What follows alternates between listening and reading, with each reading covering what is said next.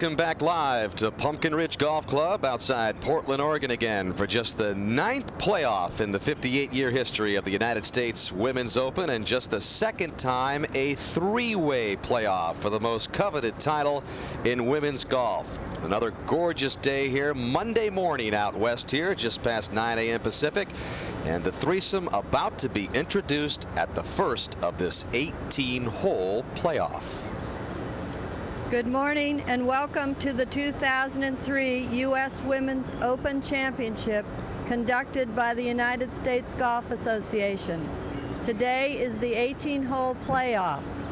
The rules officials are Gene Myers, chairman of the USGA Women's Committee from Farmington Hills, Michigan, and Marcia Luigs, vice chairman of the USGA Women's Committee from Carmel, Indiana. Please welcome from Edina, Minnesota, Hillary Lunke. Very familiar face by now in this championship. 24-year-old Hillary Lunke in the final group. The last 2 days of this championship had a one-shot lead into the final round yesterday, trying to become the first qualifier to ever win this title. Again, no victories, best ever finish, a tie for 15th. Very accurate, not very long, but so far she's been able to hang in there. This is a par 4 first 383-yard hole, which you saw by that graphic previous. She has had a lot of success on. She was hitting almost every fairway, but then got to coming over the top of the ball and pulling it early yesterday's round, and it continued. So we'll see if she fixed that on the range this morning.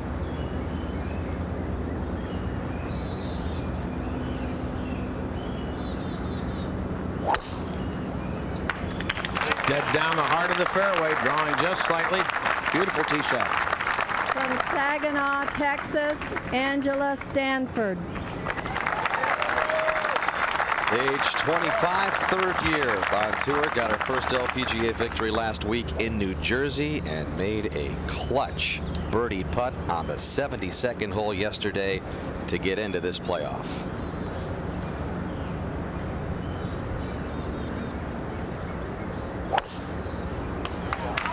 This too, another beauty right in the middle. And from Mount Pleasant, Michigan, Kelly Robbins. The veteran in this playoff, 9 career wins, 1 major, but it's been a while since she's tasted victory of any kind. It's been more than 4 years since Kelly Robbins has been in the winner's circle, but in position for this U.S. Women's Open. Yeah, the last win was in '99 at the start of the season in Orlando, so it's been a while. She's the older of the bunch here, 33 years old. Angela's 25, Hillary 24. Does have 1 major. This one going to the right. This one headed toward the fairway bunkers down the right-hand side. She's hanging in there. She's okay in that first cut of rough, which isn't bad at all. Lunke and Stanford in the fairway, and Kelly Robbins not in bad shape at all as they begin this 3-way playoff to decide the most coveted title in women's golf.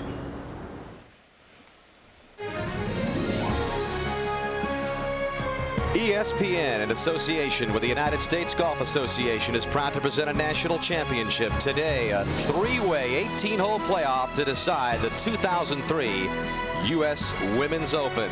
And it is another gorgeous day up here in the great Northwest, and it was a wild finish at the Witch Hollow course yesterday, which produced this playoff. Kelly Robbins set up her birdie finish at 18 by reaching the par 5 18th and 2 yesterday. Robbins was at one point 8 shots back yesterday before her back 9 charge. Couple of putts from that position at 18, part of a closing 3-under back 9 32, and a 69 for Robbins as she went into the clubhouse and waited to see what would unfold. Annika Sorenstam, the top player in the world, was right there as she played 18. From just 236, though, her second shot at the par 5 went right.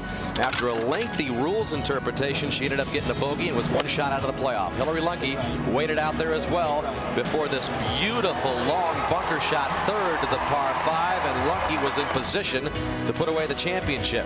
But Angela Stanford for birdie to get to that 1-under number. Clutch birdie putt. But Stanford had to wait as well because Lunke had a chance to win the championship, but just left her birdie putt short. And so it will be a three-way playoff between Stanford, Robbins, and Hillary Lunke. So on this Monday, we still await the woman who will hoist that coveted trophy, the 58th United States Women's Open, still up for grabs. And if you look at the scores yesterday, you would think that the veteran Robbins would have the advantage, a 269 in her final round, while Lunke and Stanford struggled. Lunke is 75, Stanford is 74, but the Witch Hollow Golf Course was very tough yesterday with all of those difficult hole locations as the players make their way to the second shots at the par 4 first. First hole is not a hard hole. If you drive the ball in the fairway, you got a nice little uphill second shot. Flagstick is in the front left. Actually, Kelly Robbins has got a perfect angle, and Lunke, I'm sure, is away. She is a very short hitter, just hitting it 228, 229 off the tee, but she has got the kind of game that probably is only good in majors. It's not a game that's good for the normal LPGA type game where birdies are important. Even though she's had a lot of birdies this week. She's made more birdies than anybody, so it's pretty amazing. It's either going to be Lunke or Robbins to play first here at this par 4. And it appears that Robbins is away, and she will play first. Roger Maltby is going to be walking with Kelly Robbins and Angela Stanford, covering their shots. So, Raj, what does Kelly have left here? Well, pretty good lie, just off the edge of the fairway. 150 yards to the hole. Shot plays uphill some. Hole cut in the front portion of the green. Difficulty here will be trying to get the ball to stop quickly enough. Greens were getting quite firm yesterday. I would imagine this ball will probably have to land maybe short of the green, John. Had a great angle, though.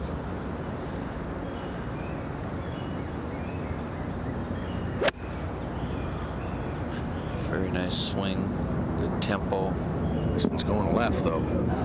Two wayward shots. Both swings were so smooth and casual, like, just out playing by yourself. There was no sort of, tension and impact. It was just both of them lazy, loose shots. Jane Crafter will be following Hillary Lunke. Jane? And Hillary has 143 yards to the hole. As Roger said, pin cut on the front. I think she really needs to just plan on landing this on the very front of the green. Looks to me like she has a 7-iron. Has birdied this hole 3 straight days. Shows what kind of nerve she has and insides. It's hard to birdie the first hole. That is a very good sign. Might have wiped it a little. It's heading out to the right, Johnny. Yeah, she hit that same exact shot yesterday about 2 times. Just total wipers. Just clankers. And now Stanford. 137 to the hole. Coming off that nice birdie yesterday. Making that 18-footer on 72nd hole, and her great reaction when that went in. A little like Jenny Shasiraporn back in '98. Yeah. This an 8-iron was drawing too much left. Little nerves showing up early here. Normally in these playoffs and major championships, it's not always the greatest play that wins. It's sort of who plays so-so. The other ones, yeah, I don't know what it is about it, but there's a letdown. You don't have the same feeling. The synergy and energy of all the gallery all over the golf course is different, and you maybe ran out of clothes, which is I mean, I know you had to dig deep for that tie today, didn't you? Yeah, no, not the tie, but just the shirt. Oh, just the shirt. Had to have that washed. I mean, it's that way for the players, and you gear yourself to go home. You got your travel plans. You got people meeting you, and all of a sudden you got an extra day, and it sort of, I don't know what it is. It's very disconcerting. It was disconcerting, but it was also disconcerting the finish yesterday. I mean, it made it even more bizarre yesterday with the big wait by Annika Sorenstam with a ruling. So that kind of preceded this unusual Monday day playoff. I'll tell you, Annika, I'm sure is just feeling horrendous right now, though, with her to hit the drive down there where she had that 236. 236, and the second took her 5 shots from there to get it in. She could have hit it anywhere and made par, and could have hit a poor shot and made birdie half the time. And she just hit that really bad second shot with a bad bounce, and then the crazy rolling, and then a poor, really, third shot and a very mediocre sand shot, and then the putt, of course, didn't go in. So she would have been highly favored if she was in a playoff here, but it's hard to tell who might really win this thing today, because Kelly Robbins at 33, she's got a little baggage going on, I think, even though she looks like she's the one that should win. And I really believe Hillary Lunke and Angela Stanford are young enough at 25 and 24 that maybe they don't know what's going on. They'll just go out and play a good round of golf. So time will tell. Yeah, Kelly Robbins really wants to embrace this moment at age 33. Gary Koch out there on the tower will be covering the even holes for us today. Roger Maltby out there with Kelly Robbins and Angela Stanford. Jane with Hillary Lunke, and David Fay, the USGA Executive Director, with us here. And Lunke first to play from the rough out there, Jane. Not too bad of a lie, but a little wet, a little sticky grass. Good shot. That's a great touch. Time and time again, that short game has saved her, and that's what she's needed. She's just not very long. In fact, her father, who used to be her caddy, has said that your first win might just be the U.S. Women's Open. We talked about the great start she's had the last few days. Birdied it on Friday, and then on Saturday nearly holed it out for an eagle too. Look how close this came. And then she sank a long birdie putt yesterday, so it's been a good start for Lunke. And now Stanford working from the bunker live. Both shots from this bunker will be extremely difficult, but this certainly, the better of the two lies and the better angle. Will have to land it short of the green, though, in the fringe if she's going to get this ball close.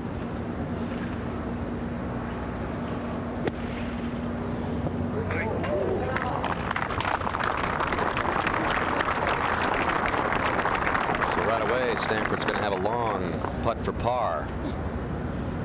Well, it sort of shows, Roger, the difference between short sighting down into a bunker versus Hillary Lunke hitting a poor shot but having all that green to work with. Big advantage, huh? Well, no question. And now Kelly Robbins with a little bit of a downhill lie and not a very good lie, ball sitting down a little bit. I don't think she can get the ball inside that of Angela Stanford.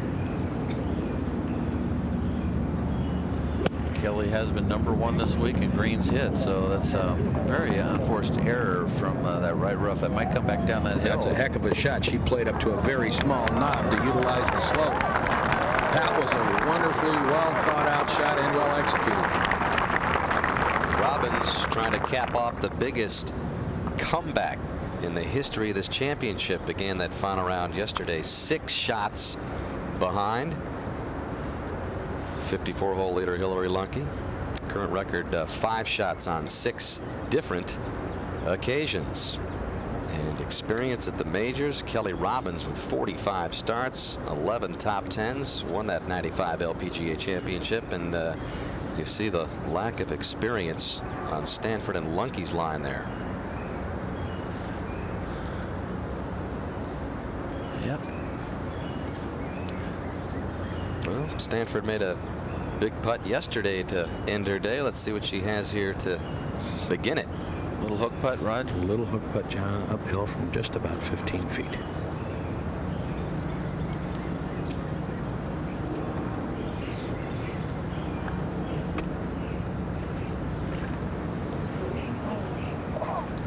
So a bogey start for Stanford.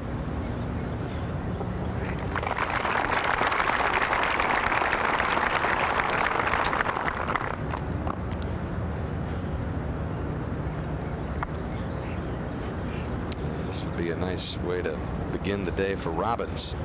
John, I can't tell you how good a bunker shot that was. It was just a bit of a nose on the far side of the green that she played to, and had she missed it like a foot or two to the right, it would have gone well to the right, or a foot or two to the left, it would have gone left toward the back part of the green. She got it right in the middle and utilized the slope back toward the hole. Very creative. 3-cushion billiard or something. This has been the part of her game which has added to her frustration in the recent years, although she's been a better putter, especially starting last year, but always a great ball striker, and has struggled to kind of regain that touch that she had in the mid-90s. Putter change a couple of weeks ago seems to have helped that, at least for the time being.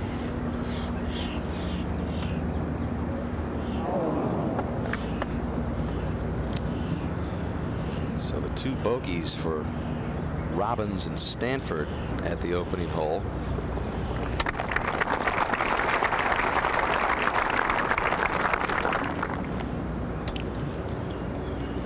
Easy hole, Roger, to have 2 bogeys on.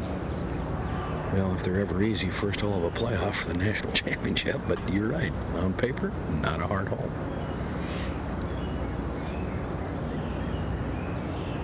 Nobody hit this first green in regulation, but Lunky playing the smart play, missing to the right, giving herself some room to work with, and her husband Tyler on the bag all week just for this summer, as he will later go to school. But they got married last November, and the Lunkies have the lead by 1 as we go to the second. Let's set up this par 3 at 163 yards today.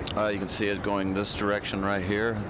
It's 163, like you say. The flag stick is right there on the right side. It's not a hard par 3, but you don't want to short-side it on the right. And of course, they're still fighting. The players are still fighting their nerves, but it's sort of a simple hole on Gary Koch. John, it is indeed. In fact, it was the most parred hole on the front 9 throughout the course of the 4 rounds of the championship. Played to a stroke average of 3.18. And Hillary Lunke has played the hole quite well, has made 3 pars and a birdie. Angela Stanford played the hole in even par, and so did Kelly Robbins. Not much wind at all, just a titch to the right, huh? Yeah, that's what it appears, and it does play ever so slightly downhill. Perfect weather right now, the temperature, isn't it?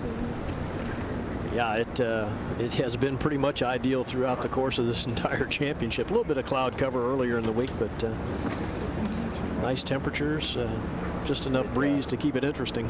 Pretty impressive little pitch shot on the last hole, knock it for a leaner, huh? Gary, just right out of that rough. Yeah, the rough, not the longest we've ever seen in this championship, but certainly as sticky and tough as we've seen in a while. So that was a heck of a shot. Well, it appears to me that Hillary's chosen a 6-iron here, being a little bit downhill, downwind. Only needs to land at 149 yards to the front.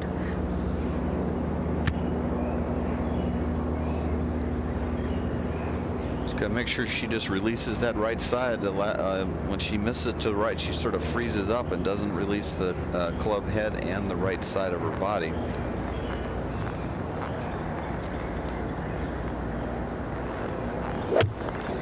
Good. Yeah, good looking swing here. Asking for it to hit hard. Well, come up just short of the putting surface, but not a bad position. Pretty impressive, Gary, really, that Hillary Lunke was 26th in greens in regulation, but #1 in birdies with 16 of them, which is sort of a strange combination. Well, it is, but she was also #2 in the field in putting. Yeah, that'll do it. That'll help. All right, Stanford next. This is 7-iron. Uh-oh. Now this headed right. This is going to need some kind of hop off that hill if possible. No, it's not even going to reach that hill. Not a bad miss, though, if you're going to miss it, huh?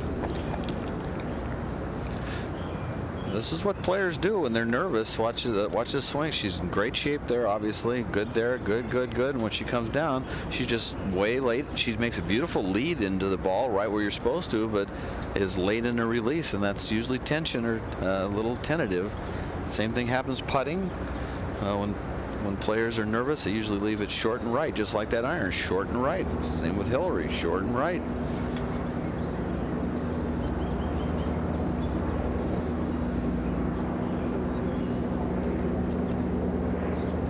Roger, Kelly Robbins certainly the longer of the 3 hitters. Without question. Much stronger of the 3 players. As Jane said, only 149 yards to the front. It does play downhill. Kelly is really, it's kind of a low penetrating ball flight, tends to hood the club a little bit, and I think hits her irons unusually long.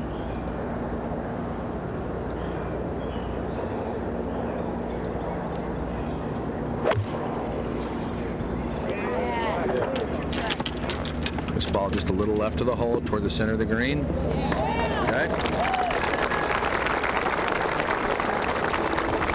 Well, as the playoff approaches the second green. Hillary Lunkey, the only one to par the first hole. She holds a one-shot lead. We'll be back to Pumpkin Ridge.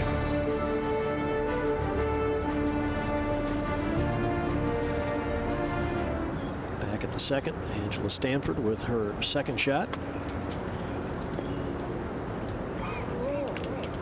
Well, didn't carry the ball far enough and caught the knob, kicked hard left.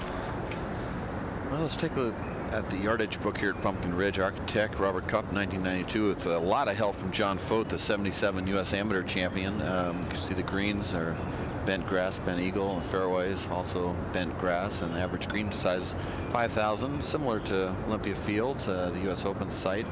And the rough is just under 4 inches and pretty darn long total, 6,550 yards, par 71, and a hilly, beautiful, great site to work with. Lunkey next to play. And taken out of sand wedge, Gary, looking about a yard or two right of the hole. Just a little chip and run.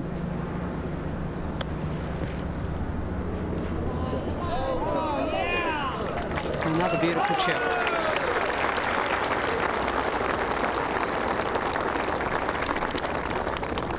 Johnny, early on, it appears if everybody's going to keep missing greens, Lunkey's got the advantage. She seems to be very cool and calm. You know, I'm sure inside she's nervous, but she said she wasn't overly nervous. Look at this perfect form right here. How Gary hands a little forward, just where you want it. No hand action at all. That is perfect technique. Without the shades today, Gary, she's kind of gone without and him, forth, then had yeah. him, and then is without him on another bright, sunshiny day here. I think she should leave him off. And Kelly Robbins now for birdie 2. I don't think a putt that has a lot of break, certainly from this angle. Uphill slightly. Trying to shake off the nerves of the first hole.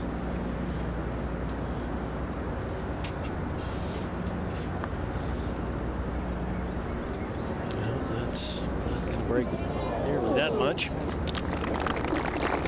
All right.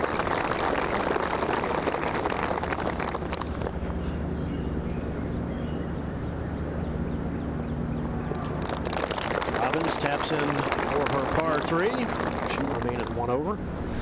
Gary, can you remember in playoffs for majors, even especially USGA majors, anybody really playing well? I remember the one that stood out as Fuzzy Zoeller played well at Wingfoot against Greg Norman, but I mean, usually the scores are not too good. Yeah, not I good. agree with your assessment early on. I think mentally you're worn out after 72 holes of play. You're kind of prepared yourself to go 4 days, and that's it.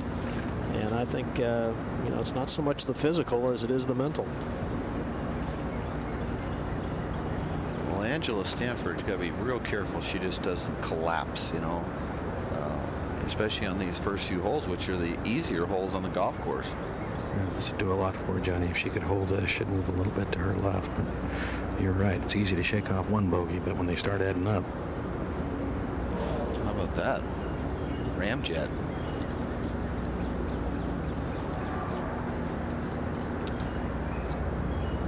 This is sort of a marathon today, though. I mean, even for the players, it's 18 holes, but in this kind of pressure, you just want to stay close, don't you think?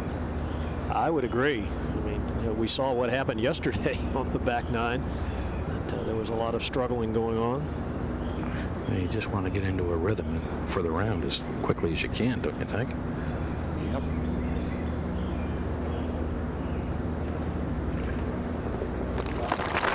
And bogey in the first 2 doesn't get you in much of a rhythm.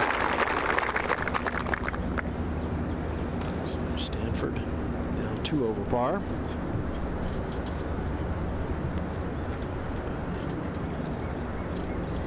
Johnny, I mentioned second in the field in putting this week, total number of putts. Really a beautiful putting stroke for Hillary Lunkey. Just great stroke. It's so free, and there's no hit at all with the hands, and it's just, I guarantee if the greens ran 11, 12, 13 every week, you wouldn't be seeing her with $67,000 so far.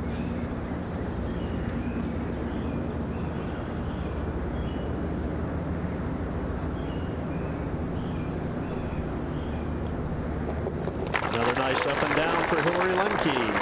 Pars the first two. Johnny, the money you referred to, the career money so far in Hillary Lunke's short career, but these golfers guaranteed today $272,000. That is the equivalent of a tie for second. The winner gets $560,000 as we set up the par 4 third here. Yes, we just saw the second hole here, and of course the third hole they're going to tee off from here and drive it in this area here and then go on to the green. So a nice dogleg right, 386 yards, and you need a good drive though. It's an awkward looking drive. The bunkers are in play on the right. You don't want to quick hook it, and you got that creek you got to deal with. So if you miss it in the left rough or in the fairway bunker, you have got Nervous City coming up, and that water is in play if you don't drive in the fairway. If you hit in the fairway, you shouldn't hit that water 1 out of 100 times. You can see the back hole location. Lunke with the honor and the 1-shot lead over Robbins. 2 clear of Stanford. Jane? Especially with Hillary Lunke's distance, imperative that she hits this fairway. As Johnny said, if she misses it in the rough, she will have a hard time hitting the green. It's not par this hole. Birdie bogey, birdie bogey.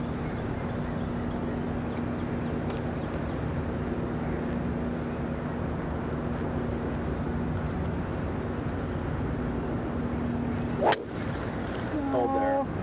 Headed left. Right somehow. Well, not bad at all. Nice little upslope, which will help her a lot while sitting up, and so that's a good little miss. If you're going to miss it, that's a good one when you're going over a creek.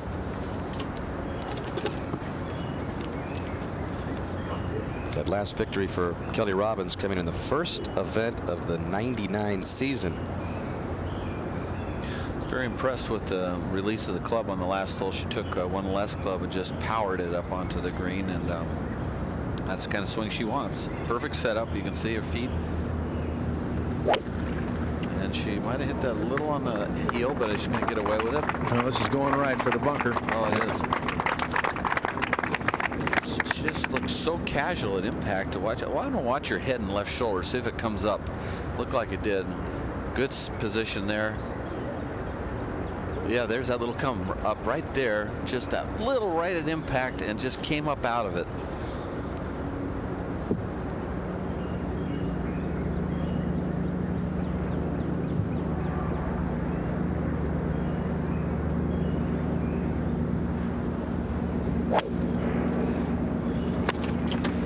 Ball starts down the right. It's not drawing. This 2 headed for the green or the fairway bunker. Kicks right of it though. It's not an upslope, but I don't like the odds of, well, it's sitting up a little bit right there. Looks like just in the middle of that figure 8 bunker. So Hillary Lunke with the 1-shot lead in the best shape as they play that third hole, and there they are, Hillary Lunke and her husband Tyler, continuing quite a memorable experience here at Pumpkin Ridge. The Lunke's honeymoon continues. Just 8 months ago, married, and I know your husband Tyler is going to be on the bag only for this summer until he goes to business school at Texas. But this has to be a pretty incredible experience for a couple of newlyweds to be going through. Yeah, it's an awesome experience. I'm sure we'll always look back on this and just be so happy that we had this time together. It's so nice having him on the road with me, and to go through this with him as my caddy is just an awesome experience. Is he behaving himself out He there? is. Is he as cool as you've been? He is, surprisingly, yeah. Surprisingly? Yeah, I expected him to be a little more nervous than I was, but he was the calm one yesterday. I could tell he was getting a little nervous coming in the last couple holes today, but yeah, he wasn't really showing it to me verbally. He was very calming and just kept saying, you know, it's just golf. It's just golf. When you arrived at Stanford, he was the very first person that you met. Tell us about that. Yeah, I drove into campus my freshman year and went up to Coach O'Connor's office to get my freshman orientation packet, and he was kind enough to come in and introduce himself. He was playing on the men's team, and he was a sophomore at that time, and you know, thought he was pretty cute, and we started talking a little bit after that, and things worked out great. And it's working out great here.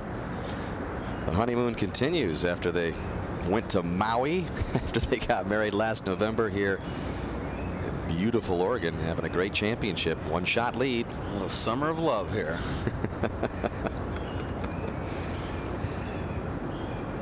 Yeah, Tyler was on that golf team just after Tiger Woods left Stanford. He played for 3 years, and again is on his way to Texas. This is just a temporary caddying position here. He's just going to spend the summer, and then Hilary's going to have to find somebody else full time. Jane, you're probably handy right there, huh?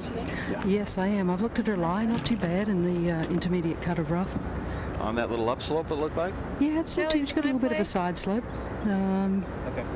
I'd say she's kind of down the bottom of that little gully. But not too difficult a shot. She's going to hit one of her fairway woods. I would say she has 175 yards all the way to the hole. For her, 175 yards is a pretty good hit, though. You know, she can only hit the ball off the fairway at maybe 200, right? Oh, I agree, and it's uphill. It's not an easy shot at all. Very short hitter, folks. 229, one of the last shortest hitters in the whole field this week.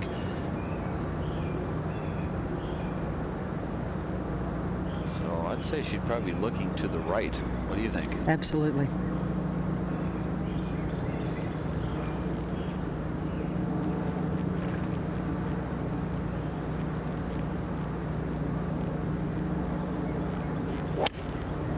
Solid. Left a little. Yeah, it's headed to the right.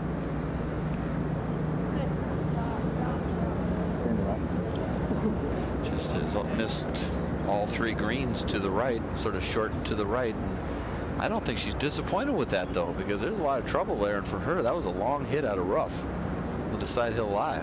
Now Robbins. Got no lie at all. About 180-yard shot. Going to lay it up with a sandwich. Oh, that was thick, Roger. Yeah, that's all she could do, John. Wasn't even a question of trying to go for it. That was the thickest lie I've seen in the whole championship right there. That impact, water flew, the club grabbed, you heard that sound, and she doesn't seem too worried about it, huh, Dan? But it could be, you know, a tough start for all 3 players. It could be all over par.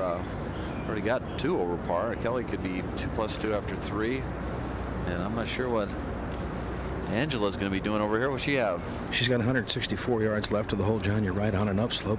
Grain of the grass and the rough going with her. Ball sitting up a little bit. Not bad. That creek is looking right at her, though, huh? That's an easy shot to pull. And that's what you don't want to do here. And look at that. She's bracing her legs there. Hitting as hard as she can possibly hit. This is not a bad looking shot if it gets up. What a shot. Oh. That's very good. And Angela Stanford needed it after 2 bogeys to begin this 18-hole playoff. That does roll off the green, but in still good position for her to get one back here. Lunky leads it by 1.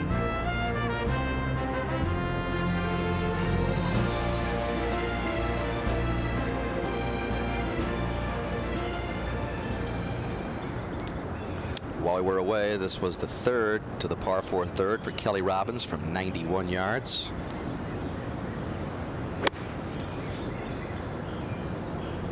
Seems to like it. So that stays there underneath the hole. Good leave. Robbins at +1 after the bogey at the first and the par at the second.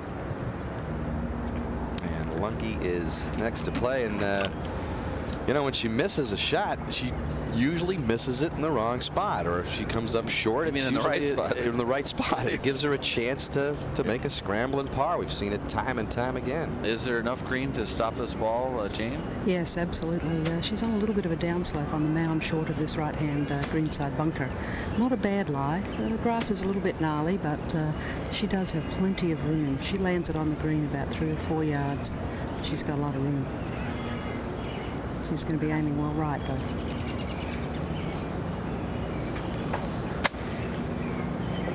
Sit. Sit. Stop. All right. Could be another Lunky par. We've seen a lot of those. MetLife here with us on day 5 of this championship.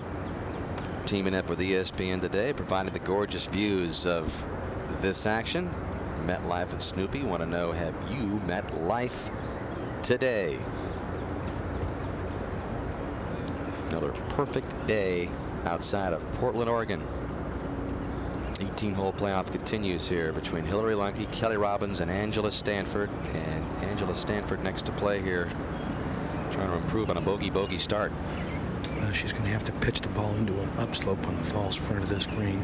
When it gets on top, it will be moving slightly to her left. Looks like about a 7-iron, Roger. Looks good. Looks well played. It should help calm the nerves with a par here at the third.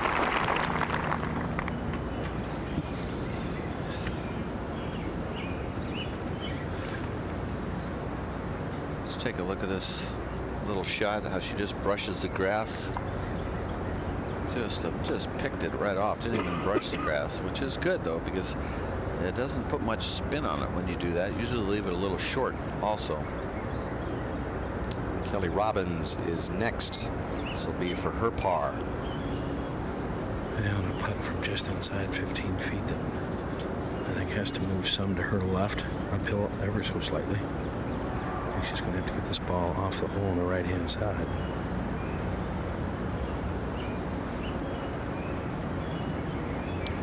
Definitely not the start she was dreaming about last night, huh, Roger? No.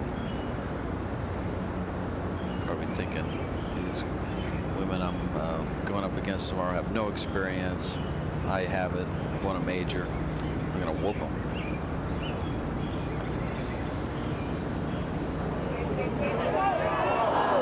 So it's going to be 2 bogeys in the first 3 holes for the veteran Robbins. A member of 5 Solheim Cup teams. You said it, Johnny. She's got tons of experience in big events and big championships, as opposed to Lunky and Stanford. Going to the next tee already. Maybe time for a little self-talk, huh? Could be. And then go ahead and punch out the ball washer a few times. 12 1 putts in the last 20 holes. Again, this would be a somewhat of a typical Lunky par save. Put it in the right spot with a miss. Well, this is just from about 8 feet uphill. She's left the ball in a good position. She does not miss hit putts. I mean, she is an amazing putter. It's just whether she reads it right.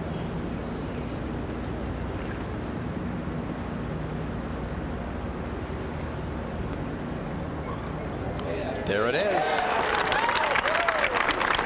I'll tell you what, she's already got a nice lead. That's a nice 2-shot lead on Kelly, and you know, you got to hand it to her. 3 tough pars, 3 1-putt pars.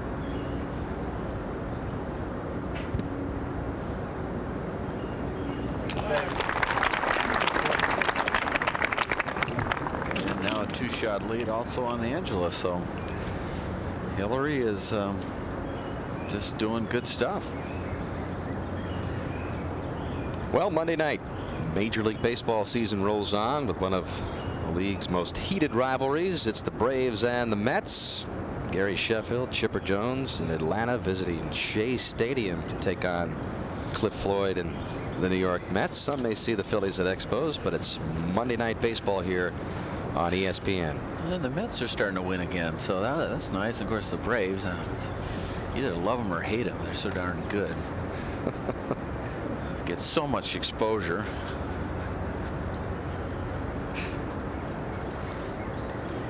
Well, how they played him through 72 holes at the U.S. Women's Open, and you look at Angela Stanford there, who has a pretty sizable advantage in that par 5 department, Johnny. +1s for Lunky and Robbins, and Stanford 3 under, 4 shots better at the par 5s as we go out to the par 5 fourth. Gary?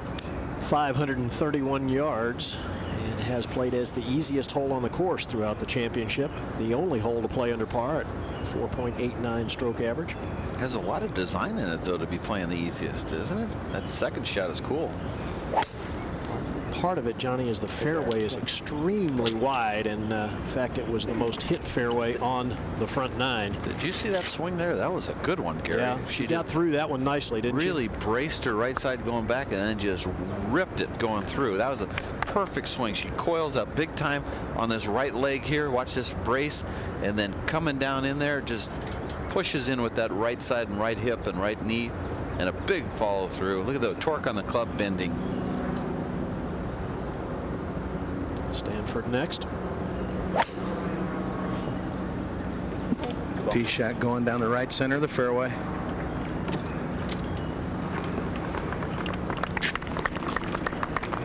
This could be expected out beyond that of Hillary Lunke.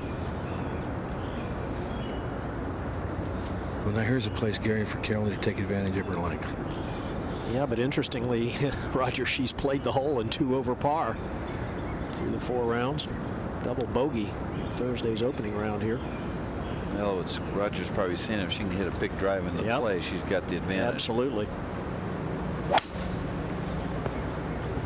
This ball hooking too much left, headed for the trees. She already looks out of sorts to me. That backswing there was not completed, had no wrist cock at the top, and then she just, because of that, she had no lag, and she's left. Well, Hillary Lunke off to the early lead with 3 up and down pars in the first 3 holes. Will return to the U.S. Women's Open in a moment.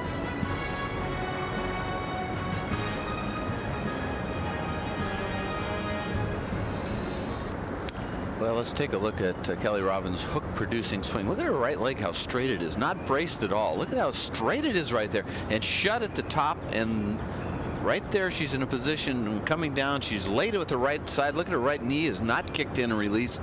And she's short on her lag coming into it. And then it flips the club to the left. While the club face was on the ball, she was already cupping her left wrist and flipping it left.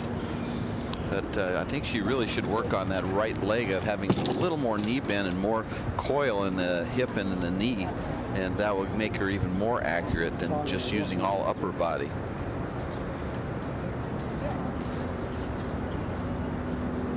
Well, this is not good when your caddy is bending down looking through something. That's a bad sign.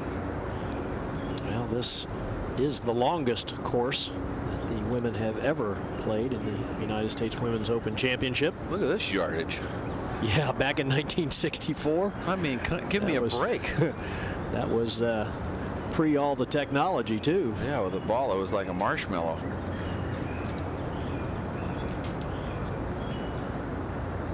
Hillary Lunke first to play. Well, Gary, she's got 307 yards all the way to the hole, but there's no way she's thinking about getting near the green. She's got a fairway bunker on the left that's about 195 yards to. So I think she needs to lay up just short of that. Well, it gets very narrow right in that area where the first fairway bunker comes in from the left. There's some trees on the right, only about 20 yards wide. So I would agree, Jane, need to probably stay short of that.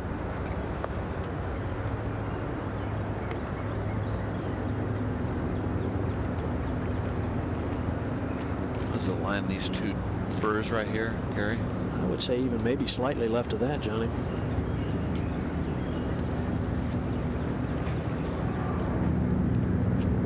This ball headed down the left side.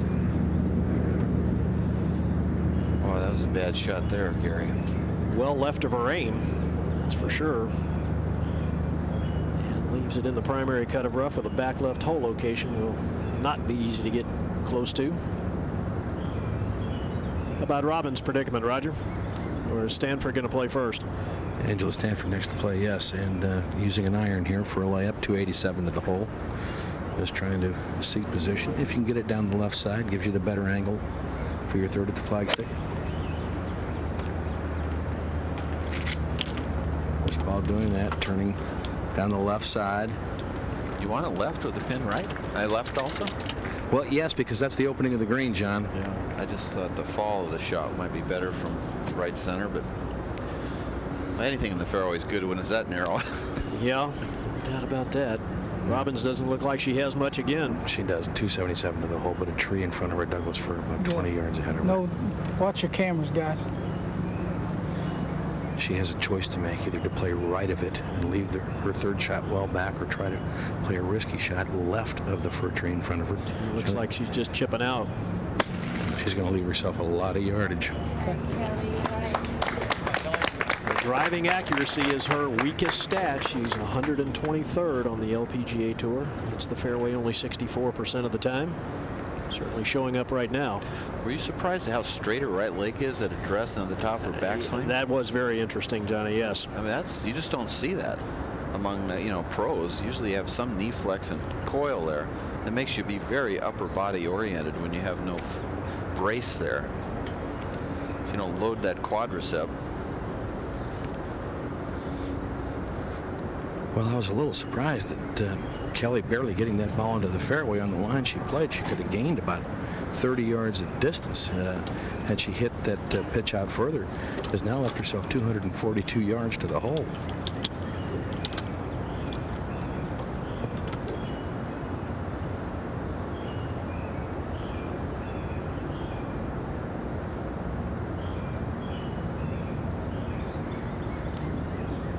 She needs a good shot now, Gary. Couldn't agree more, Roger.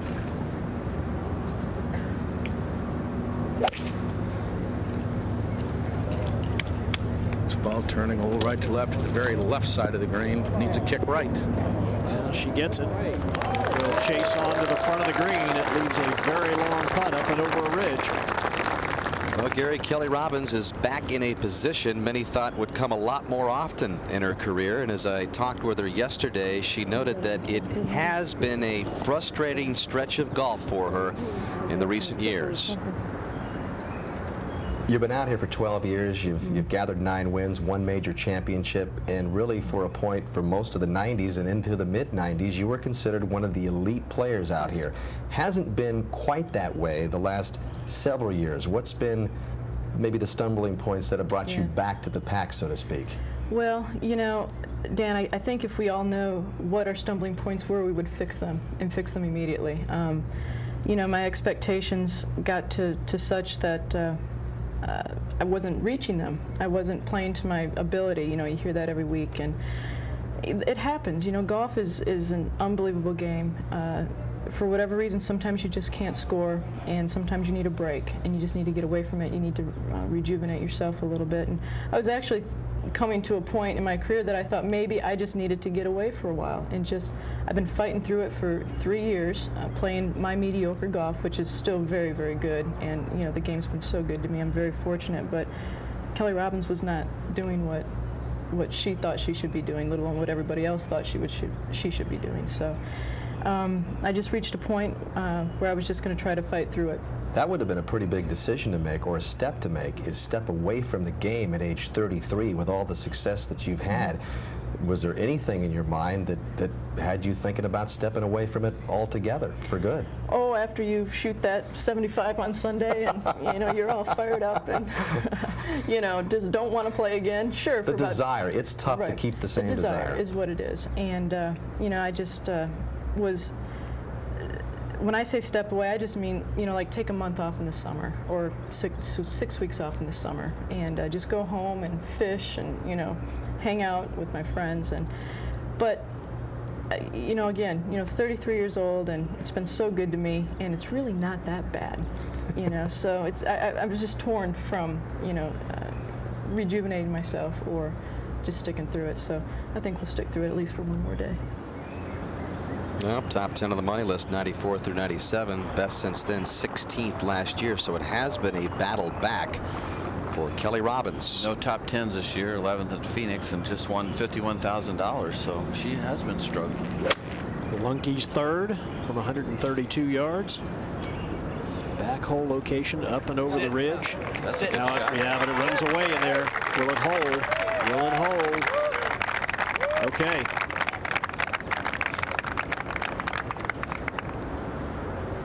Well, beg, borrow, and deal 2 coming your way on ESPN tomorrow at 8 o'clock Eastern Time. 8 contestants split into a couple of teams, meet each other for the first time in Miami Beach. Some of the sports-related tasks include playing a set against either Williams sister in tennis, making an NBA three-pointer inside an NBA arena, and turning a double play with David Eckstein, Nomar Garciaparra, or Alex Rodriguez. Summer Sanders hosts it, 8 o'clock Eastern Time tomorrow. Stanford readying for her third shot, and Roger, a choice to make: carry the ball up and over that ridge, or try to land it short and let it run over? Well, she's got 102 yards, so she can play kind of a full wedge shot here and attempt to carry it on top and hold it, but I don't know that you can. I think the wiser shot might be trying to land it short of that ridge.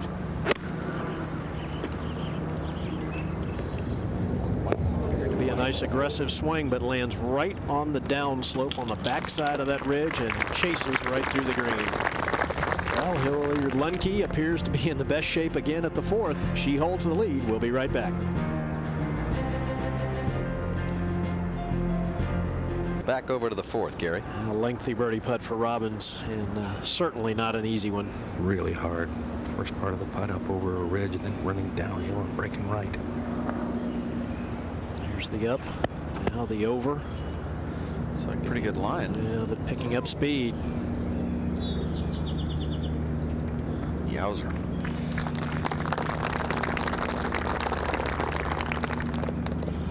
She sort of has that, a lot of times has that look that Fred Couples has when things aren't going well. Well, it's now a 5-some. Yeah. Well, symbiotic relationship, these golf courses and animals. I tell you, there's golf courses are home to so many different animals. It's fun to go out and watch. Stanford now from just into the primary cut of rough. You know, not too difficult to chip. This will move right to left when it gets on the green. Had some trouble with some short chip shots in yesterday's final round.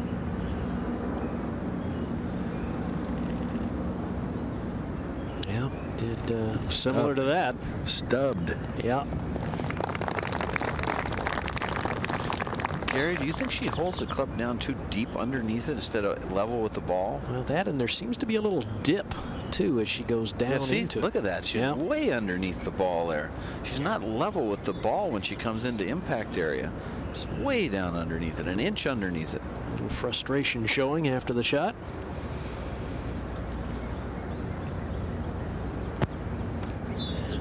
Hillary Lunke putting from just off the green, and Jane, not that hard a putt. No, I agree. I think she's feeling pretty comfortable right about now. I think it should turn a little bit from right to left, but only about 20-25 feet. That was a heck of a shot she hit from that rough, wasn't it? It really was. It was a fairly thick line, not too bad, but she played it perfectly. Just landed it short and bounded it up over the ridge, and she'd be well pleased with where she's left this shot. Good opportunity to make a birdie from here.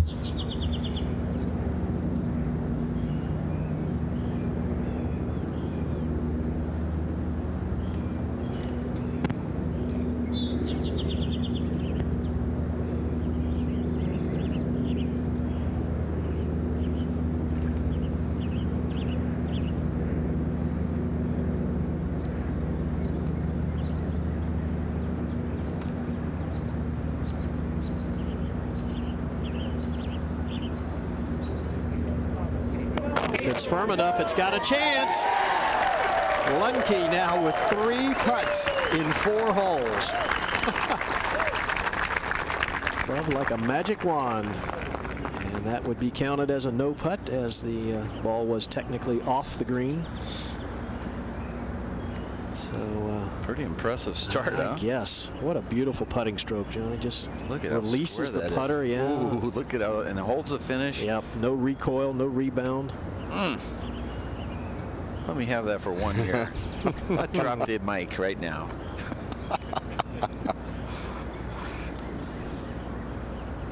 Kelly Robbins for par.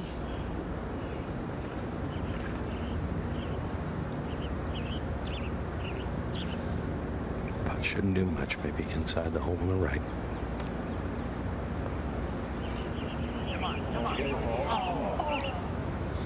She will drop another stroke, now 4 behind after just 4 holes of play.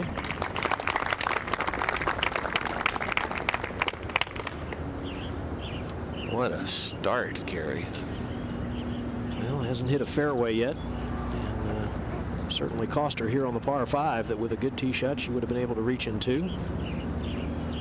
I mean, these are the 4 easy holes on the golf course. 4 of, you know, there's 4 of the easy 8 holes. So I mean, we're talking a really bad start to be 3 over after 4 for Kelly Robbins. And Stanford left with a little work for her par.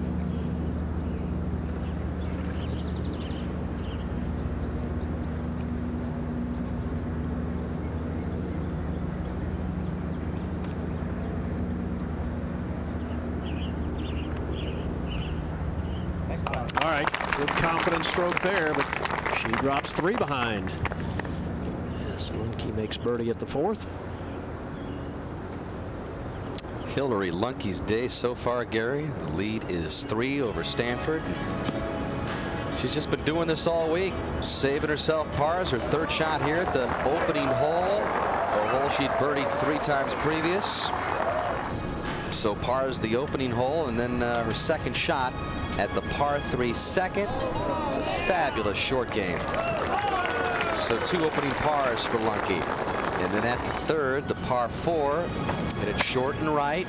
Very difficult pitch shot from here. All right, 3rd shot to there. So had another par saving opportunity there to keep it at even. And just one of the most beautiful putting strokes you'll ever see.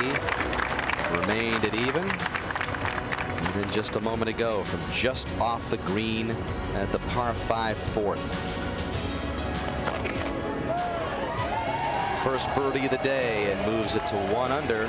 So while Stanford and Robbins struggling, Team Lunke 2 of 3 fairways hit so far. No greens in regulation.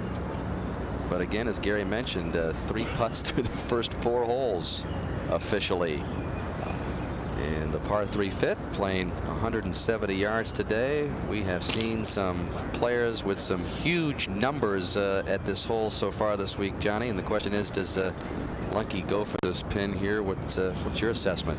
Well, it looks just gorgeous. Of course, no wind or anything. Look at that lake. It looks like something out of New Zealand or whatever. Just gorgeous water there. But what you want to do is just keep the ball about right in this area here. This is where the flagstick is. Not really where that thing is waving. It's not really there. John Jang was a contender yesterday. Had a quintuple bogey 8 on this hole. Julie Inkster also one of the many double bogeys recorded on this hole. 18 triple bogeys or higher yesterday on this hole. And Hillary has chosen an 11 wood here. She's avoided any big numbers so far this week.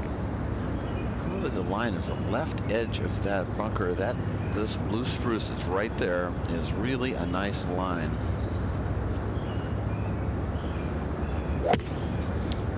Go. Go. You better hope it goes. Just barely. That right there. Looking back on it, you might say there it was. That was the break that I needed. That just made it by a foot. All that momentum, Johnny. A 3-shot lead. You go into the water here, and it's a new game. Oh, the drop area is horrendous on this hole. It's just in a really gnarly patch of thick, wet grass. And so what a difference a foot or 2 makes there. There's that drop area. Yeah, that is where John Jang put it in the water yesterday on the way to the 8. Yep. Yeah, beautiful design of that lake, the way the diagonal works against the players.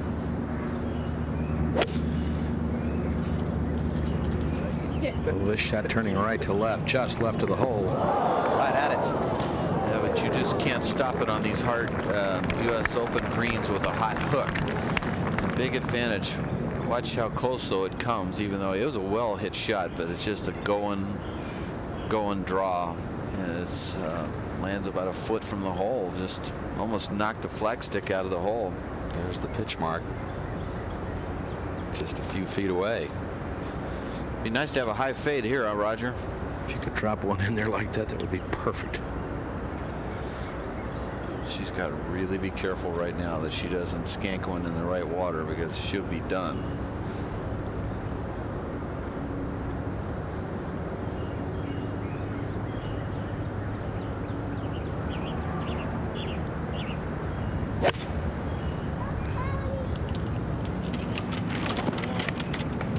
Left of the hole, pretty safe play. Robbins 3 bogeys in her first 4 holes. Trails by 4 shots. Stanford trailing by 3 shots. And Hillary Lunke fortunate to get it across the water from high above. This will give you another indication of how close this ball came to landing in the water. Again, 170 yards. Oh man, Pleading with it. made it by 2 inches. Another lunky break in this major championship. Whew.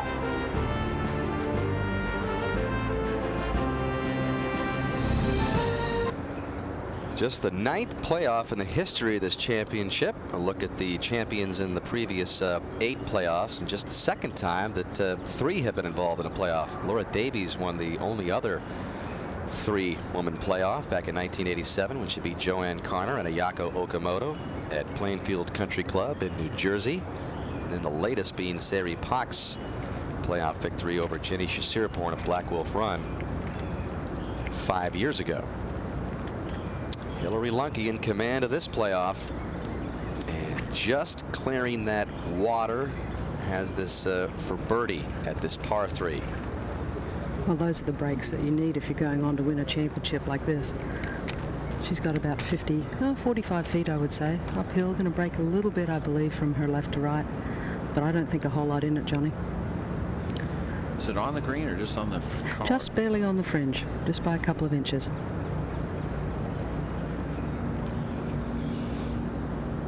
Saying it is going to go just a little bit to the right.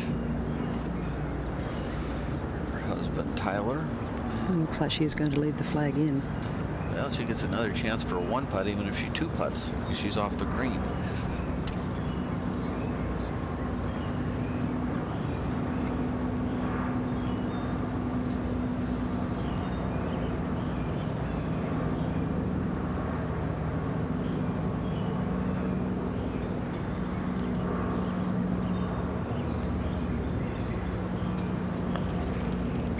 Starts it just outside the left, right where she thought. It's looking great.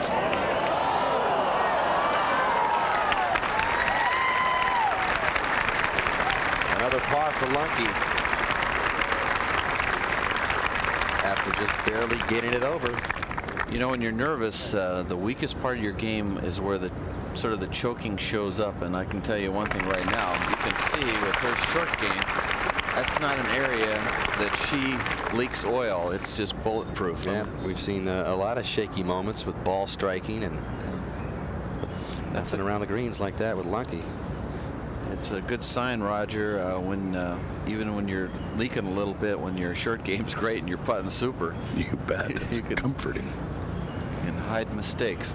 Yeah, this is not a very good lie. I think I just wants to kind of flub it out of here and let it release down to the hole.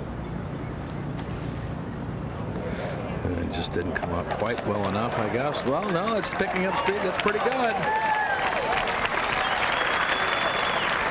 It did look like a scoop from the outset.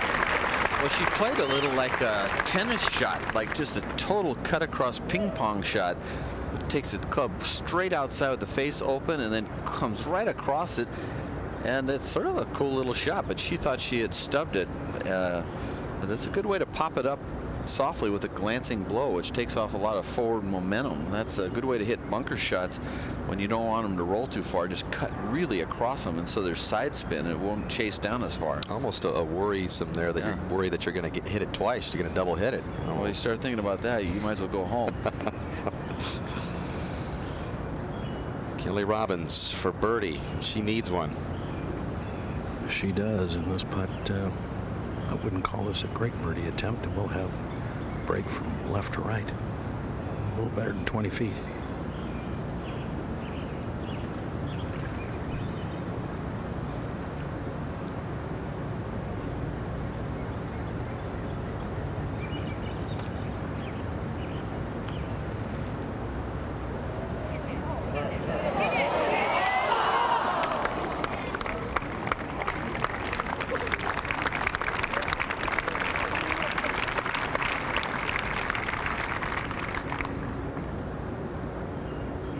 Like it might tumble in on that left side. That was a well played hole. 2 good shots, a good putt and a good iron shot. Smart shot. Robbins stays at +3, just the 2nd par for her in the first 5 holes. And Stanford yet to play out here for her par, so we could see 3 threes here at this hole, which has been the 3rd toughest this week. Most difficult par 3. Well, what you have, the last 5 holes of the front 9 are the 3rd hardest, 5th, 4th, and 2nd, and then 7th hardest. So that's a good combination, a good run. And now's when you got to be careful you don't make some serious hiccups. A lot of coulda, woulda, shouldas yesterday, but if we mentioned John Jang with that quintuple bogey, if she would have parred this hole yesterday, she would have won by 2. That's how many she piled up at this par 3. Remember, Hillary sort of fell apart in this tough stretch right here yesterday. Angela wasn't real stout herself. So they all par the 5th. And Lunkey's lead remains 3 over Stanford, 4 over Kelly Robbins. And Lunkey still has yet to hit a green in regulation, as you said, at the par 4-6, Johnny. Well, let's take a look at this. So you got a tee shot. You want to drive it right in there, and that leaves you a short iron. But look at the lake that's left of the green right here. It's very dangerous. And we've got a big, you can see in the middle of that little green, there's a big line. That's because it's got a big change in elevation from front to back. And it's just a tremendous hole that you have to hit 2 really, really good shots. And the whole location is right in the middle front. And you can see this creek that also runs down in front. And you got to cross over with the 2nd shot and all along the left side. It's a pretty easy hole location, though. Anything in this area here is a birdie putt. And you do have backboards. The ball roll back down like this. So you might see 1 or 2 shots here. If they hit the fairway, 1 or 2 shots here with great birdie opportunities. Well, that is a 411-yard par 4, and it is a hole that Hillary Lunkey has struggled on. She has made 3 bogeys in the 4 rounds that she has played. Is that the easiest hole location we've seen? I think it is, John, yes. Anything around the front of the green leaves a pretty easy play. You can see there, 3 bogeys, just 1 par for Lunkey. And Gary, she has a 3-wood in hand, just trying to stay short of those fairway bunkers on the right. Must really be bothering her if she's hitting 3-wood, Gary. What's the line? Right edge of that bunker? I think right at the right edge of that bunker. The fairway does slope from right to left.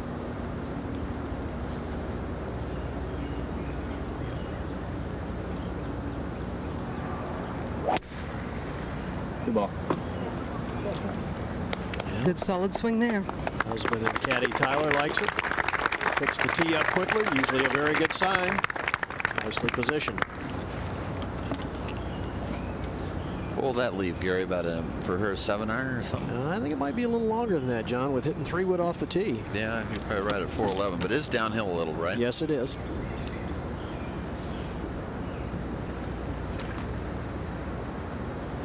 Angela Stanford and driver, huh? Yeah, appears that way. She's hit this fairway each of the 4 rounds of regulation play. But that brings those No, bunkers. fellas. This is a fairway wood. Oh, is it? Yes. It's a big-headed wood. This ball starts down the right side, and they want it down. It's right of the bunker. Boy, her rhythm looks totally different today, Johnny. Yeah, it turned out fine. It's probably one of those little push toe jammers, right? Yeah. One of those that feels terrible but works all right. We've all hit those.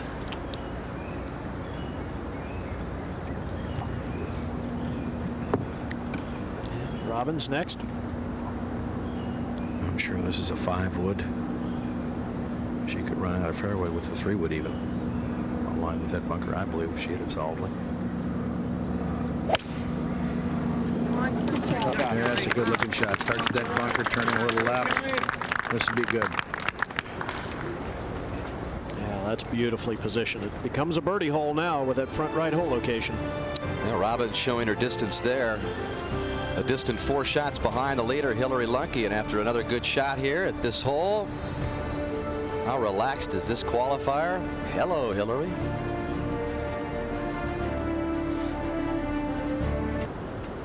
Thanks to the folks from MetLife for these gorgeous shots high above this beautiful part of the country.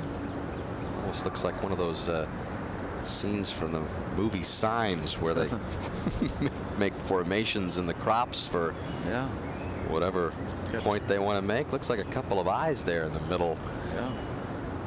It's getting spooky here at Pumpkin Ridge, Johnny. Yeah, it's nice. Witch Hollow. That's the first sign that maybe it's a little spooky. Lunky in command as we rejoin the action, Gary. Appears that Angela Stanford will be first to play her second shot here at the par 4. She is, Gary. She has 181 yards to the hole. And I agree with your assessment. This is about the easiest hole location on the green. Ball wants to feed there. Front edge is where we want to be. Even if This that only lie of flies Kelly 150 Robbins. on She the has carry, found an we'll run old all the way divot. to the green. That'll make Go. the shot a little more challenging for her. Not a bad divot, however. It's not sand-filled, and it's not particularly deep, so I don't think it'll pose a big problem. What do you think the line here at this 181 is? 12 feet right of the hole or Now something? this was where her draw could work perfectly. When this ball starts well right, trying to draw, trying to get that hop. It does get the hop. It certainly down into the center of the green. Certainly turned out better than she thought. Body just seems to be moving very quickly and getting way ahead of the shot. Boy, it sure looked worse than it turned out. Yeah, certainly did. She said earlier in the week that when she gets tired, she has a tendency to miss shots to the right.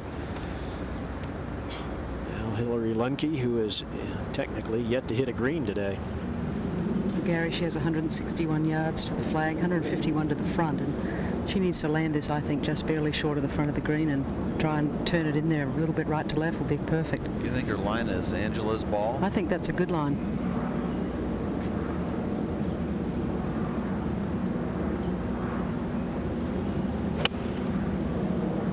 Be the right one. Must be good. Sit. Sit. Oh! Very firm bounce. That's going to come back. Yeah, I think it will. Look at this. Getting a lot of momentum from the top of that hill. Good shot. Well.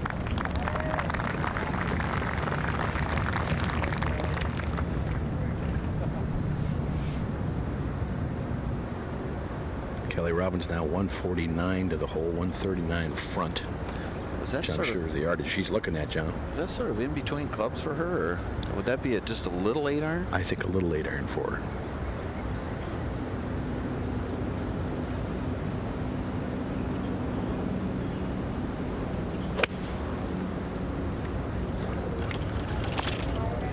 This ball just left the hole. And it's very softly. Good shot.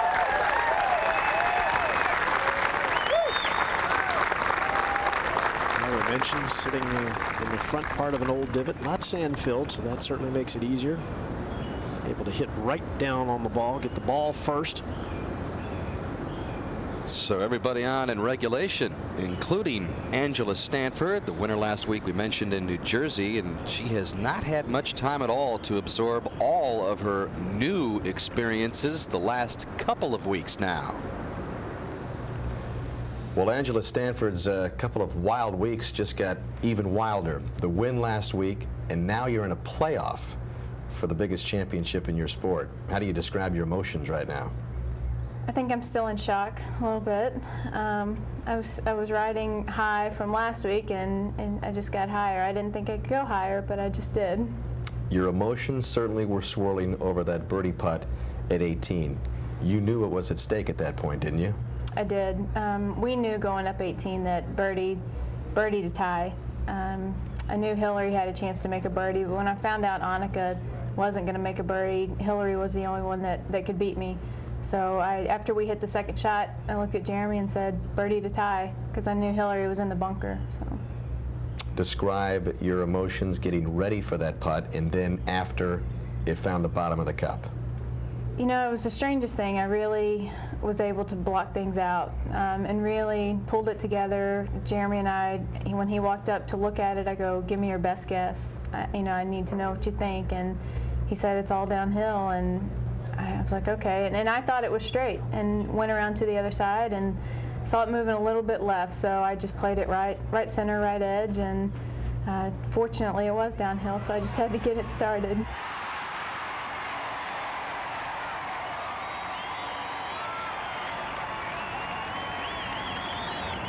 Again, a little reminiscent, that surprise, shocked look on the face of Angela Stanford. And there is her lucky marker, a 1958 quarter, which she's been using for the last couple of years. I asked her about it. She says it just somehow found its way into my pocket one day, and I like the fact that it was 58.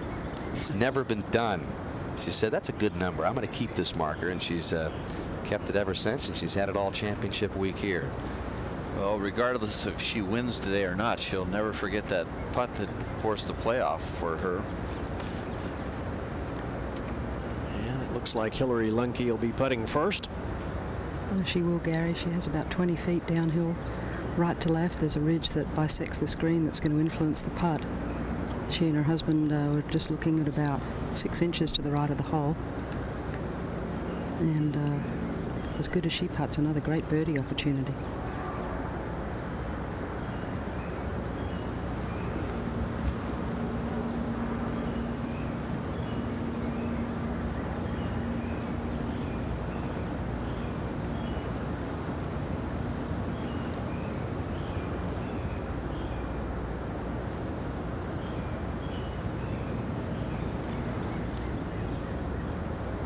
Oh, it's got a chance. It's got a chance.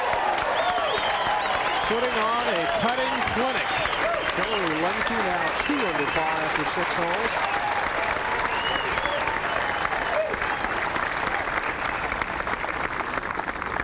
How about that? 5 putts officially through 6 holes. Wow.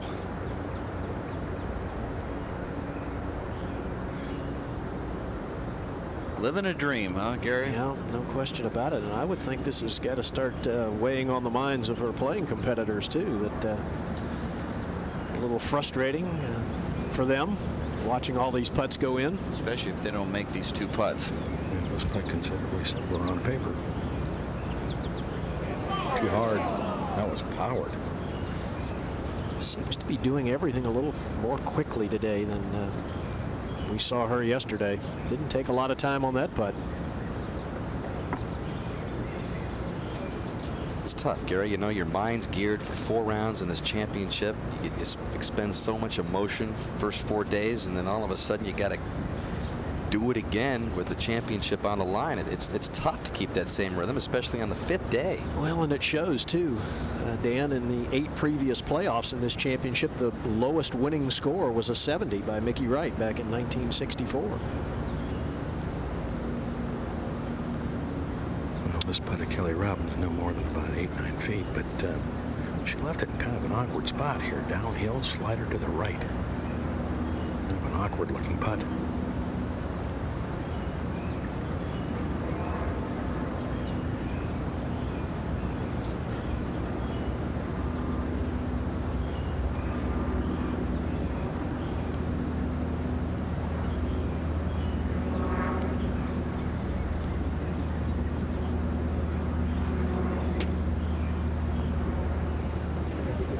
Good stroke. Much needed birdie for Kelly Robbins.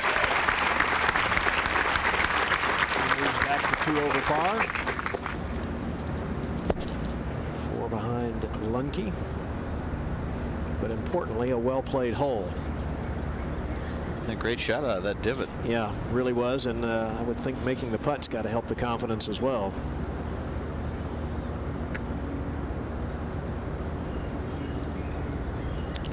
Just a left edge putt, Roger? Oh, that's about it from this angle, yes. Only about 3.5 feet.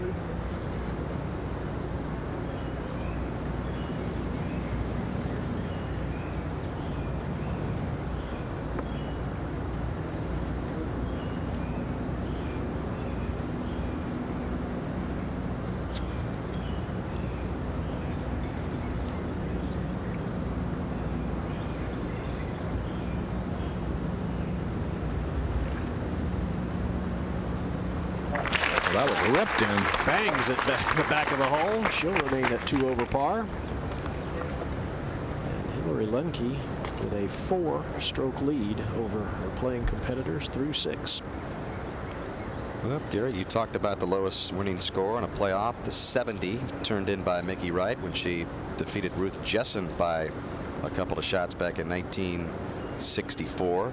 On the other end of that, the highest winning score in a playoff was 76 by Joanne Carner in 76 when she defeated Sandra Palmer by a couple of shots. As we look ahead to the longest hole here, the 559-yard par 5 7th. Well, they should be calling this hole the long green ribbon, because I'll tell you, it's the tee shot is way up at the top of your screen. Look at how narrow this green ribbon is. They drive it into this area here, then lay it up probably in this area. Also, Annika did run this on the green one day, if I remember right. But this is a big hole. It does play downhill, but the trees on the right are these huge trees. Of course, we remember yesterday Annika hitting it in the middle of that left bunker by the green and sculling it over the green. Might have been the key hole for her. She should have birdied the hole where she drove it. She ends up making bogey. And this is a hard hole to hit the fairway on. It's a hard hole to hit the green in regulation, Johnny. Just 38%. It's just a beautiful hole. This is a phenomenal hole. It's so narrow. It's huge trees on the right. Right there. Headed down the right side. And there's those trees, and that is going to be a tough par right there. And it's sitting down. And look at this big-headed driver here, teed up high. Look at those tall tees, 3-inch tees. And watch the strike. Pow. And not a good shot. That's about a half a stroke penalty right there, missing that fairway to the right. Well, Kelly going with a 3-wood here, Johnny, and I would think with her distance, taking a little gamble with the driver, should she hit a good one, she has the power to reach this green in 2. She can hit a going 3-wood with a draw. That would get some scoot in it. But maybe she has a lot of respect for this tee shot and had problems before. This turned too much. Headed left. And that is in that bunker, and it might be a lot better than that rough, but no real bargain. Thus far, Robbins hasn't really been able to take a big advantage of her distance. Well, she's not hitting fairways as usual. She's been very bad this year in hitting fairways off the tee, and that doesn't work well usually in the U.S. Open, but this week, obviously, she hit more of them. This is a good-looking tee shot going down the left side. Needs a straight hop. Perfect. Hits that downhill and does some long boogie. Robbins and Stanford trying to chase down Hillary Lunke. They both trail by 4 in this 18-hole playoff to decide the championship.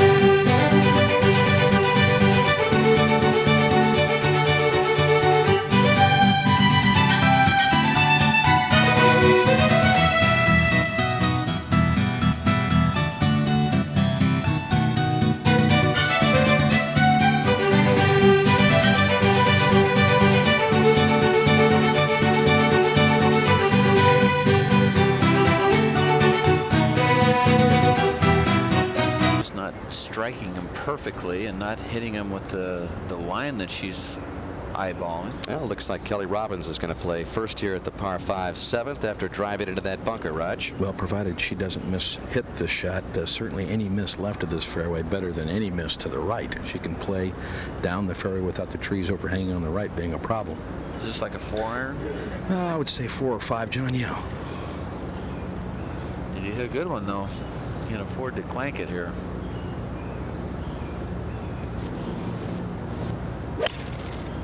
Sounded good. Yeah, she got it solidly. This ball will be back in the center of the fairway.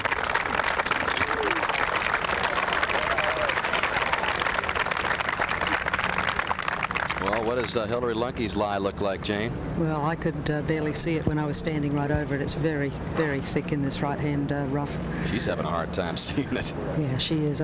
She can only hit her sand wedge. Just try and get it back out on the fairway. And you can see that the grain of the grass is growing into her, which is really tough to hit it if you're not, well, anybody, no matter how strong you are. How about the limb of the tree? Is that any problem? No, it could be. I don't think it's going to come out very high, though. She better use every muscle she's got right here. Whoa. That moved about 3-4 feet. This is an amazing shot that she wouldn't hit any farther than this. Well, it was incredibly deep. I mean, it was probably 5-6 inches down. And probably the thickest, wettest patch of rough I've seen out here at Pumpkin Ridge. How far did that ball move? About 3 feet. Now wouldn't have been the worst time for her to take about a 50-yard walk, because that's like getting blindsided. Seriously, I mean, she's going with the wood now, a 9-wood or 11-wood, I would imagine. She got to be careful she doesn't hit another bad one, because this could be a double bogey type of hole. Does this lie all right? Well, I'm a little far away to see. I really can't tell, Johnny. I'm sorry. Got to be better with a fairway metal. Still, though, it's down there. I know it's better. I think you can see it there. You know, see the white thing there. So, but this could go anywhere. Could go right or left. I'm headed down the left side of the fairway. I don't know if it's going to stay. That hops up into more rough, but looking like it's sitting up decent. I don't know what they were clapping for that shot. Had about a 1-second hang time when left. Well, I guess comparing the two, it looked a lot better, Johnny. So Lunke lies 3 on this par 5. And Angela Stanford after a good drive. Roger. Good drive, has 252 yards to the front edge, 274 to the hole. I don't know that she can reach it. I don't believe she can. I know it's firm down there in front of the green. If you get it working the right way, you might catch a hop, but I don't believe she can quite reach the putting surface. 6 iron. I like the 7 iron on the trap. Okay, it's going to bounce hard left. There's a slope right there. Basically, you just got to carry it like 145, and it'll kick forward, but it's going to kick hard left just on that trap there.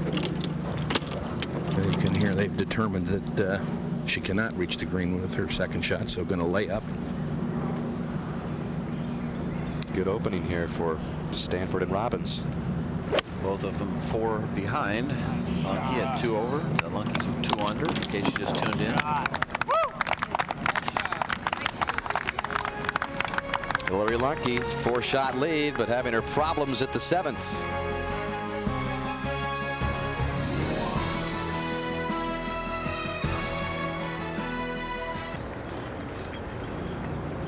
Not getting any easier for Hillary Lunke. Still 168 left to this par 5, her 4th shot. What a tough shot. This could go anywhere. Stander. It takes really great hand-eye coordination to pull this off, and that might be the best shot I've seen her hit in the championship. And now she's got a 1 in 5 chance of making that, and most of the time she'll just make a 6, which is very good considering what happened on the second shot. 3rd for Robbins.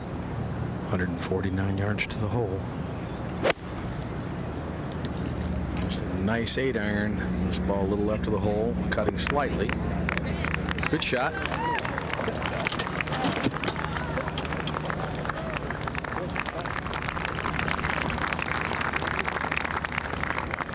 Well, cooling off out there. Well, nice little ducklings. Probably about 3 months old, those ducklings. Life's good, huh? Beautiful place out here. These pristine wetlands moving through this area. A little bit of everything you've got going on here. Look at Mom checking out the camera and saying, don't even think about doing anything weird. Monday night, Major League Baseball comes your way on ESPN. It's the Atlanta Braves and the New York Mets from Shea Stadium tonight at 7 o'clock Eastern Time. Always a big night when the Braves and Mets play. That will be a good game. Two hot teams. Stanford next to play out there, Roger. 118 yards left to hold just from the intermediate cut of rough.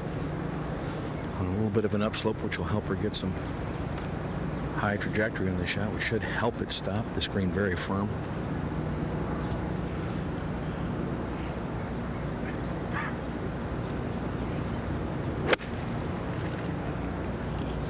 Sort of hit and fall back, huh, Raj? Yeah, a wedge hoisted way up in the air, but it just came out kind of soft. John didn't have a lot of go on it. Still advantage for Robbins and Stanford there as they play the par 5 7th. And Annika Sorenstam yesterday finishing just one shot short of the playoff. A key putt for her in the final round came at that 14th, a difficult par 4, where she saved par and remained at even within striking distance. And this was a break for Annika on the very next hole, the par 3 15th, just fitting it between those two bunkers, getting a hop. And Sorenstam would grab a share of the lead with a birdie there at the 15th. A little skip in her step as she went to the par putt, or the birdie putt there. And after 69 holes, the top player in the world finally had a share of the lead. So she came to the 16th. Second shot at this par 4. It was right. But Annika was not able to convert the birdie and remained at 1 under. She had another good chance at the next hole to get it to 2 under. But not able to pull it out. And she remained tied for the lead at 1 under on the 72nd hole, and then faced with this second shot from 236 yards. Sorenstam went right. And after a lengthy rules discussion, Sorenstam was unable to get this par putt down to join the playoff. It was a difficult third shot. She left it in the bunker and then hit the fourth shot to this point. And Annika Sorenstam, 6 years after the disappointment here at Pumpkin Ridge in '97, when she was unable to make it 3 championships in a row, was 1 shot out of the playoff. And Kelly Robbins, watching from inside, did not have Annika Sorenstam to worry about on this Monday. So another difficult Open Championship for Sorenstam to swallow, as she has now gone 7 years without a victory in this championship after the back-to-back wins in the mid-90s. Here is Hillary Lunke with a 4-shot lead, but this for par now at the par 5 7th. And this from about 20 feet, just off the fringe. Putt's going to break just a little bit from right to left. Interesting that she's left the flag stick in.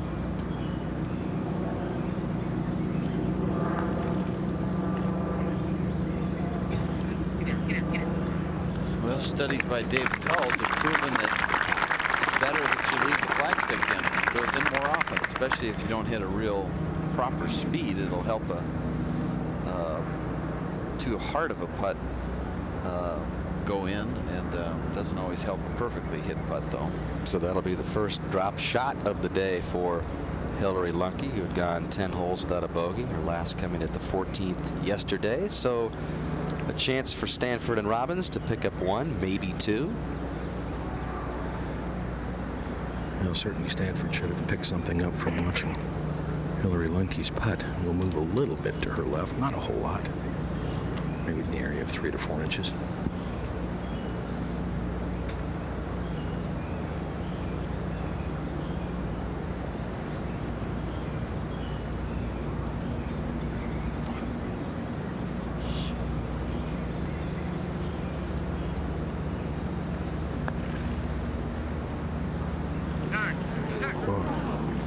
Good-looking putt. All that remains for par, and that would get her to within 3. Roger, you had to be pretty impressed by Hillary Lunke's 4th shot there, weren't you? Well, I think the fact that she's going to get out of the hole with 6 is pretty good. The 4th shot with the ball well above her feet with a fairway wood. I thought she did a great job of managing to land up to the right fringe. All of that after leaving her, moving her second shot about 3 feet. She had to hit it off her her left tiptoe and just swing totally like a baseball swing, and then somehow gauge the pull. You have to pull that shot and also meet it in the middle of the club head with, you know, the right swing plane. And I mean, besides that, it was easy. Well, on the way down to the green, Kelly Robbins looked at me. She goes, "Raj, I'm trying to make this look a little better. You know what I mean?" With a smile on her face. So she has her sense of humor still. Coming off a birdie, though. Well, that's what I told her. She made a big stride in the right direction last hole. She was putting now about 20-footer downhill going to the right. Possible two-shot swing for Robbins and Lunkey here.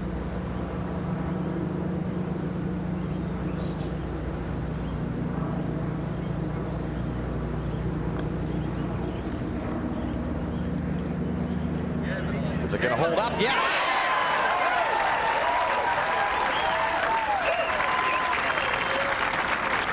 So Stanford and Robbins creep closer.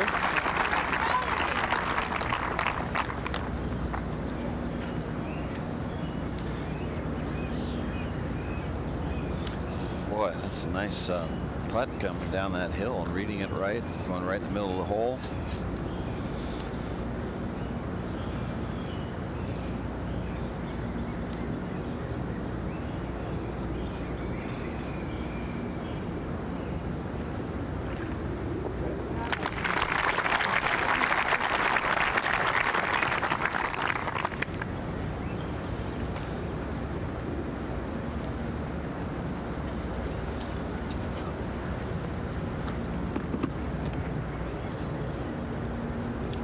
Back-to-back birdies for Kelly Robbins. Just a couple of holes ago was 4 shots behind Lunkey.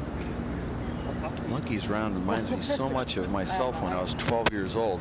I'd hit it right down the middle, leave it just short of the green, chip it in occasionally, chip it up one putt almost every hole, and she's going to have, after that, she's still 1 under par in official putts.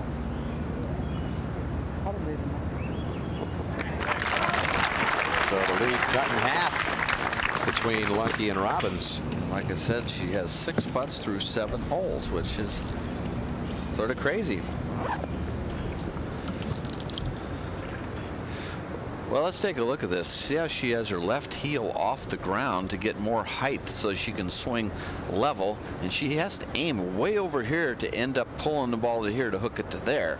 So look at how level she is, just like a baseball, stays very steady, great hand-eye coordination, and see how she has to limit the lower body action.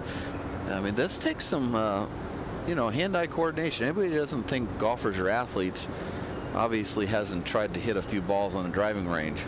That is very good stuff right there. You could whiff that ball if you could hit right underneath it, or it, you know, this is very nice stuff. Very level. That is sweet. Great play. There's great play. Husband Tyler says, "Great play, Hillary." So they go to the par 4/8, the 379-yard par 4. And you can see it right here. You tee off from this area right there. You want to drive the ball if you can, just left of that bunker, and then you have a green. We had a hole location yesterday that was placed by a witch, I think, down in the hole here. But today you got an easier birdie chance. This hole has been playing very hard this week. It's you wouldn't think it would be that tough at 379, but this green is difficult. But today, a birdie hole, Gary. Well, it is if you can put it in the fairway. Kelly Robbins has not done that much so far today. Well, this one will be in the fairway going down the left center. Well, now it will leave a short iron, and as you said, Johnny, to an easier hole location. Like a different hole today. Yeah. Yeah, throughout the week, second hardest on the golf course, playing to a stroke average of 4.42. But birdie opportunity, as you say, if you drive the ball in the fairway.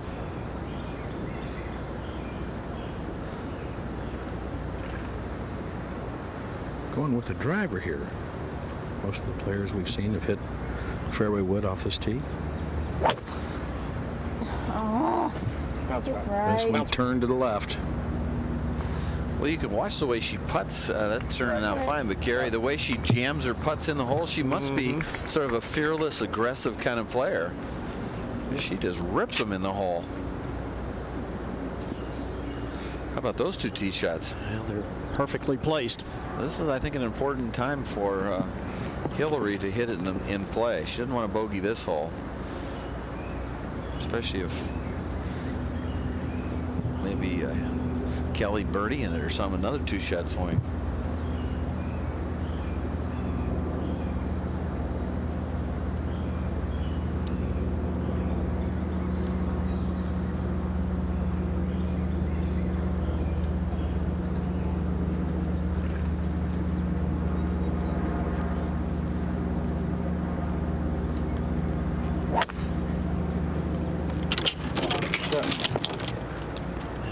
Tee up very quickly. That's usually a good sign. Perfect, Gary. Right down the middle.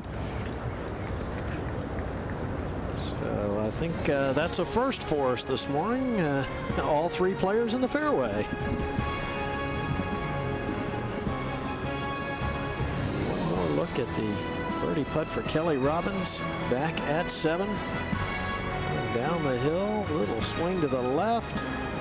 There we go. That's more like it. Kelly Robbins within 2 of Hillary Lunke's lead. We'll be right back.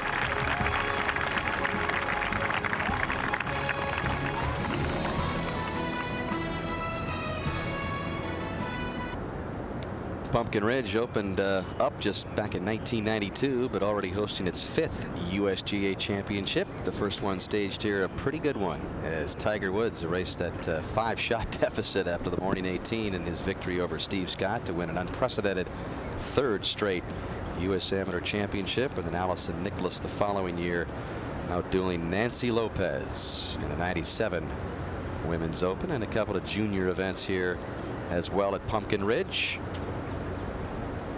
Big Borrow and Deal 2 coming your way tomorrow at 8 o'clock Eastern Time. A little bit of that going on here at Pumpkin Ridge today, as Hillary Lunke's lead has been cut from 4 to 2. 2 over Kelly Robbins, and now 3 over Angela Stanford. You can see from that hole location, as tight as it is against that rough, you do not want to be hitting the ball over in this area here. So you can, right bunker doesn't look too tough. Well, you've got a ridge there behind the hole the ball will come back off of, and you also have a ridge to the right of the hole that will kick it to the left. So anything here will go that way, and yeah, anything up here will come back there. Huh? That's exactly right. So a very accessible hole location. And this is from 132 yards. Wind has just started to pick up a little bit into the players and from the right. An amazing stat. Has yet to hit a green in regulation. Okay. 1 under par. Right at it. 12-year-old golf, Gary. Well, yeah, you're right. You remember those days, right? Oh, I do. They were actually kind of fun. Yeah. I had 16 putts or 18 holes once when I was 12.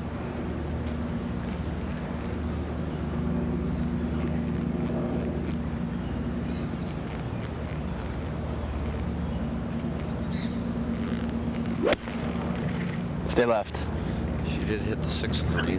Made a little mistake there. Oh, there's that kick off the ridge from the right, and it should even try to ease back a little to the hole.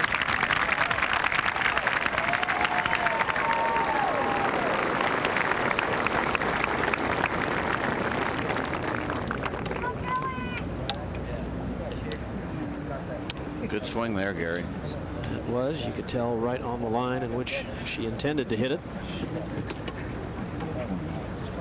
Kelly Robbins next. 120 yards to the hole, Gary, and as Jane said, wind now, whatever there is of it, helping, or I should say hurting, and a little bit from the right. I think the shot plays slightly uphill. 120 to the hole, 112 to the front. She's got a real choice to make to try to hit the hard wedge, or maybe take a little something off a 9-iron. Perfect angle of play. Dresses the ball on the heel, huh, Gary?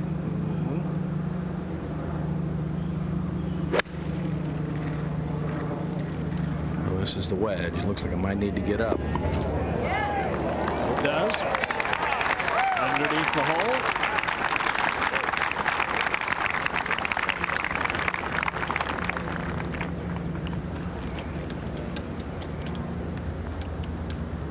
Always kind of tough when you're in that in-between yardage in a situation like this. You're wondering if I take one more, I can use that backboard behind the hole, or do I try to get it onto the front underneath the hole? She did just that. Perfect shape.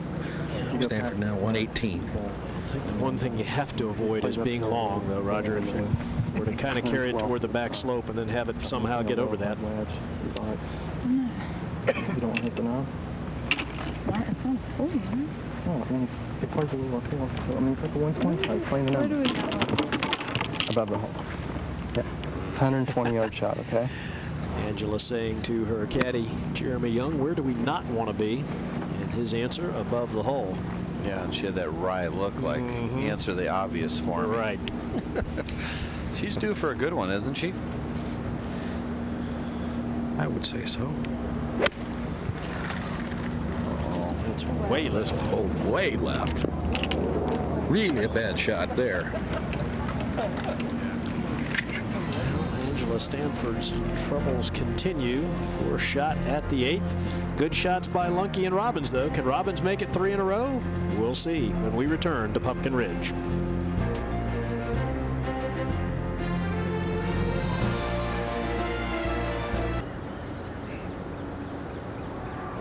Let's take a look at Angela's second shot here at the 8th. Trying to hit a hard punch with a wedge. Good position here, but just out of sync with the rhythm. Body slows down, hands flip through.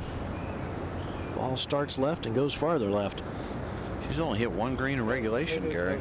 Yeah, which is pretty amazing, Johnny, because she was 5th in the field in greens hit in regulation through the 4 rounds of the championship. Back, please. Back, please. That's sort of dead over there, isn't it? I would sure think so. Roger, what's your assessment? Not sort of, like real.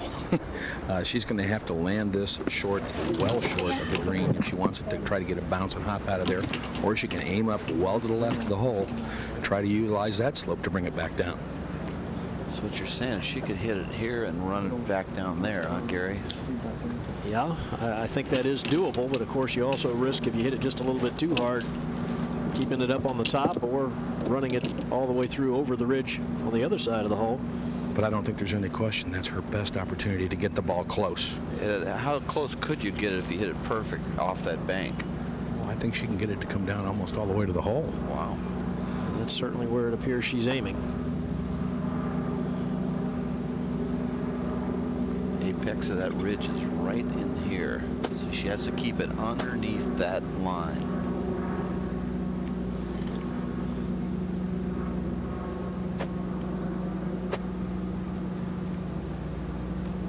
Could be a cool shot.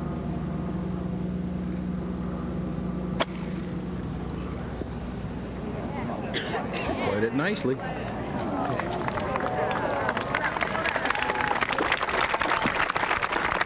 About as good as you could do, isn't it, Roger? I think so. And certainly the safest shot selection.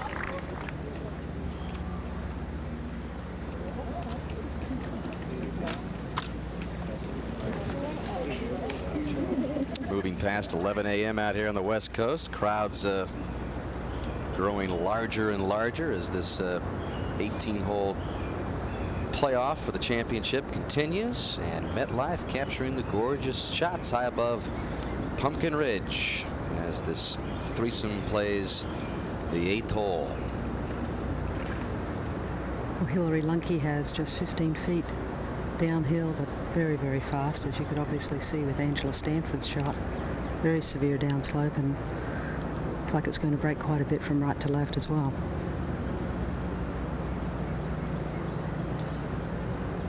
Let's put the sunglasses back on. Sometimes, Gary, I think when you put your sunglasses back on, you can get a little bit better definition on the greens. No, I don't think she really needs much better definition on the greens. Seems to be handling that aspect of it very well, as we see there, 6 putts through 7 holes. Hard to believe she'd change anything. Yeah, I don't know why she'd go with the shades after the way things have been going, huh? I mean, I find it's very hard to read greens with sunglasses on, but I like them when I'm hitting the shot, but not reading greens. Well, the one thing that we have observed, her speed on these putts has been phenomenal throughout this entire championship. I can't remember one instance, Johnny, where she's left herself with a tough comeback putt. These players are taking a lot of time. They're almost about a 4 hours and 45-minute pace.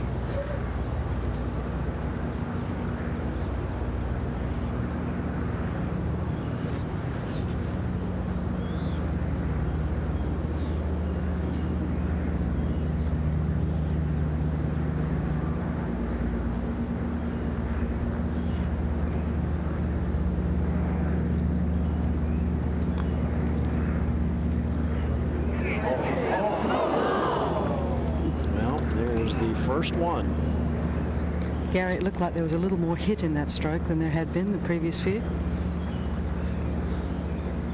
Right about now it starts picking up speed, turning away from the hole, and that was a good putt, Gary. It was a good putt, but it was a little firmer than it needed to be, John. I think the hole looks about like a wash tub to her. She's not worried about that next one. Well,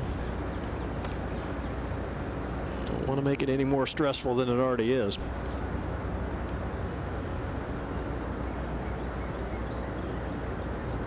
Stanford next for her par. And this one uphill and should move a little bit to her left. Slow putt from here, though, up a pretty good slope.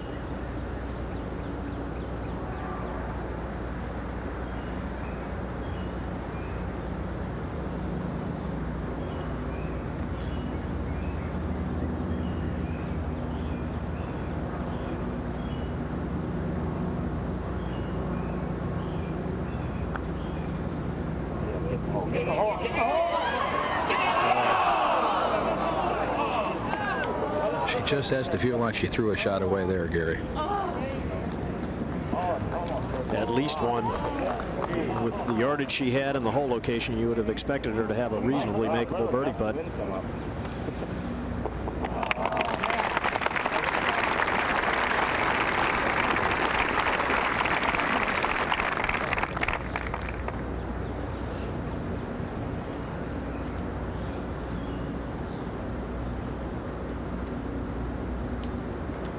This putt now for Kelly is going to move to her right uphill from just outside 12 feet for her third consecutive birdie.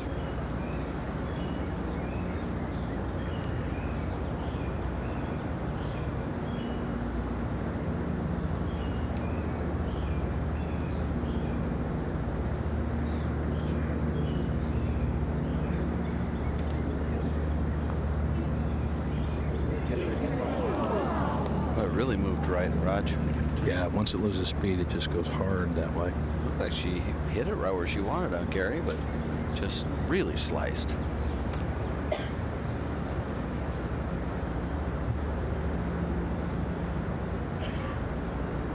So an opportunity missed there, but Lunke still with a lot of work left to save par. Yeah, Gary, a make there for Robbins and a miss by Lunke would have tied it up, huh? Yeah, well. Would have. Would have.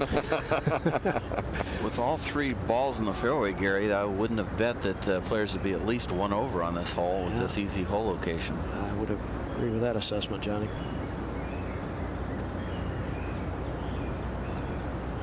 Jane, how about this one? Quite a bit of work left to do here for Hillary Lunke. I think she would have gained a little knowledge watching Kelly Robbins' putt, how much that broke.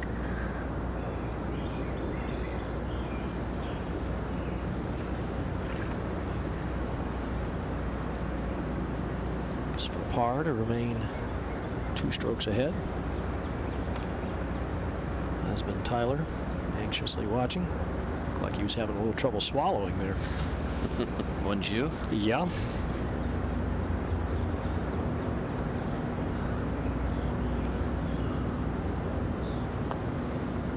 All right, another confident stroke. 2-putt par.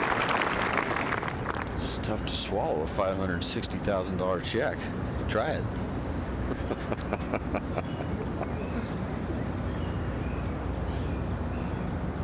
Robbins for her par to remain 2 behind.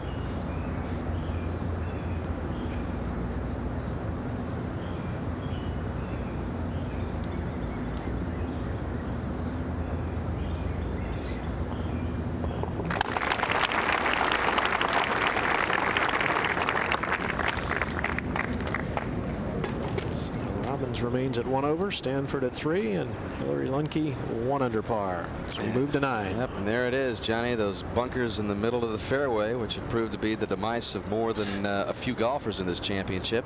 You're absolutely right. The green is here, okay, and the players are teeing off back here. Most of the players will go down the left side. It's a split fairway, 255-yard carry to right there, but you got to fit it in that tiny little fairway. It's only like 16, 18 yards wide right here, or you can go over here where it's a little wider. It's farther to play the hole outside that way, and that fairway is about 23 yards wide, but a very, very fine hole, a tough hole, but once you get the ball in the fairway, you can think about maybe trying to get it inside of 15 feet. So a really fine hole, and it requires 2 good shots. The hole location is in the front middle. Less than half hitting this fairway. And we saw, you know, problems with that middle bunker. You know, it's hit it right down the center. You're in a bunker, maybe big trouble in the bunker. So Kelly Robbins has yet to hit this fairway in any of her 4 previous rounds. Yet she's still picked up a birdie and played it 1 under. Well, I would think the hole would present a bit of a quandary for her, John. I would think with her length, her driver, she might be able to take it across that bunker in the center of the fairway. So the decision whether to hit a 3 or 5 wood off the tee or a driver, I would think might be a little confusing. this hole was you know, easy driving hole for Michelle Wie, who carries the ball about 270. So that bunker, middle bunker, was not even in play.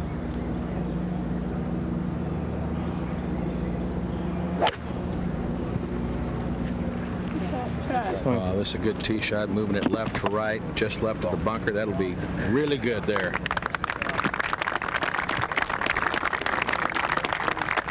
Average driving distance this week for Kelly Robbins, more than 261 yards. Almost a 32-yard difference between Robbins and Hillary Lunke, who's been averaging about 230 yards. In case you didn't watch earlier in the championship, Michelle Wie was averaging 289 yards. So I think like 17 yards longer than Annika Sorenstam, who was second. Right. And definitely a very difficult driving hole for Hillary Lunke.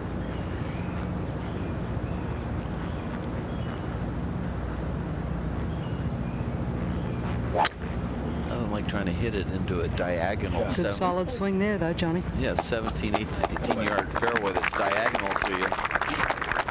That's a longer hit for her right there. Fairways are very firm, as you can see, and stand, please. Almost gets up to Kelly Robbins' 3-wood. Stanford coming off her third bogey, her first since the second hole, and that bogey at the 8th slipped her again 4 behind Lunke. Has not been hitting the greens. Stanford now with driver.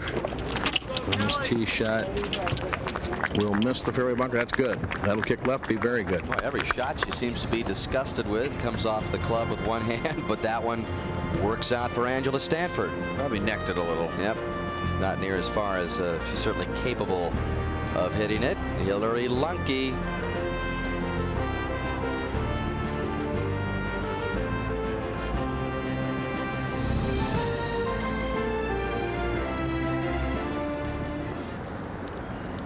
Good crowds out here west of Portland enjoying this 18-hole playoff to decide the 58th United States Women's Open, and we are guaranteed an American winner in this edition of the championship. As you look at the last 10 champions, only one American victorious in the last 10 majors, and that was Inkster last year at Prairie Dunes.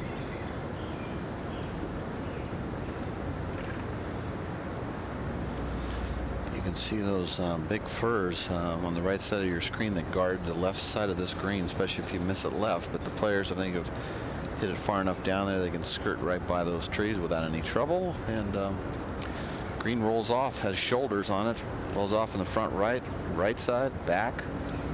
Everybody in the fairway out here at the 9th, and Stanford first to play after not really catching her tee shot.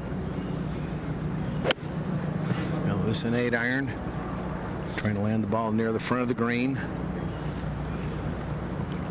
Does not carry it to the green, lands very soft.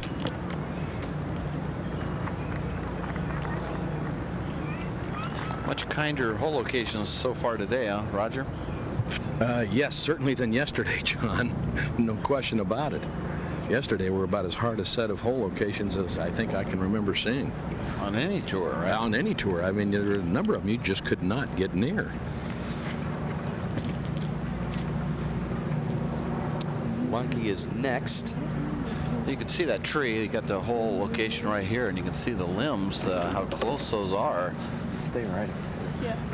What line you Sets up beautifully for a little 5-8 foot draw shot. Johnny Lunky has 137 yards, 114 to the front. And I think she would have learned a little bit from watching Angela Stanford, so it might be a little bit softer up front than it has been. Got to carry this on about 4 or 5 yards, I think, to be perfect. A little bit of wind helping. Aims a little right and then has a tiny little 10-foot come over the top. Perfect move, grooved. Be right. Sit. Sit. Sit. Stop. Sit. Sit.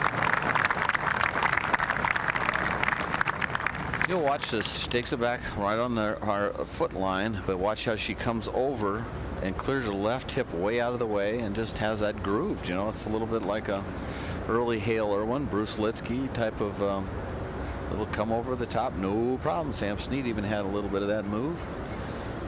Kelly Robbins now. 123 yards to the hole. This is a pitching wedge. I'm sure she'd like to land this about 20 feet short of the hole or so.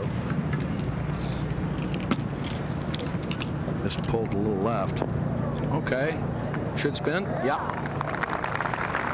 Good shot by Robbins, who began her charge in earnest yesterday in the final round. She began that final round 6 shots back, but was 8 shots behind through the first 8 holes before this birdie at the 9th rejuvenated her round. She was out in +1, 37, still a long way back. Par at the 10th, and then this her 3rd shot at the par 5 11th. She was 4 shots out of the lead at this point, but after dropping that birdie at the 11th, still it was 4 shots behind. And then at the 16th, after being stuck at +1 for 4 straight holes, her 2nd shot to this par 4. Kelly Robbins would pick up her 3rd birdie of the day to move it to even, and so she was just 1 off the lead as she played her 2nd at the par 5 18th.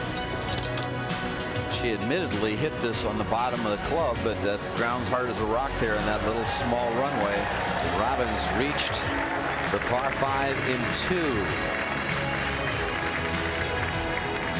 She had an eagle opportunity there, which would have eventually won her the championship if it had gone down, but she gets it down in 2 and finishes off the last 10 holes in 4 under par. One of only 3 rounds under par yesterday. A 69 for Kelly Robbins, including a score of 32 on the back 9. And again, after beginning the day 6 shots behind, still trying to finish off the biggest comeback, final round comeback in the history of this championship.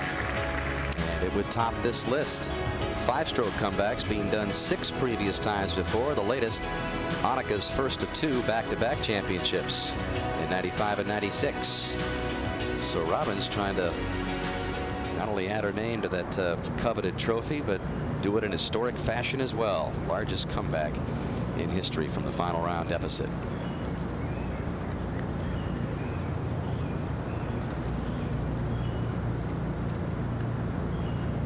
It'll be Stanford first to play at this 9th. A lengthy putt from about 45 feet uphill slightly. Not a lot of break in this putt. That's not the big issue. It's the speed that she's going to try to get correct. Certainly not what you'd call a birdie opportunity.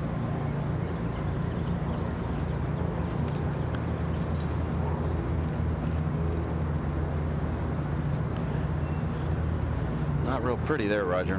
No, not a good putt at all.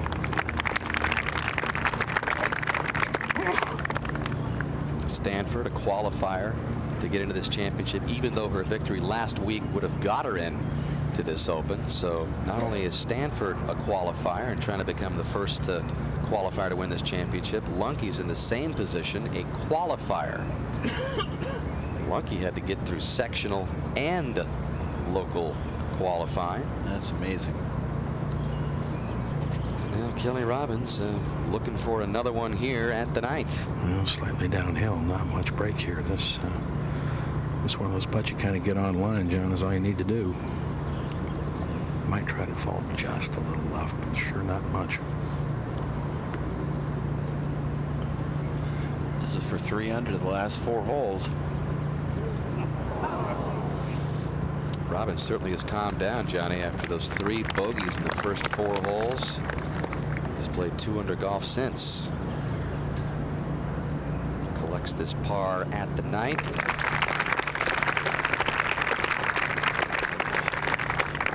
Well, Hillary Lunky dodged a couple of bullets there, Raj, in the last 2 holes. No question about that. And she's got the way she putts.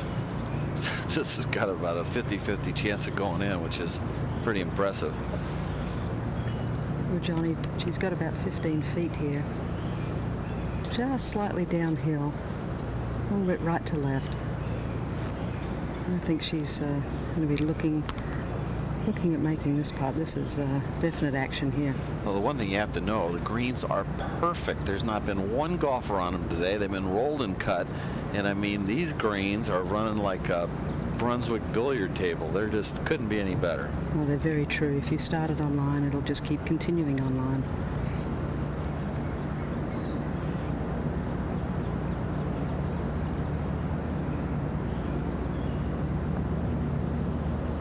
No problem. And there's the, oh, boy, it looked like it was in. It just dove. That was in, it looked like. You surprised there, Jane? I am. I really didn't expect it to break quite that much. That was a beautiful stroke, though. So Stanford and Robbins dodge one there. Just doesn't hit any bad putts, Dan. I mean, just every putt is just like a little machine. He's got great soft hands. Every shot around the green, whether it's from a bunker, out of the rough, it's just no hitch, no yip of any kind in any of the strokes. Stanford for par now. Trying to avoid back-to-back bogeys to end this 9.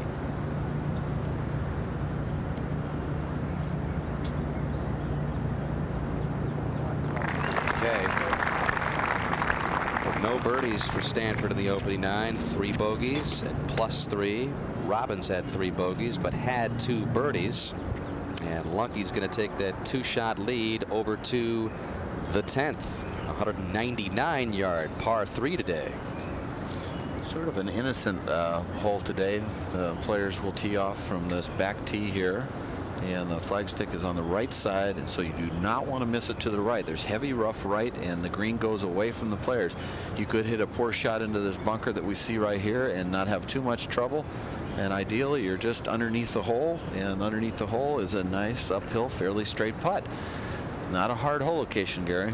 No, it isn't, John. And even though the hole plays as long as it does, it has played as the easiest of the 5 par 3s here at the Witch Hollow course.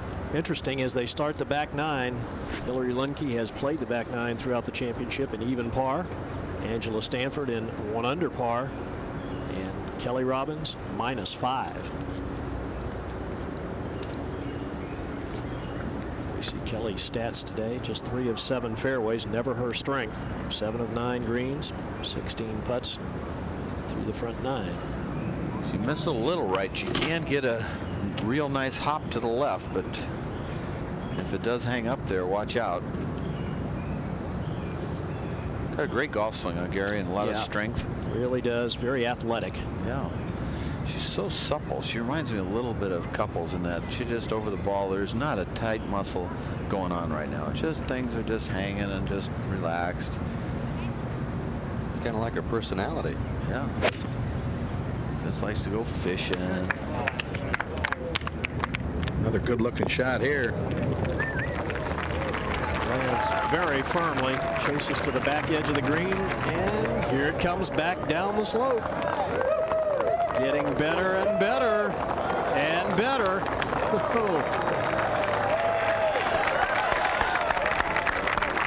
She will be very pleased with that. 1 more inch, that would have hung up, huh?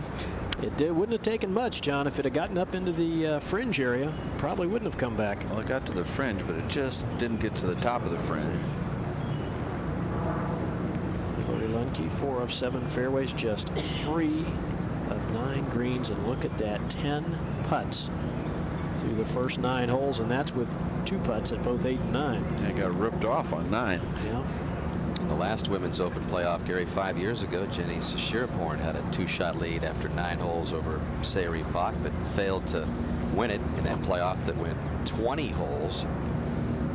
That's the position that Lundke is in right now.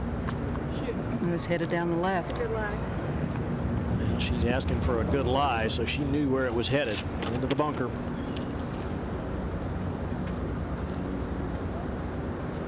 Not a hard shot, though, from there.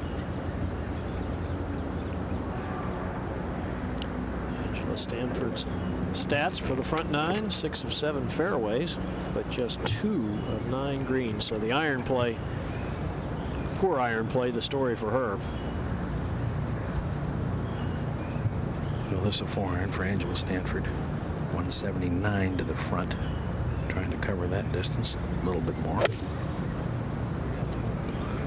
There's a shot turning right to left, turning just a little bit left of the hole. Pretty shot. Now this should chase on back. Now will it catch the slope and come back as well? It's going to try to. So 2 excellent shots, especially by Kelly Robbins. She's 2 shots behind, but Hillary Lundke's in the bunker. Will we see a 2-shot swing? We'll be right back.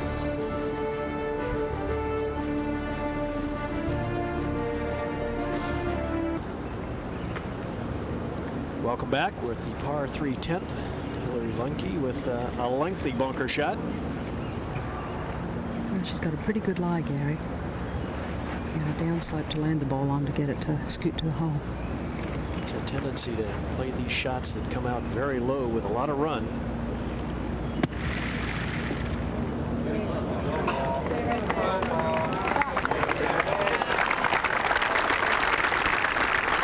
Is that because she doesn't get the club up very high going back?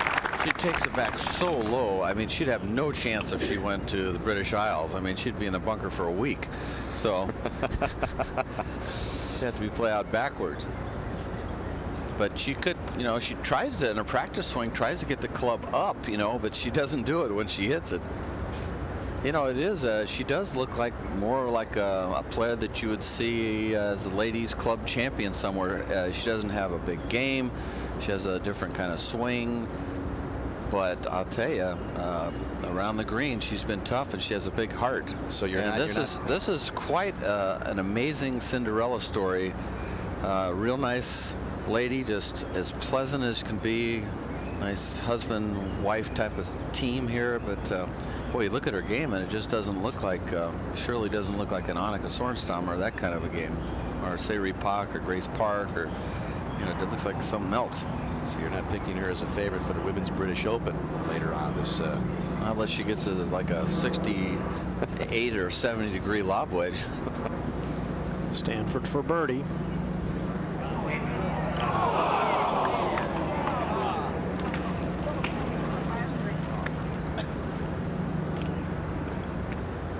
Has been that kind of day for her. This looks awfully good.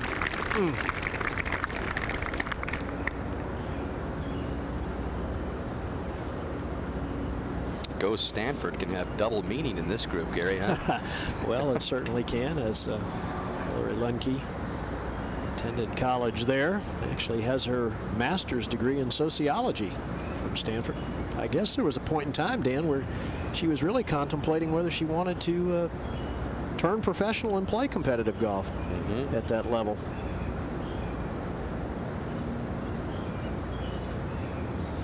Not a hard putt, is it, guys?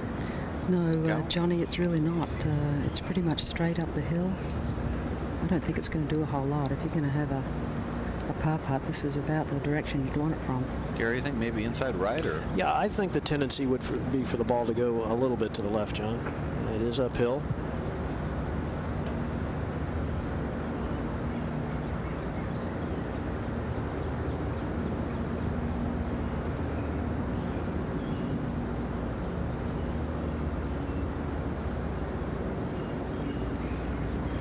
Good stroke.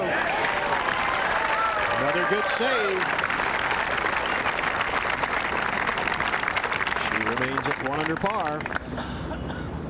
That's frustrating when you're trying to chase her and she's sort of missing green after green, Gary. I would sure think so, John. I mean, it's pretty much a match play situation, and I don't think anything drives you more crazy in match play than striking the ball better and yet getting nowhere. How about 11 putts, Gary, through the first 10 holes for Lunky? Very impressive. And got robbed on number 9. Yeah. Kelly Robbins, if she doesn't pick one up here, she'll feel like some haywire happened.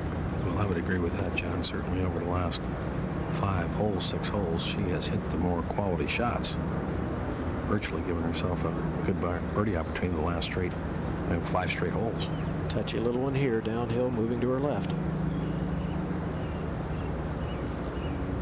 Yes, nicely done. Kelly Robbins gets it back to even par.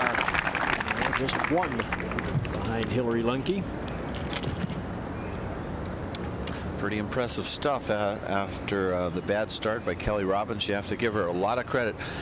This has got great design also. This 11th hole, the players will tee off double dog leg. They play off from back here, drive the ball down here parallel to this bunker that's sitting right in this area there.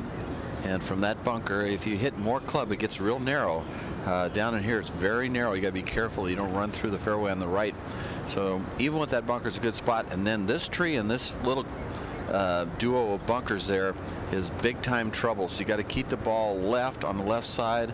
And then it's got one of the hardest hole locations that we've seen today, way back in the back of the green over a hump. And green runs away from the players, and you can see it there. The players are hitting it from this angle here, and there is a ridge right there. So it goes away, and then there's a chipping area down in here. So anything long right will go down in that chipping area. So interesting hole. You got to hit 3 good shots. Just a few holes ago, Lunky's lead was 4 over Kelly Robbins. Now it's just 1 as they play this 11th. It's good scoring. You know, I was thinking that maybe it could be a little sloppy today, being Monday and long week and nerve-wracking, but players are looking like they're going to shoot around, you know, somewhere 69, 70, 71, 72, which is good playing with heavy pressure. Kelly Robbins has some pretty good vibes here at Pumpkin Ridge back in '97, which was her best year on the LPGA Tour when she won twice and was 3rd on the money list. Finished 3rd in this championship, just 3 behind Allison Nicholas, who of course battled Nancy Lopez. So Kelly Robbins has that to look back on for some inspiration if she needs it. Second easiest hole on the golf course right here, but it's all dependent on the tee shot and then a well-placed second. I think she's got the power to reach this green if she really hits a good tee shot, John. Yeah, going with the 3-wood though. Did she get it all? And this ball turning a little bit down the left-hand side. It should be okay. Sure swings smoothly. Man, it's smooth.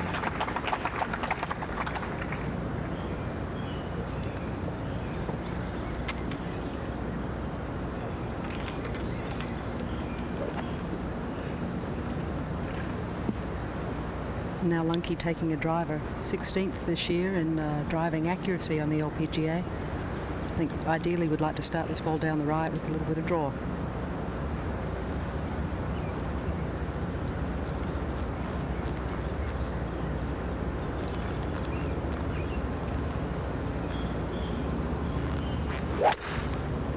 Stay right there. Stay. Down the right side? Yeah, it's not coming back though. I don't think she caught it very solidly, Johnny.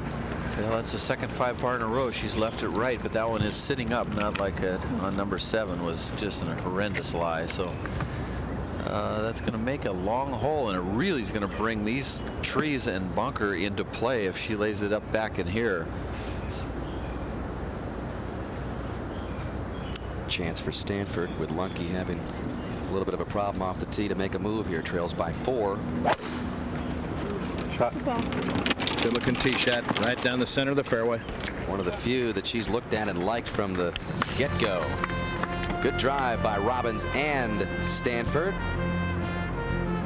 And there are the trees that are in play for Hillary Lunky off the tee at 11 with a 1-shot lead.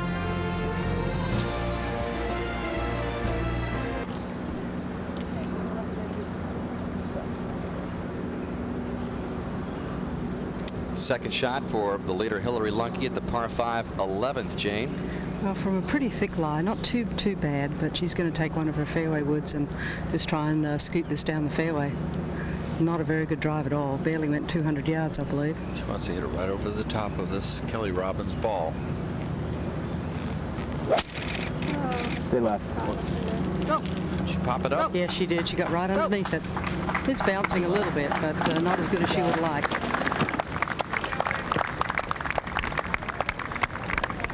Well, she's got a long third shot into a very difficult hole location, and she's back so far that Douglas fir might get up close and personal.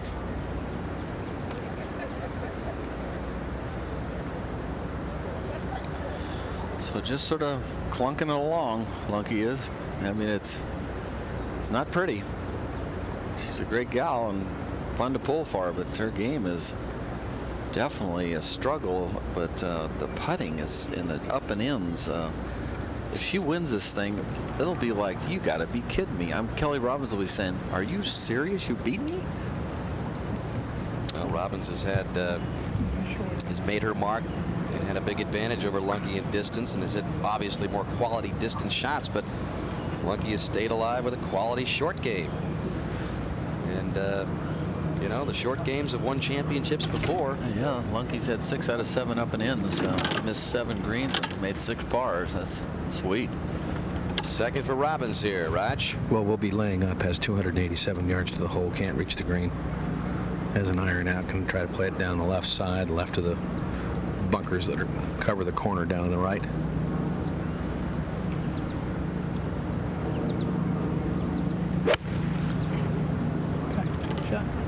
And she's done that. This should be okay. Boy, she's swinging smoothly, huh, Roger? Really is. Tempo is fabulous. Oh, man, it's just textbook. Effortless. Well, Angela Stanford had a good tee shot and felt good about it. See if she can put a couple together here.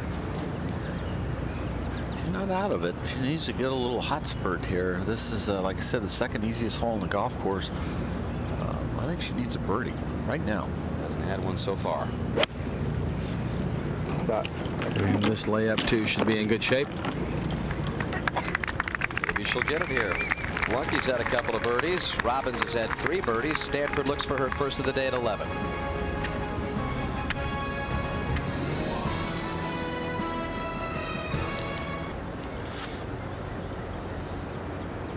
Upcoming third shots to the par 5 11th. And there's where Lunke is just past the crosswalk. Going to cross that corner. Flagstick's way in the back of that green over that hump. The only thing good about it is if she were to land the ball in the front of the green, Roger, where do you think it might end up? If she lands it on the front of the green? It's going to end up way back to right where the flagstick is. That's where it wants to go. Yeah, that's what I'm saying. So for her, if the pin was up front, left or right, she'd had nothing. Jane? She has 182 yards. That Douglas fir on the corner, she's got to just sneak by it. I don't think it'll be completely in her way, but just going to annoy her enough that she's got to be careful. Sort of a, can she see the flagstick all right? Just barely. Yeah, it's an awkward looking visual shot.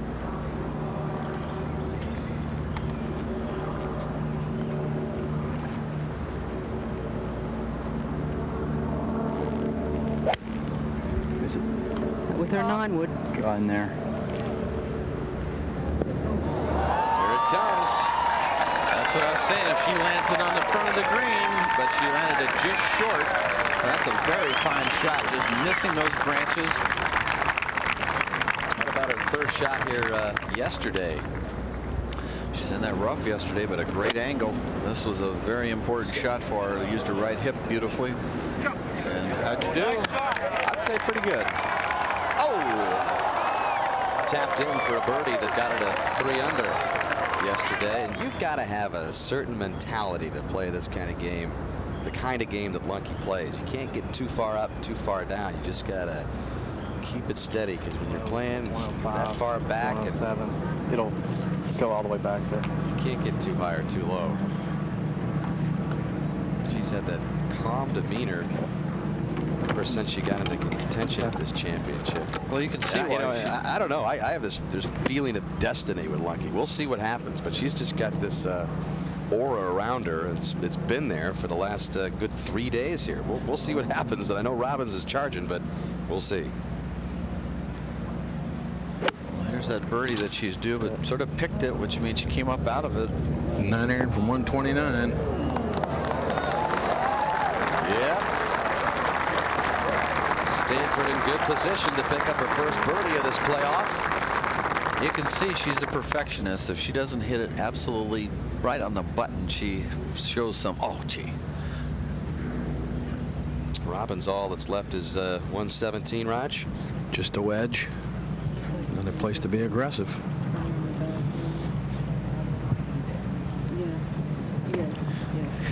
It's amazing, Raj, you know, because Lunky's hitting woods into these holes, and, you know, Kelly's hitting little flip wedges, and I mean, it must be driving Kelly nuts about right now that she's one down.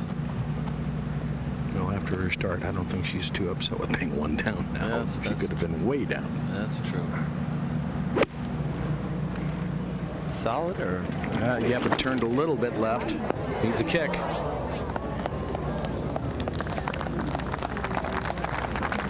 Robbins a little deep with that third.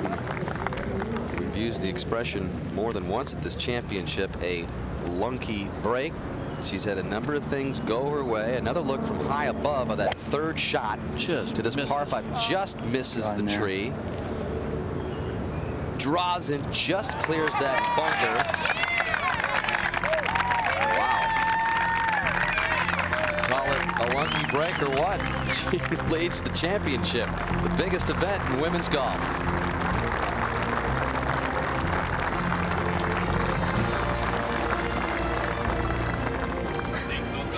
Gallery still swelling as this threesome has hit the back nine here at the 11th. Hillary Lunky trying to become the first qualifier to win this championship. The upcoming fourth shots for the threesome. Robbins to play first. Well, she's got a very thick lie just over the green, no more than 18-20 feet from the hole. There's a fairway wood out, and the ball's sitting pretty deep in this stuff. I haven't seen this shot applied to a lie like this before. I don't know if I like this. Looking at her card, Roger, those 3 bogeys in the first 5 holes, and then the birdies at 6 and 7, pars at 8 and 9. Another birdie at the 10th as she has come back from a 4-shot deficit to creep back to within 1. Her caddy's shaking his head. He's saying, I don't know about that one. It was in there pretty deep, John. Looked like the kind you could double hit trying that. You know, the ball just hopped up in the air. You might get it twice. Not an easy shot, but I think this is a better club selection.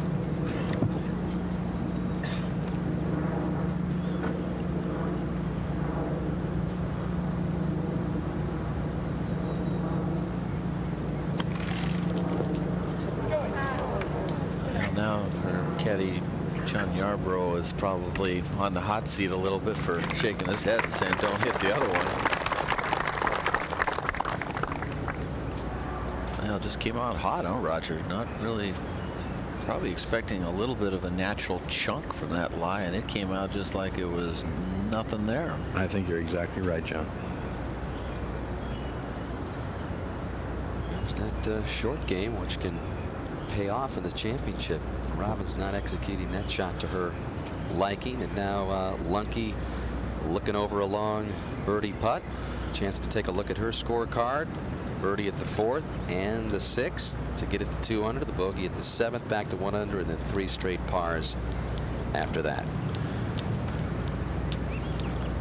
Well, this putt to me, Johnny, looks like it might want to do a couple of things. It might want to start a little bit right to left and then come back to the right at the end of the putt, right on top of the ridge. She was mentioning about a 6-7 inch break. You think that's out to the left then?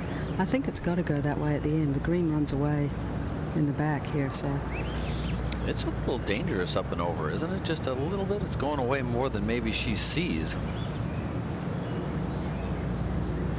See how dark the grass is? Look in that direction right on her line. That means she's putting down grain. Come on. That one was pounded. There's what I was saying. I don't know if she picked up the grain and the downhill part of it, and little mental miscue there, maybe by not only her but her husband Tyler, saying this is quicker than it looks.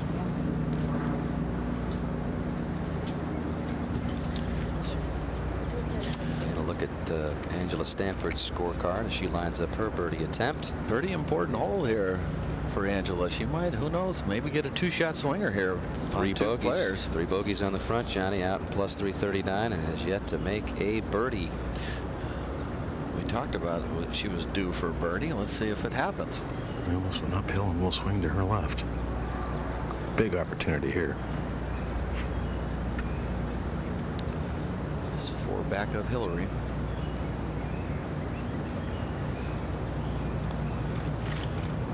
And with Lucky, it's still left with a lengthy par putt. It could be a 2-shot swing between Lucky and Stanford. Just what the doctor ordered right there. It's kind of snuck in there. Yeah, she was due. She got too much talent to not get a birdie, especially the greens being perfect. And see those eyes kind of light up. Yeah, we've seen it a couple of times where she's got the, you know, they kind of widen up like, okay. Yeah. She's a competitor. She's coming on after winning last week at ShopRite. Have to practice saying that. ShopRite. Okay, Robbins for par now. Well, a quick slice putt. First time she's struggled since the 4th hole. This would not be a pretty bogey, Roger. Well, with a wedge in your hand, it sure wouldn't.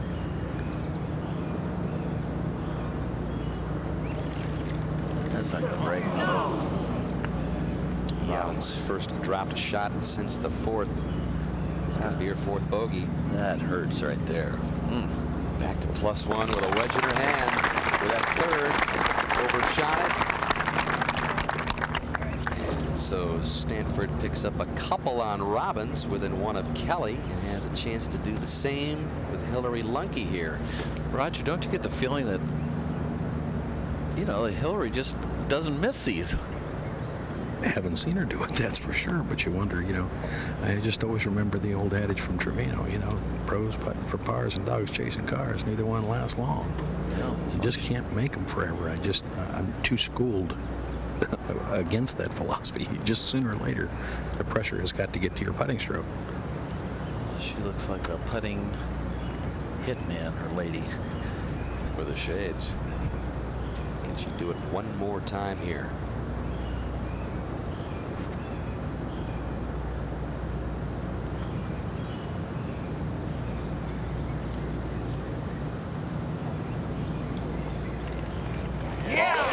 Is this an amazing putting performance or what? I mean, I get the feeling that it was already in. I mean, it was like, well, do I have to putt this? Why don't you just give it to me? You know, it kind of reminds us a little bit of this David and Goliath relationship, the short and long hitter, Lunky and Robbins and Stanford, of that 1938 PGA Championship. John, remember Paul Runyon? Oh, yeah. What a little hitter, little guy he was, little poison against Sam Snead in that championship. Runyon won 8 and 7 in a 36-hole match play final. And it wasn't like Paul Runyon had a stylish, beautiful swing. I mean, it looked like he was chopping wood. Against Sam Snead, the picturesque swing as we go to that short par 3-12, just 123 yards. Well, you can see that front hole location. The players are hitting from right where all the gallery are standing, of course, and the flagstick is sitting right there, just a little in front of that. It's hard to get it right when it's moving, but it's a daunting shot, to be honest with you. When you have well, she now, of course, Hillary has a 2-stroke lead on Kelly and 3 on Angela, but I would think she's going to be aiming out in that area there and let her putter doing the talking. Had a hole-in-one on this hole on Thursday in the first round. Tracy Hansen provided the highlight here. Let's see how her reaction is. Look at her right now. Watch her. Little hook spin there. There we go. It's great to make a hole-in-one in U.S. Open, I can tell you that. I had one at Pebble Beach on 11. 18-8 ace in Women's Open history. Thursday seems like a long time ago. Yeah, it was. Gary? Well, John, not only the shortest par 3 here, but the most birdied throughout the championship. 64 twos recorded on this hole. I think it did so many birdies because so many of these ladies hit that nice soft draw. Absolutely sets up perfectly for this shot to the green. Pitching wedge here, but this one bailed a little bit right. Okay, they'll take the slope, though. Yes, there you go.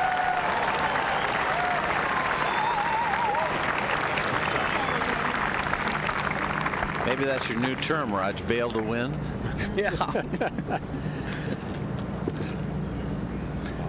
She hits so many shots that don't look from a reaction that they're going to be on the green, and they're not too bad.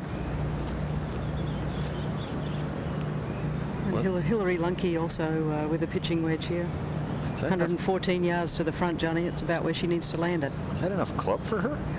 Well, she's going to have to hit a good one, I think. Let's play a little bit downhill. Man, I would think that was, unless she's got a strong wedge, she better hit this one.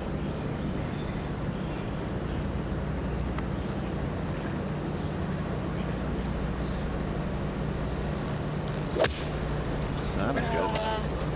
Well, looks like headed to the right, Gary. Weak and right. That has been her miss, and she said earlier in the week that iron play was her weakness. She came in 135th on the LPGA Tour in greens hit in regulation. That's not a good spot either. No, is it? not at all. Chipping right towards that lake. Green running away. I'm surprised she hit that club. That ball, she'd have hit it on line with the flagstick where it landed. She hit it flush. It would have been in the water. Oh, I was thinking it should have been more like a 9-iron, but perhaps she thought the wind was helping more. Tried to hit it too hard and got ahead of it, Johnny. Yep. Certainly no more than a wedge for Kelly Robbins. Possible 2-shot exchange here. Could be level after this hole.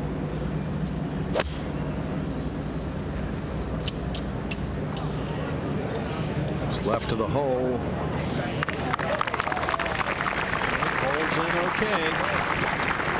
Angela Stanford making a move at the previous hole, par 5 11. Had gone all day to this point before finally making a birdie. And after getting it to +2 at the side of the green, says still alive in this championship.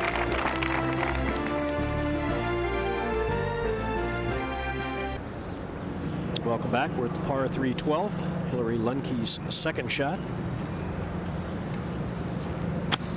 Sit. Oh, boy, that came out low and hot. Hold on. Hold on.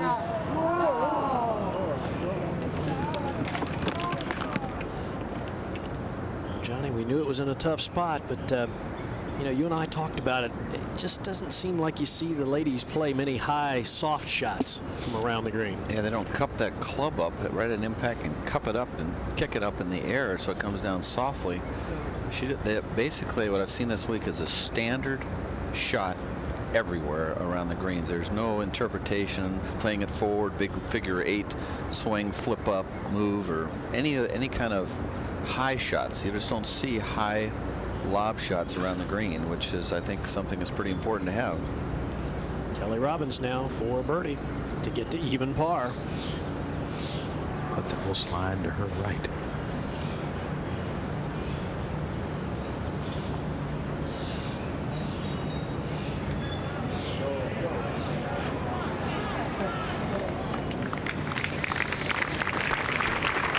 Jane, your thoughts on the short game around the greens? Well, I would have to agree. Some of the younger players, I don't think, are taught those creative shots. I think their teachers sometimes rely too much on just the stock shot instead of being a little bit more imaginative. I think you'll find more imagination with some of the older players. Jane, how much of it has to do with just strength to play those short shots? Oh, I don't really think it's a factor. It's more your imagination and just practicing the technique. There was no trouble getting out of that rough there with an open face. You would have had a lot better success. All right, Lunke's third.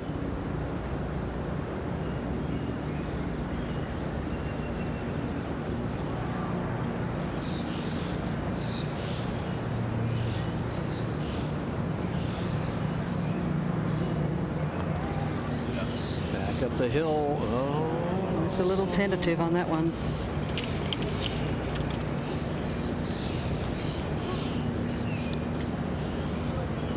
Things are getting very interesting now.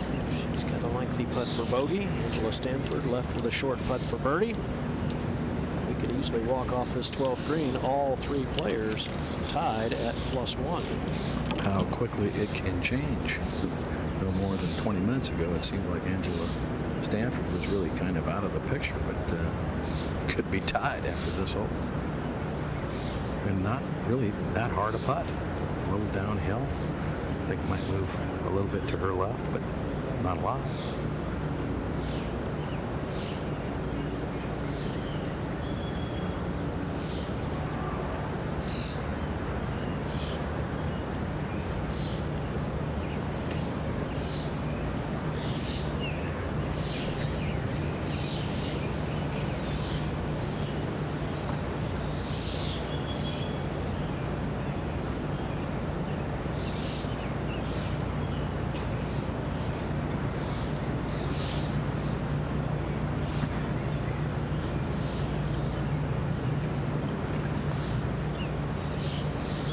Second birdie in a row. Angela Stanford to 1 over par.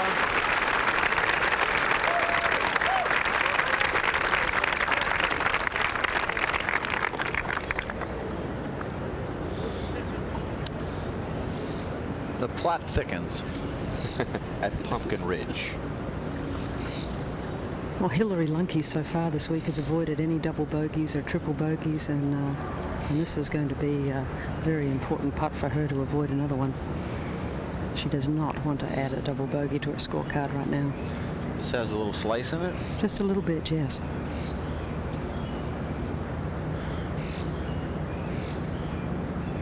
Must be struck firmly too, Johnny. Back up the hill. Move to the right pretty quickly. Not an easy putt, really.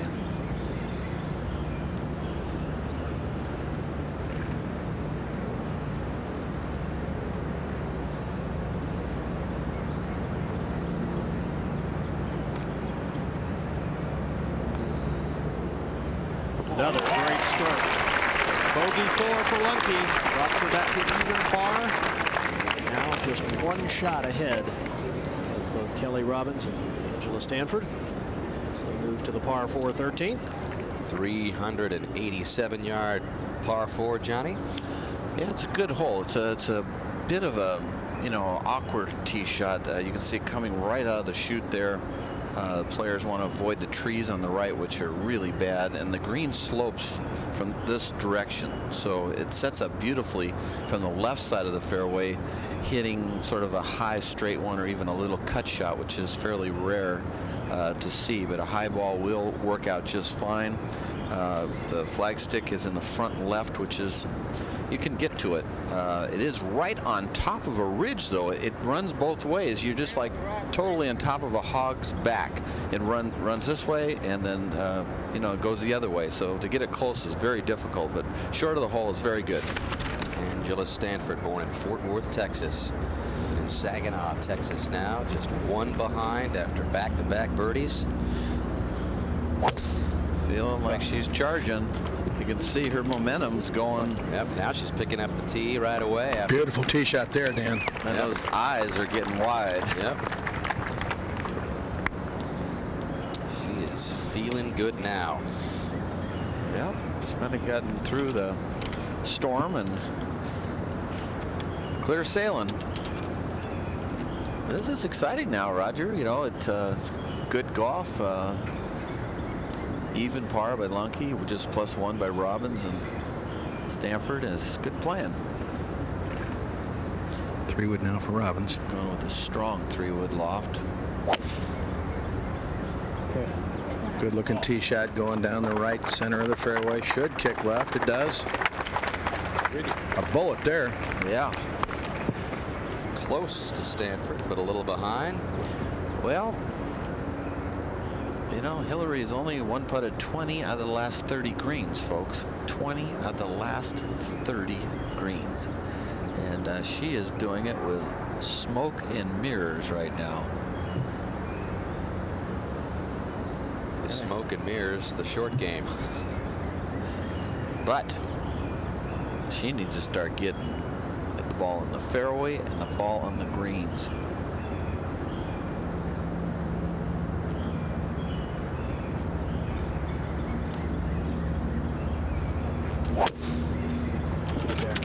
The shot turned left, flirting with the bunkers down the left. Well, that's going to have another one of those crazy stances, I think, like she had on number 7. So tough spot.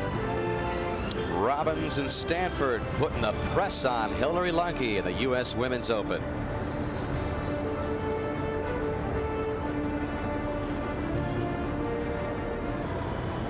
Well, this is the reason why 25-year-old Angela Stanford is in this 18-hole playoff today. A birdie at the 72nd hole yesterday got her to that 1 under number, and then she had to wait 11 holes today before picking up her first birdie. That birdie at 11 coming after 3 bogeys on the front 9, and then at the 12th, little par 3, picking up birdie number 2. So 2 in a row for Angela Stanford, as she has joined Robbins and Lunke in the battle for this championship as we go out to 13. And this is Lunke's second at this par 4. 156 yards.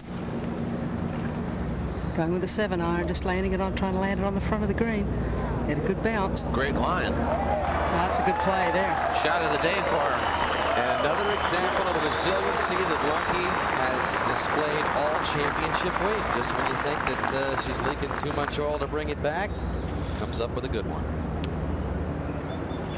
That's just her 11th green in regulation out of 31 holes. And the first time she's hit the 13th in regulation all championship week. Well, the only thing good about missing the left is a little better angle coming into that fall of the green, the right to left fall of the green. If you miss it right, you have nothing. But these tee shots here with this whole location, Roger, is a birdie opportunity, huh? It certainly is. Kelly Robbins now 154. Went from a 7-2 and 8-iron. I think she's got to hit it, got to jump on it a little bit. She just kind of hit a high wipe to the right. That was really not a good shot. I think it just barely fell in the bunker, so that is probably well, it is a good break. Otherwise, she couldn't spin it at all. So when you see this flag stick, Roger, you'll see it's right on top of this, the top of the ridge. Just before it falls away? Yeah, it's just right on top. Good chance for 3 in a row for Stanford if she hits a good one here.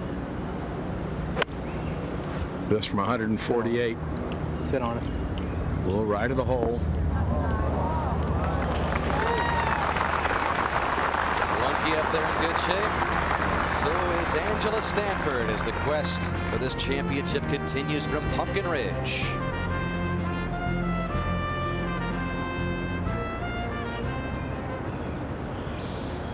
While we were away, the third shot for Kelly Robbins at 13.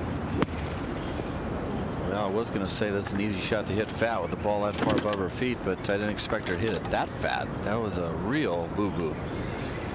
And now she's got even a harder shot, if you ask me. And on the lie, but Roger. Ouch. Ouch. I couldn't agree with you more, because the bunker shot, if she did catch it a little heavy, the shot was playing downhill. You get kind of a chunk and runner and get it down there somewhere near the hole. This now a much more difficult little pitch. Plays it very quickly.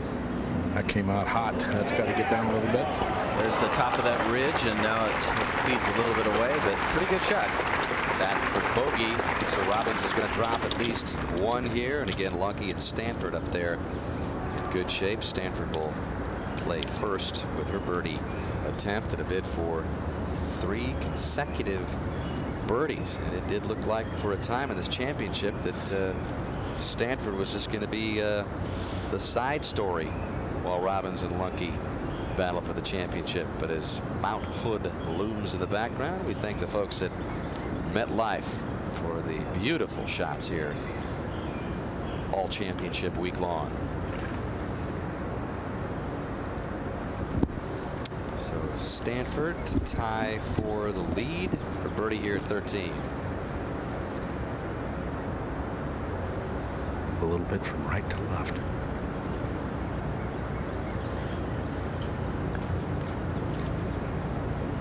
Didn't hit it.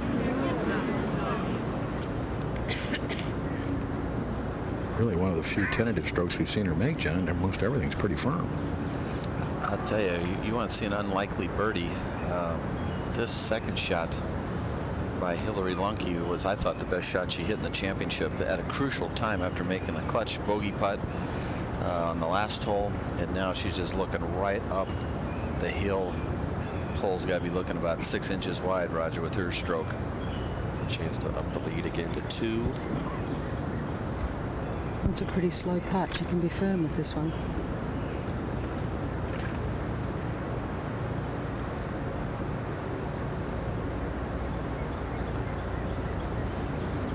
That might be the first putt I've seen her push or pull in the last 2 days. That ball, she took that club back outside and pulled it. Still a par for Lunke. Stanford has a par, so lead by one over Stanford. Robbins still with a bogey attempt. Well, putt back uphill doesn't do much, but that fourth shot she played, Johnny, if that ball had gone another couple of feet, it would have gone down in the collection area behind the hole. It wasn't far from really being ugly. Yeah, important putt for her right here.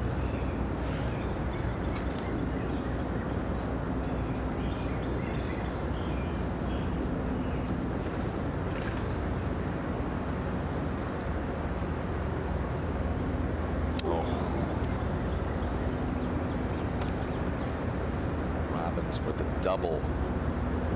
She, just like that, is going to fall 3 behind Hillary Lunke. Came to this hole just 1 behind after Lunke's bogey at the 12th. So this leaderboard has been rejumbled again. Stanford moves into second there. All that's left for her par.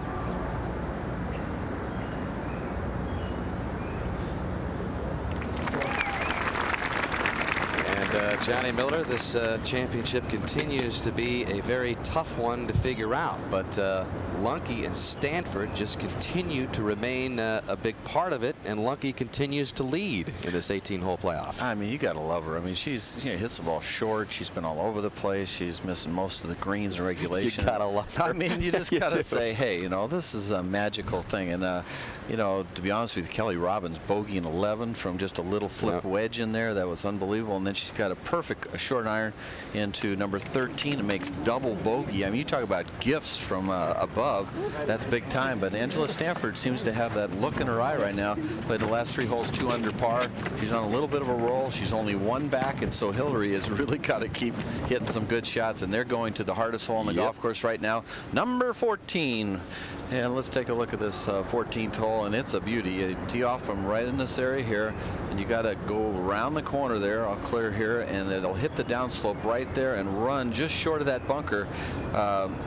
Hillary's got a little disadvantage there. She'll be more back on the downslope, but the second shot is the hardest shot, especially when the flag stick's left, that the women will see all year long in professional golf. But today, the flag stick is in sort of the middle, on just barely on the right side, right near the fall off to the left. So it's an interesting hole location in the middle of the green.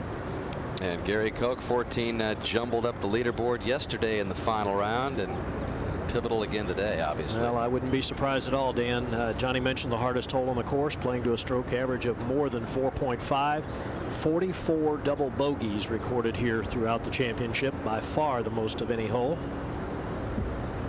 And Angela Stanford on the tee first. Ideally want to take it just down the left side, just to the right of that Douglas fir you can see on the corner. I was with a 3-wood starting down the middle, turning back a little bit to the left. Asking for a good kick. It gets it right to left. Very well positioned. A bit of an awkward tee shot, Johnny. Players can't see the landing area. No, you cannot, but you do have that tree on the left for the left side of the goal marker, so you know you don't want to hit it anything left of that. So I use this as a marker. This is the spot right there with a draw. You always got a tree to aim out around here. It seems like she could not miss this fairway, otherwise big trouble. She needs every inch of length she can get. And that's also with the tree wood heading down the middle as well. Got a big hop, huh, Gary? Yeah, very big. Yeah, that's nice. Yep, also beautifully positioned.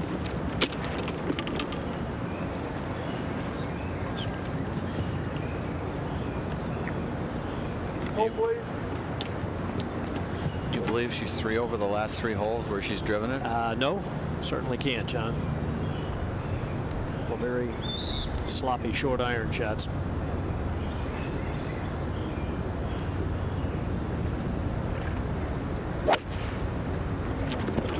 Again with a tree wood just starting a little bit more to the right. Needs to get a good kick. And it does. It'll stay in the extreme right-hand side of the fairway. So all 3 players safely in the fairway on the most difficult hole on the golf course here at the Witch Hollow course at Pumpkin Ridge. Hillary Luntke clinging to a 1-shot lead over a charging Angela Stanford. We'll be right back.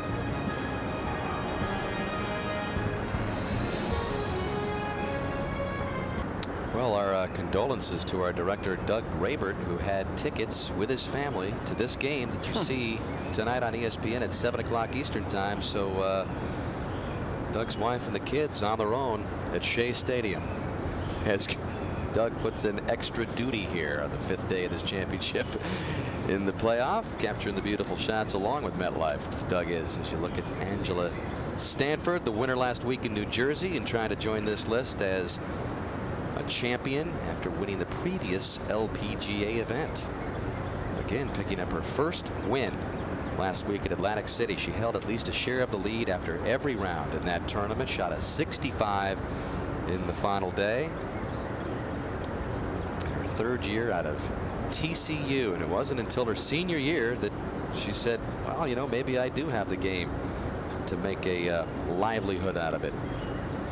Well, she said very succinctly that her game, her best chance of winning a tournament or a championship would be right here at the Women's U.S. Open. She knows she's a short hitter, Luntke, I mean, and Hillary said that, and you know, that's proven to be maybe true. This is the best chance by far she's ever had of winning anything. Yeah, Luntke played this championship, played her first U.S. Women's Open here back in '97, was an 18-year-old teenager. Remember talking to her, Gary, with her dad, Bill Holmeyer, on the practice tee. It was one of those deals, just glad to be here, missed the cut, but right here with a chance to win it. Well, would be a great story. Kelly Robbins first to play. 160 yards to the hole. Good angle, obviously, from the right-hand side of the fairway. 150 to the front, and that's where you got to be looking. Front edge yardage, or maybe even landed a little bit short. Green on the right-hand side does run from front to back. I'd be surprised to see 2 out of 3 of these shots right of the green.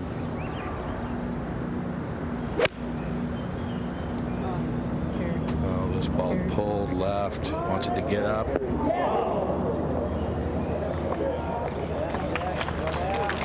Chase through into the back fringe. Most difficult hole on the golf course to hit in regulation. Throughout the championship, players hitting the green just 33.3% of the time. 1 out of 3. That didn't make it by much, did it, guys? No. Where's the line here? 12 feet right of the hole or 14 feet right? I would certainly think so. Somewhere between the flagstick and the edge of the bunker. Right on that line. Missed a lot of her misses have been to the right with irons.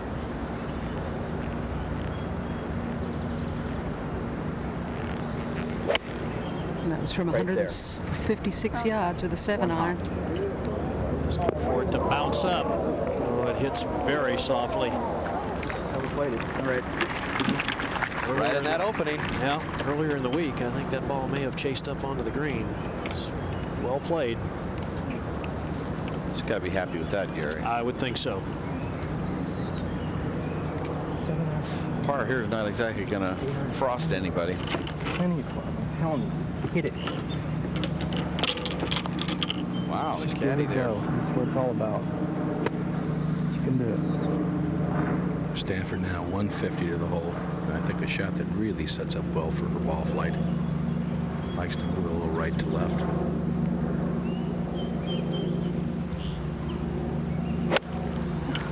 That's a 7-iron, but this was not hit solidly. See if she can get away with one. Well, might really get away with it if it hits the flagstick. Will chase all the way through the green. No chance to stop.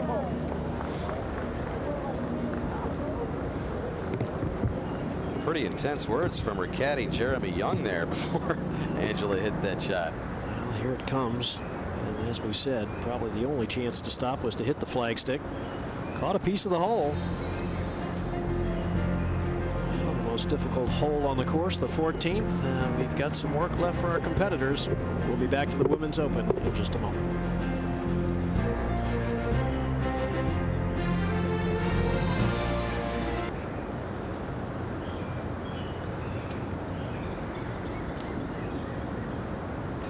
Welcome back to the playoff at the United States Women's Open Championship.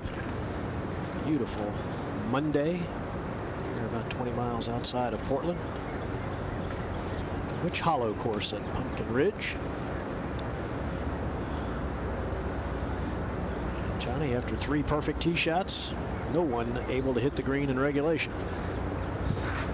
Yeah, nobody hit it right. I thought that usually with this water hazard staring you right in the face, that a lot of players, including, that's probably where I'd have gone right a little bit, but had one hit the flagstick, of course.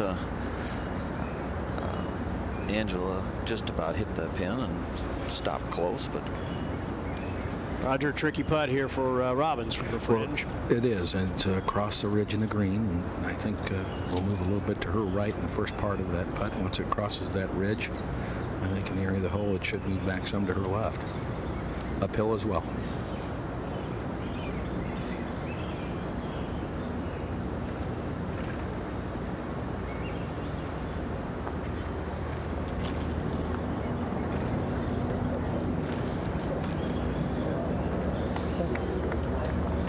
Not a bad effort.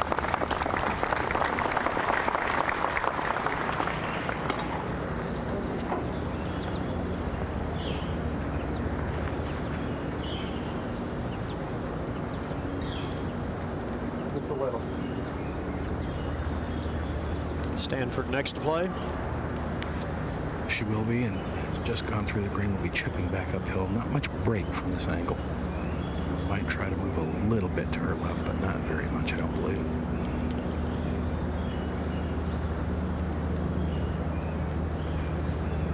Good line, not a hard chip shot.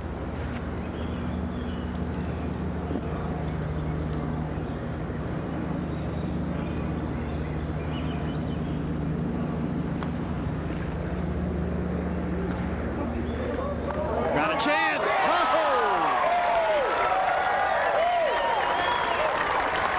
Stanford with a third birdie in 4 holes. Moves to even par.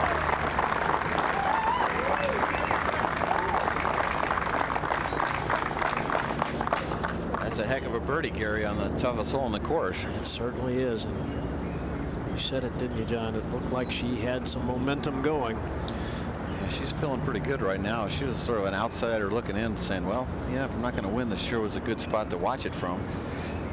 Yeah, and she got away with a badly mishit second shot there, too. Hit that very, very thin.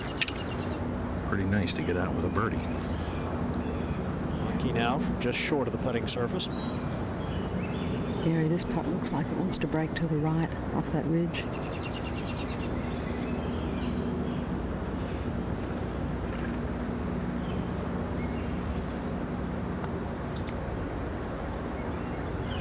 Easy. Yeah, good effort there. Good try.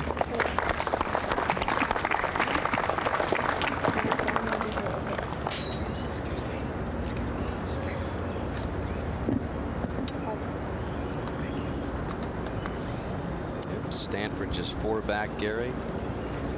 Just 4 holes ago. What a turnaround. And how quickly it can change. We saw that yesterday, didn't we? Yeah, we've just seen a little bit of everything in this championship, and we're going to see more of it today and have in this playoff.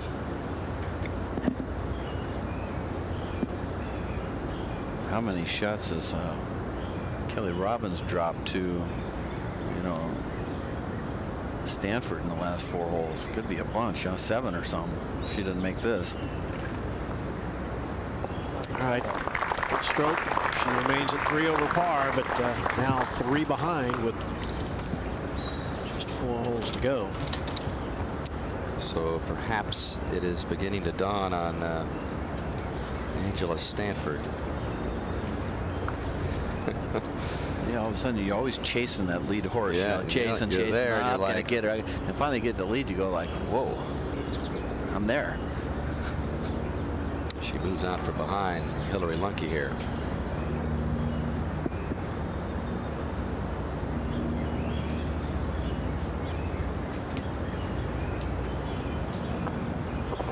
All right, Lunke in with her par. She and Stanford now tied at even. Birdie at 11, birdie at 12, and then the unlikely birdie 3 at the 14th after an indifferent second shot. The chip in to tie for the lead in the championship, and maybe it is beginning to sink in what it would mean to win this title.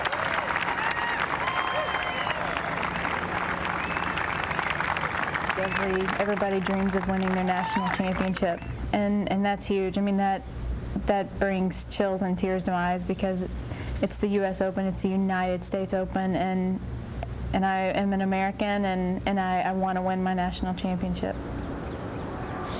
She said, it's almost like something you'd see in a song. She says, I still am not sure if I know what's going on. Well, what's going on right now is with 4 holes to play, Angela Stanford and Hillary Lunke are tied as they play this par 3 15th. And scorecard for Stanford, there are those 3 bogeys on the front 9, trailing at 1 point by 4 after she made that bogey at the 8th, trailed Lunke by 4 shots, and then the birdies at 11. 11 got her to within 3, 12 got her to within 1, and then the birdie at 14 ties it. Well, what's going on? She's got 4 holes to play for basically whether she's going to be famous the rest of her life or almost famous. This is a tough hole location. It's not far from yesterday, a little farther back in the green. If you go to the right like she has right there, as they would say up in the tower, forget about it. This has got an unbelievable break. I don't even think she can get inside 12 feet from there. She's got a huge big hill that she's got to putt up, and it'll just come off that with a lot of momentum, and maybe she can get it 7 feet, but that's about as good as I think you're going to do. So that's not a good, even though it looks good, folks, that's not a great spot. You got to challenge the left side here, and if you go over the green, you won't get inside 15 feet. Hillary Lunke going with the 7-wood.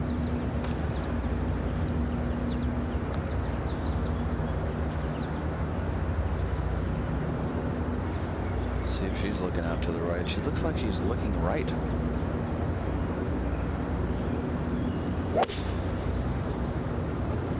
Right there. Nice balance.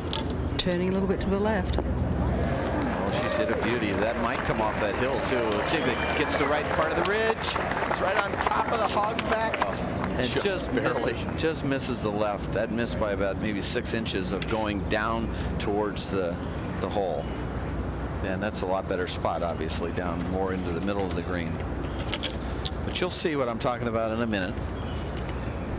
Kelly Robbins on the chase, 3 back, still with some time here to get something going and put some pressure on Lunke and Stanford. Roger, she could pull this off, right? I think she could go ahead and hit that high shot in there and land it just short of that shadowing area and stop it close. She needs a good one. She needs to play the last 4, 2 or 3 under par to have a chance. Just a little right of the hole. Yep, that's going to catch it the right side. Maybe not, though. Might go right. Yep, it's going the wrong direction. They're all kind of lined up there. Lunke's going to have a teach from Robbins. Lunke and Stanford tied.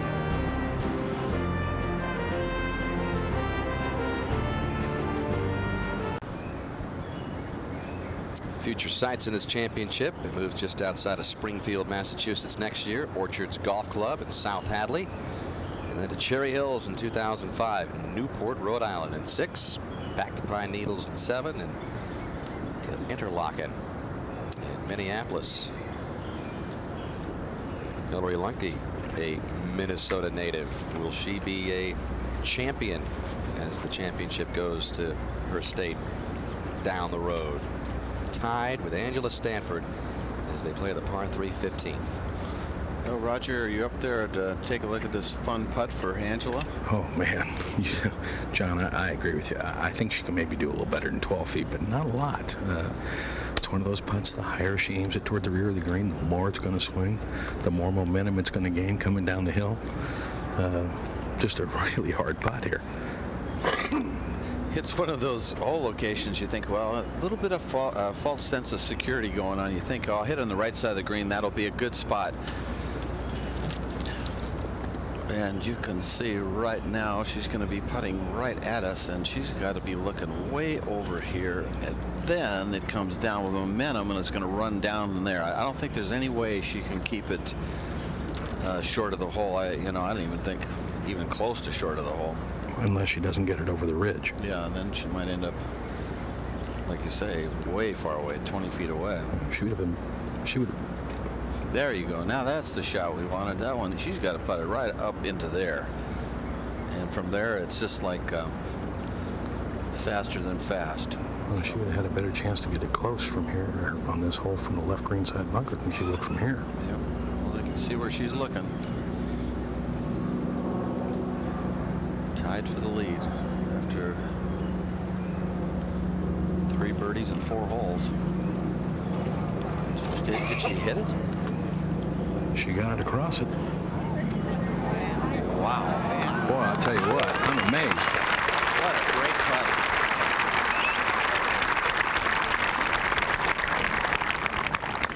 You know, the eyes have widened for Stanford recently with 3 birdies and 4 holes. A little different emotion there. That was tough. I didn't think she hit it hard enough. She must have hit it just the perfect amount of weight. 4-time All-American at TCU, won 9 collegiate events, including the 2000 Western Athletic Conference championship, but kind of a late bloomer.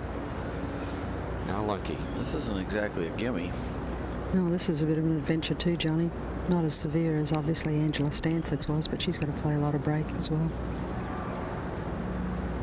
She's looking about right out in this point.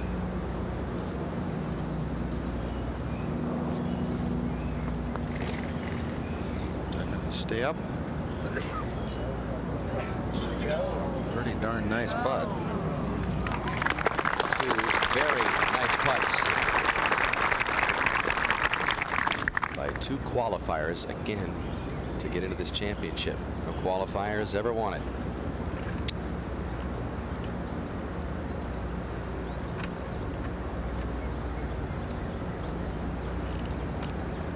Kelly Robbins is next, Roger. Well, a very similar putt to that just hit by Hillary Lunke. Moving to the left. Obviously, she's had to pick up. It's not as quick as you might have guessed. I thought it was going to be a little quicker, Raj, but greens aren't running quite as fast this time of day. I think it's this time of day, basically, don't you think? Yeah, it might be. They might have got a little water last night, too. They were looking pretty dry yesterday afternoon, John. They did, that's true. David Fay's giving me the high sign.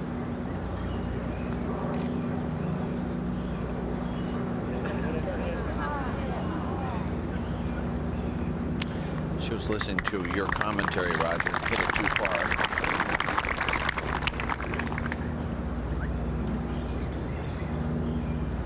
So par putts left, and Robbins has a decent sized one here. Not too much to it, though, I guess, Roger. What, inside left? Inside left is where I like it, John. Just can't afford a hiccup at this point. No, she's had a few of them in the last 45 minutes. Enough that she's probably needs some for her stomach. Yeah, 4 shots down with 3 holes left would not be very promising. And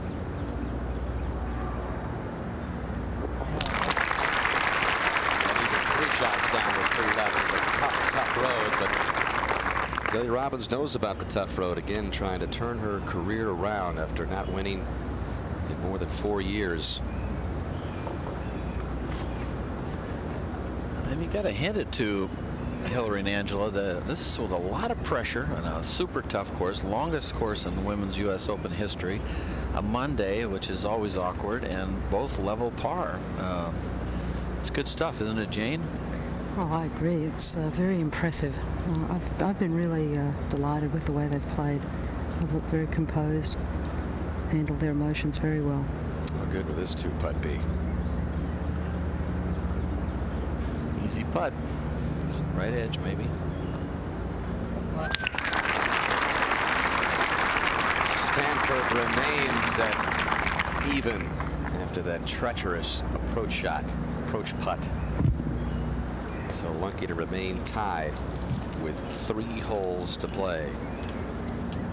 That was very interesting. I was reading this morning that Kelly Robbins had never met Hillary Lunky until today.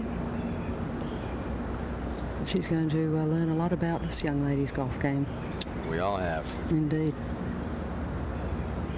Again, best ever finish, a tie for 15th. She's played in 27 career events.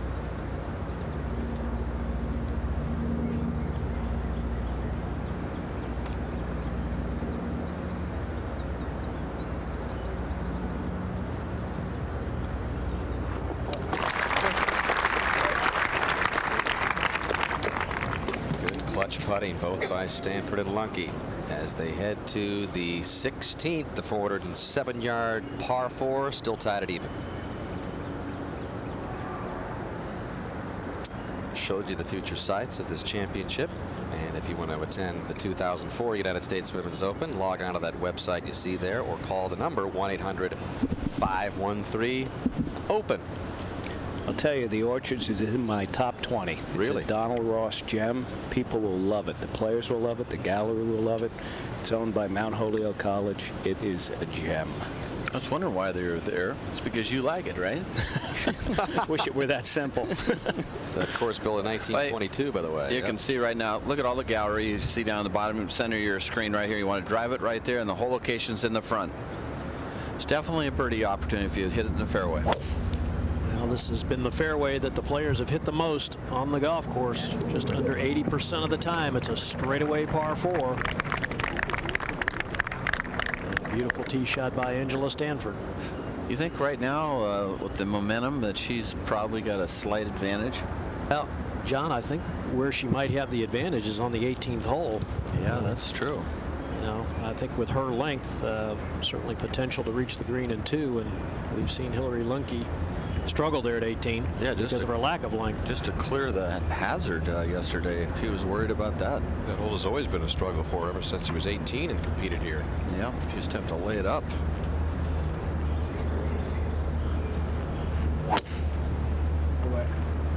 Good one there also. Yep, just right down the middle. Great drive.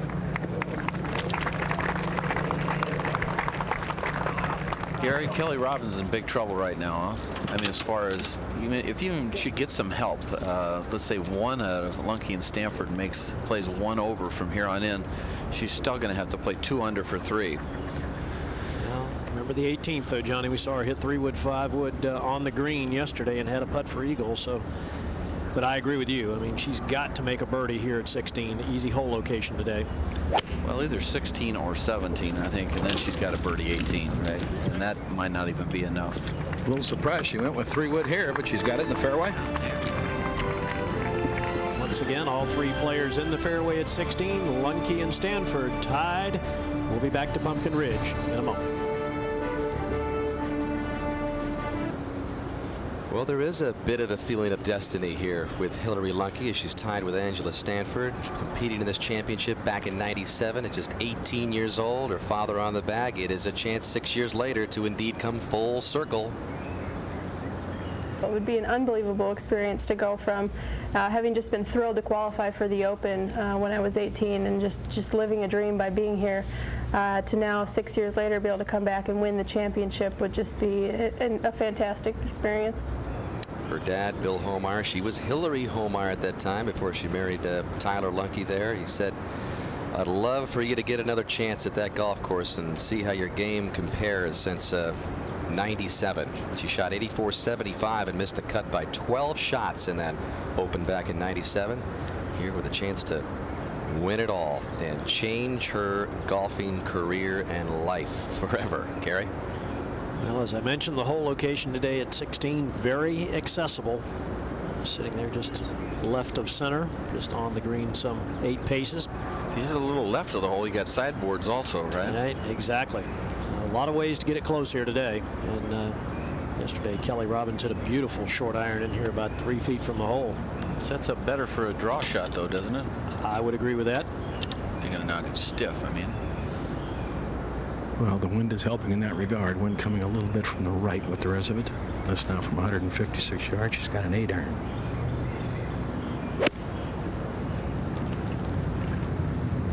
It's a pretty good looking shot if the distance is good. See if it comes back. Trickle back just a little bit. There's a ridge about 5 or 6 paces behind the hole. It's certainly makeable. It's a great shot. And Hillary Lunke will be next to play from 153 yards. I would say she'd have to hit a hard 7 or an easy 6. Looks like she might be going with a 6. It's nice to be one up with 2 to go, isn't it, Gary? If one of them were to birdie this.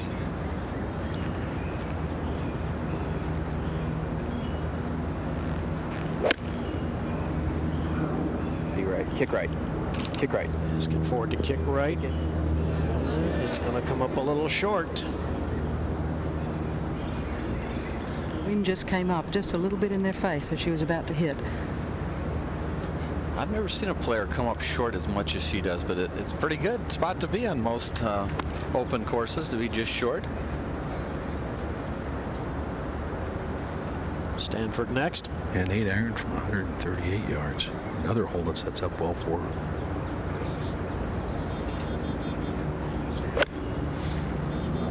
Thin? Sounded a little thin. Needs this a chase. Well, she gets a very favorable bounce, bringing it in from the right.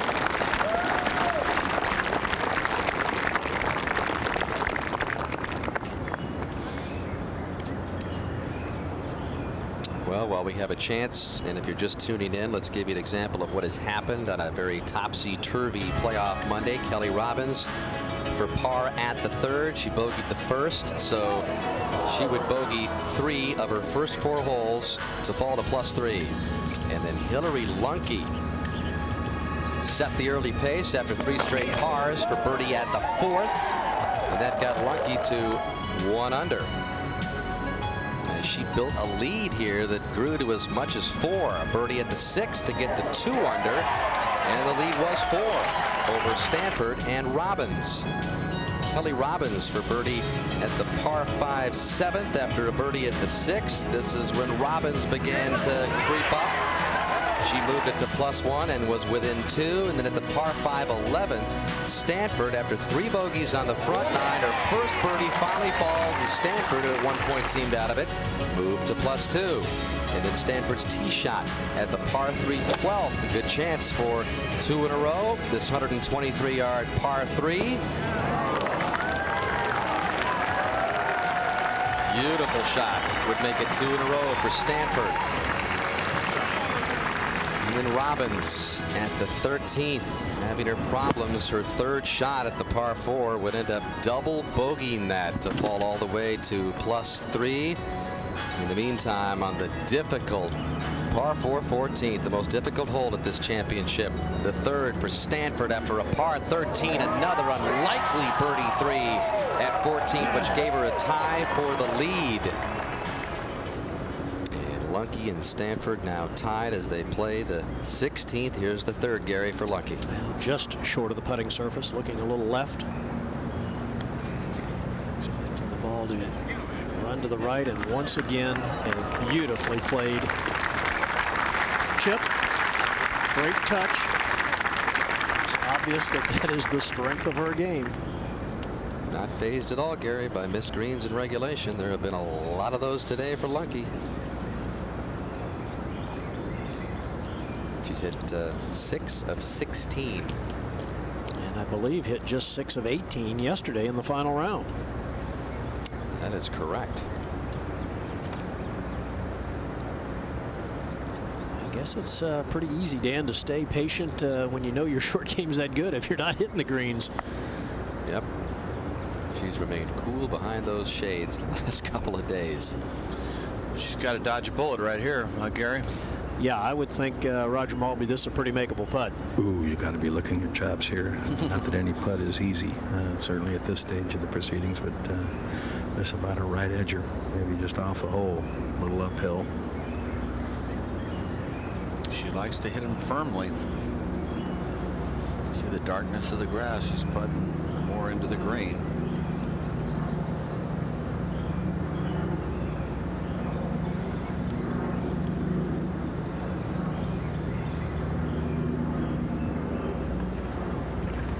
Will it stay up?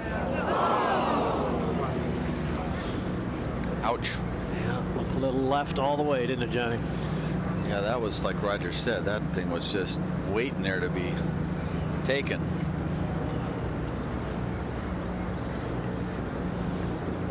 Well, there's a lady who needs a charge. Yep. I would think now is the time. Well, she had to think that maybe Lunky or Stanford would birdie this hole, and they didn't, so she's can pick one up now. All right, that miss was big for Kelly Robbins. Now she has to take advantage of this, though. Downhill, a little tougher putt. I have to get it off the hole. A little breaker to the right.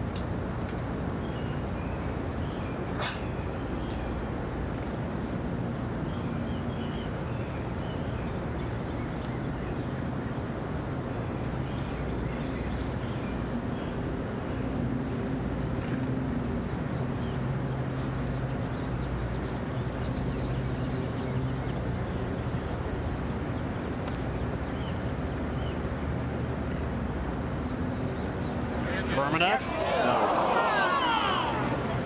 Just a little too easy. That's a good putt. Yeah. Well, Robbins remains at +3. We see him coming down the hill, just starting to eat to the right.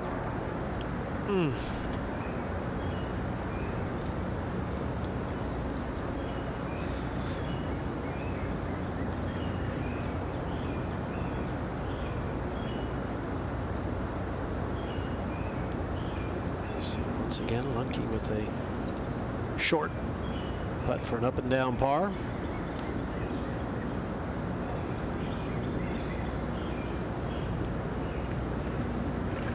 Wonder how long this looks.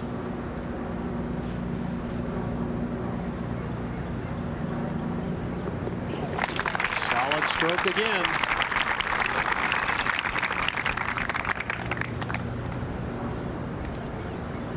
Well, maybe, Gary, she and her dad are right. They thought their first win might be the U.S. Women's Open with the kind of game that she has. That was interesting. She was talking about she plays the same no matter what the difficulty of the golf course, that she feels like she just shoots right around par, maybe a couple under, no matter how hard the course. And Stanford taps in for her par. They will move to 17, still tied. Stanford and Lunky both at even. The 17th, that 419-yard par 4. Well, a lot of players will hit 3-wood down into this area. They're hitting it this direction, of course, and you don't want to get in these grove of trees left. Yeah, that is no good at all, but you don't want to be right either. The flagstick is right in this area here in the middle back, and it's right dead in the waist of the green. So if you hit it the right distance, you are not going to be more than 8 feet from the hole. If you're here, if you go to on that side, it'll go in, and the other way it'll break to the right. So it's like a funnel there, right in the dead center of the funnel. Well, there's great history on this green at 17. 96 U.S. Amateur. Tiger Woods had to have it, got it, tied it up with Steve Scott after being 5 down in the morning 18. And we've got another Stanford golfer and Hillary Lunky here at this 17th. As Stanford will be the first to play, so maybe we'll see who comes through, Stanford or the Cardinal Lunky. 3-wood here.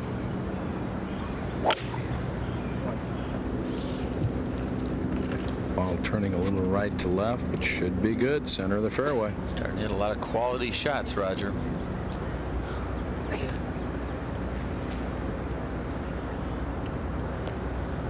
It's amazing, you know. You can tell your kids 2 holes to go. 88th hole, 89th hole, still level, had a chance to win, and darn, she birdied on me. It's a 10th straight fairway, by the way, hit by Stanford, who has really found a groove in her swing on this back 9. Well, now it's just sort of like a match play situation. You just can't make a hiccup. 2 holes, any hiccup, and you're done.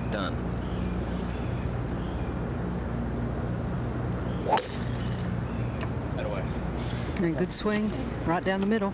I tell you, any shot you see down the middle and hit well now, it takes so much guts to be able to hit the ball the way you do in a practice round. Look at Lucky drifting it up there close to Stanford. Yeah, right down that little drain line or whatever it is, French drain line. But yeah, she might be a little pumped up. No mites about it, right? Look at that. You talk about Stanford and the Cardinal right there. Get out the photo finish.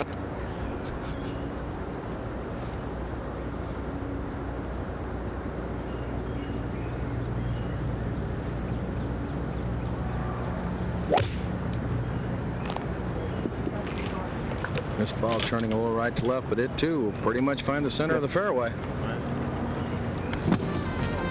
Well, there weren't many at Pumpkin Ridge yesterday who thought that Lunky and Stanford were going to hang around. They played in that final group, and they are head-to-head down the stretch here.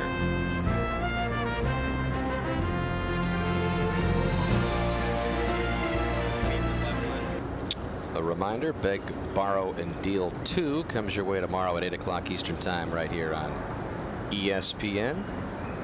That's a great thing about golf. None of those apply. 18-hole playoff has reached the 17th. Lunky and Stanford tied. Robbins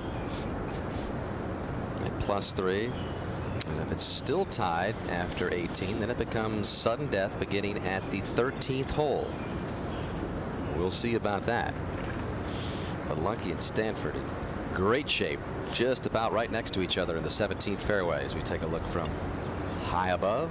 And you could see an iron shot within 3 feet here with, if you get the right distance, it wants to be close, Roger and Jane. It does want to funnel to the center of the green. Now, Kelly Robbins has left it well back. I believe she teed off with a 5-wood here, and I don't understand why she would leave herself that much distance to the hole. Not protecting your lead, are you? No. 171 to the front, 191 hole. And I think she's got to try to chase it up on that right side of the green and let that slope bring it to the hole if she can. See that fir tree, she's got to go just right of that. Flagstick is sitting right in this area here, so her ball flight is going to be close.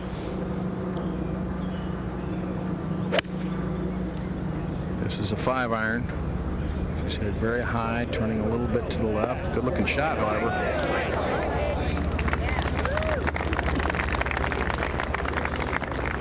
That was a great shot yesterday. That's right where the flagstick was yesterday. The hole was cut. But well played shot, but she needs some miracle help right now. Like a Tiger Woods birdie 3. She needs yeah, but she needs help by Hillary and Angela to make maybe a bogey finish. A lot of help.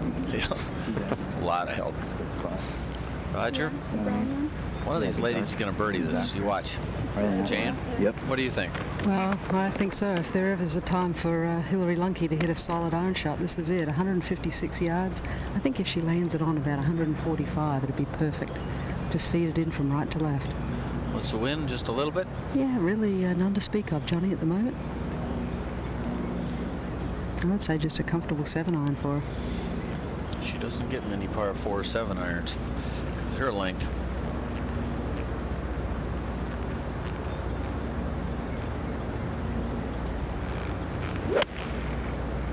Be right. Good solid strike. That's a good sign when the husband says be right, and she watches it funnel down in that waist area.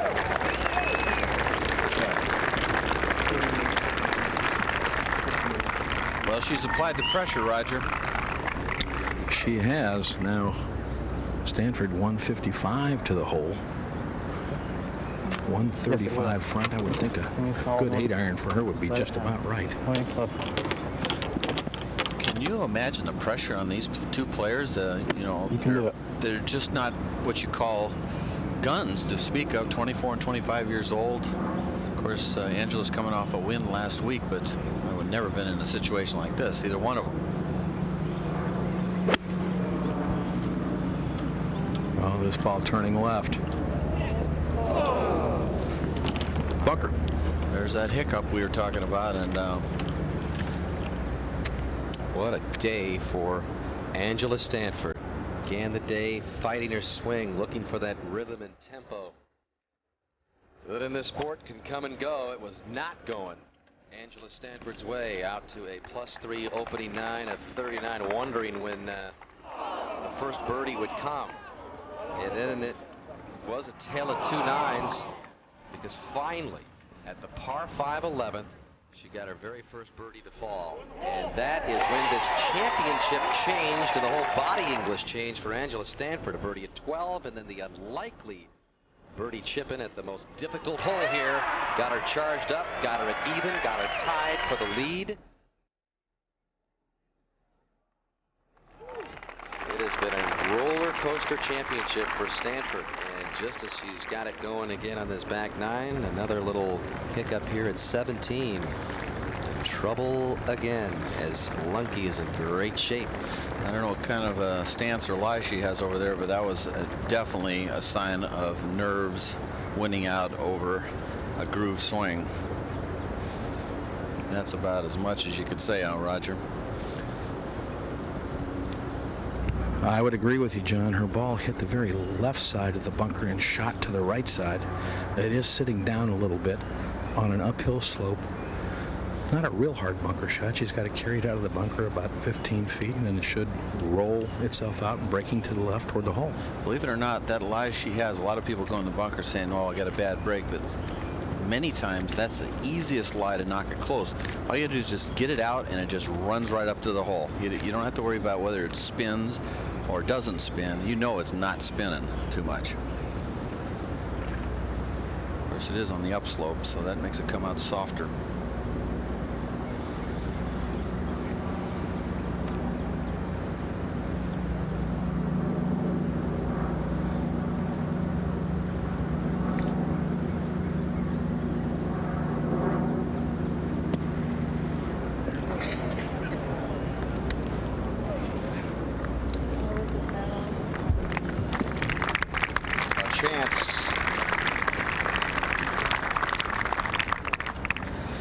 Stanford has not made a bogey since that 8th hole, third of her front 9.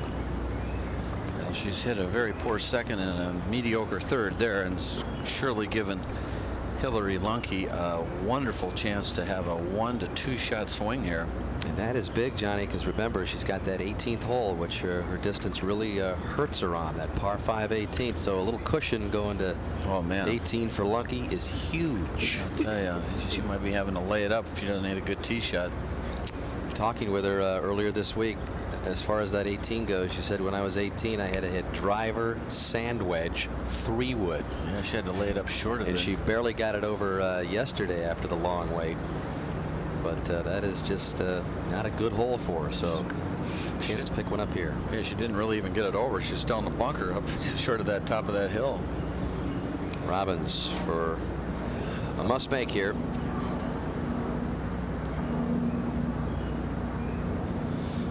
Goes a little bit to the right. Well, it's going left right now. Must have been a little different angle than I could see on TV. Either that or she thought the same thing. 13th Women's Open for Kelly Robbins, and it looks like another chance at this championship is going by the wayside. Oh, Hillary Lunky will be next to putt, and I think she would have learned quite a bit from Kelly Robbins' putt. Not on exactly the same line, Johnny, but a similar enough line that I think she's learned something. Were you surprised, really, that Kelly's putt broke 10 inches left? I was, actually. I expected it to break a little bit from left to right as well.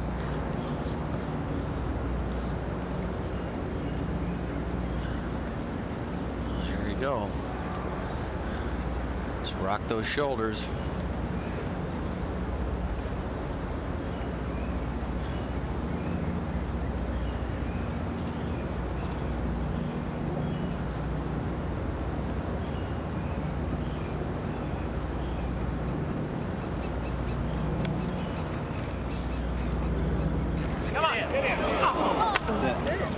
You just can't read that putt. That's like a Bermuda Triangle of greens reading there.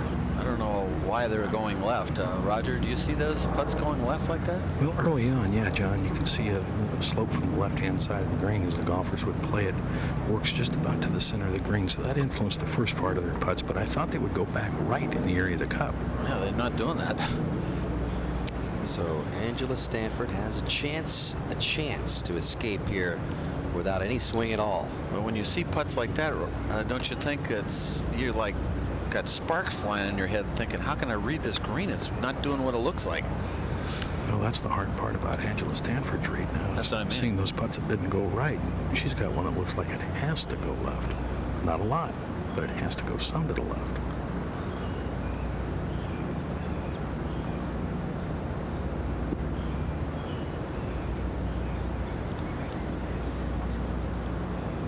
Stroking it out to the right, Roger.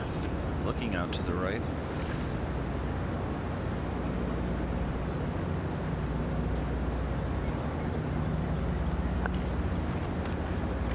And hers breaks like crazy the other way. How do you figure that one? That's like impossible spot where they put that flag stick. Well, the funny thing about it, John, is it's right in the middle of the green. It looks pretty benign. I know. But it's right in the middle of the valley between those two slopes, left and right. Just a little angle off on either side will give you a completely different putt.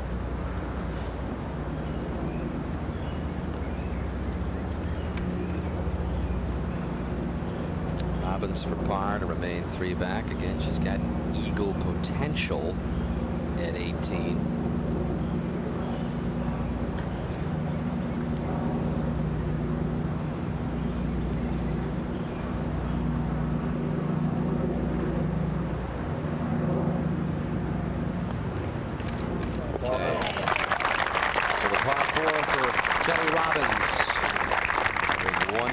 Play.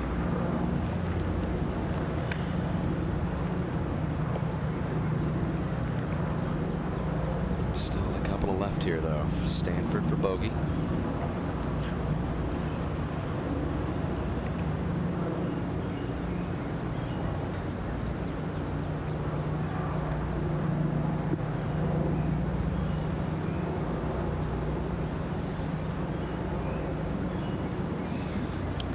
Get this putt to go in. Has to make this.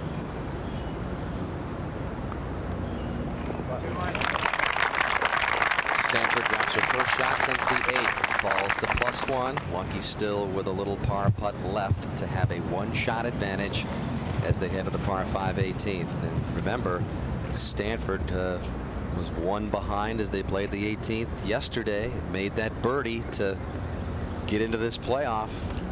But at this stage in any tournament, let alone a championship, boy, you get the craziest thoughts going through your head. It's like I think Tyler, her husband, on the last hole yesterday, she has a chance to win the Women's Open. He says, well, make sure you don't knock it 3 feet by. Now that, I don't know if that's true, but I mean, that's the last thing you want to think about. You got to be saying, hey, I don't know what's going to happen tomorrow. I'm going to get this to the hole and take my chances. Well, when we talked to her last night, she said she did have that thought. I didn't want to leave myself a big one coming back. But with a putt to win it all. Yeah, you don't want to ever give up a chance to win something. You can't be thinking about, I hope a 2-putt.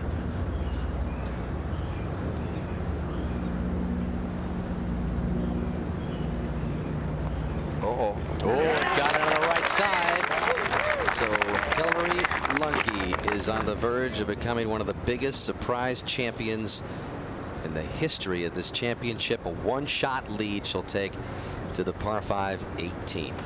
It's a little bit like Roberto Duran beating Muhammad Ali in their prime. I mean, she doesn't hit it very far. She just she doesn't look real polished like Roberto was, but you got to give her so much credit for what she's doing. It's just fantastic. Well, you can see anything can happen here. You can see the gallery all down this cart path here. And of course, we're just right there in the back of the tee, but the players are going to be driving the ball from here, right in this area here, across all of that native area of wetlands and fescues and bushes, and you got it visually is so intimidating. All this stuff here, if you're already nervous, you're thinking a million bad thoughts that don't duck hook it into the junk. You can't even go in there. It's got a blue and red stake, automatic penalty, but a good drive is right here for Lunky, and a good drive for the other two gals, of course, are going to be down in here. They can go for the green, but Lunky's big problem is this second part. She just barely made it into this bunker right there yesterday and hit a fabulous shot onto the green. So there are a million things you can do wrong with this hole. If you hit the right bunkers off the tee, you're going to have to lay it up right in this area here and then trying to go onto the green through those pine firs. So she's on the tee. Let's see what she's got inside her. Probably the most nervous tee shot of her life right here. More nervous than yesterday.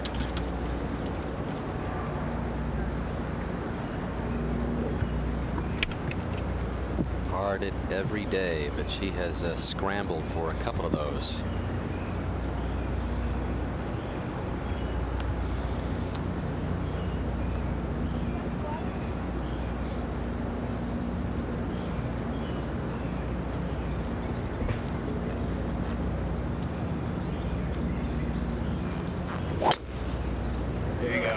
A good solid shot here.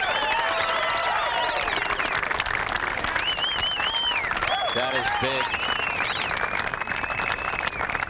And she needed every ounce to make it over all that native area there in those two bunkers to lay it up for that wedge. She's a cool customer.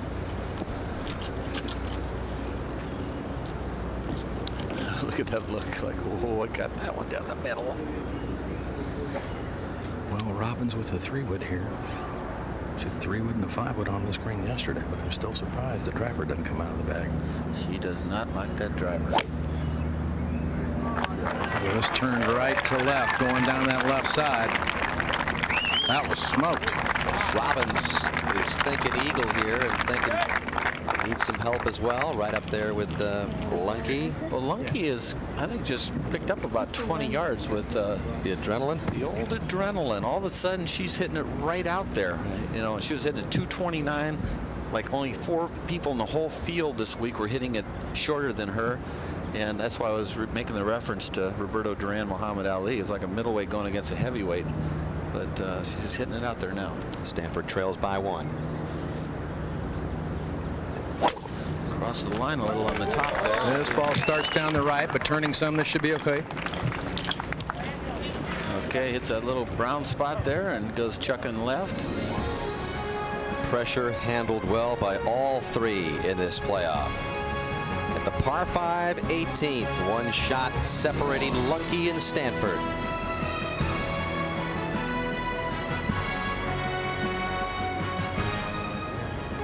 Well, a new tradition here being established by the United States Golf Association, the awarding of the medals. We saw it with Jim Furyk at the U.S. Open earlier last month. David Fay, your idea to kind of start up this Olympic-like ceremony for the winners, huh? Bruce Lietzke getting his. Well, what can I say? I'm a fan of the Olympic Games, and I think it is pretty cool. So Lietzke gets the medal at the U.S. Senior Open, and that is what awaits the winner of this championship, as well as the trophy. The ribbon around the neck. That medal is thick, too.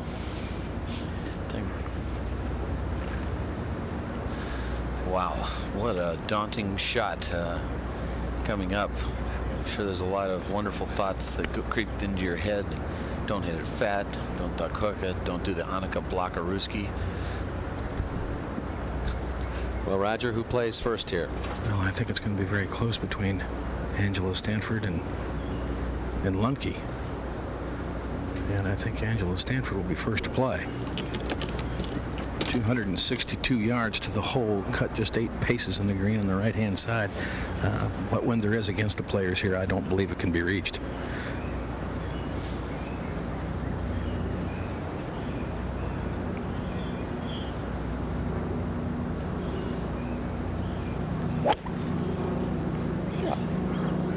shot going a little left side of the fairway. Just into the rough. But a good angle to play from anyway. Not the greatest lie into the green. So it's, the flagstick is on the front of the green, front right, so that helps her a lot. And now Johnny, Hillary Lunke has 259 yards all the way to the hole, 172 yards to clear the environmentally sensitive area. Taken out of 3-wood.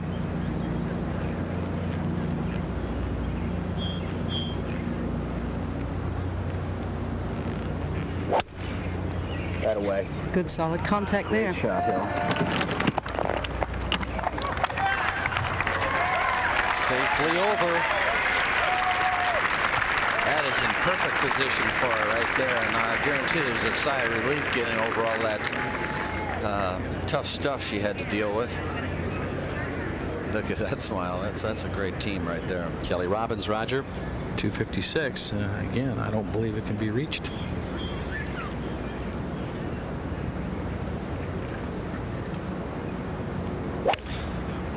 Going with a hot hook, Raj. There's a hot hook. That was nailed. Can she get it up there in 2 again? That collection area to the left. It's going to go down. It's going down in a 5-4-5-foot hollow by that sprinkler, drain area. A little unlucky because that was crushed. Hillary Lunke playing the 90th hole of this championship with a 1-shot lead. And earlier we asked her what winning this championship would mean to her. It would be absolutely unbelievable. It would be a dream come true, literally a dream. You know, to do it on this weekend, 4th of July, and just being from the United States and representing our great country, it's the ultimate championship in women's golf, and I would be so proud to do it and so happy to do it, and hopefully things will go my way. Caddied for her dad as a youngster. Didn't think she wanted to play much, but the more she caddied, and then finally played at the age of 13, broke 100 in a month, broke 90 in a few months, and just started accelerating the game so much that she started playing seriously. And her dad has been a huge reason why she is in this position here this week. Got to be the most impressively educated golfer in history to win a U.S. Open. I mean, seriously. Doing it with a short game, out hit all week long by most every competitor in this championship, but on the edge of becoming one of the more unlikely winners in the history of this championship. And her husband Tyler has been with her every step of the way. Close to perhaps a life-changing experience. Just a follow-up of the education part, has her master's degree in sociology, like we said earlier in the telecast, from Stanford, which you don't see too often. Dr. Kerry Milikoff was my hero growing up, and not sure where he went. He might have gone to Memphis State or something, but all right, some work left indeed. Well, she only has 50 yards here all the way to the hole, 42 yards to the front of the green. The green kind of slopes away there in the front initially, so she can just land this a yard or two on. That would be perfect.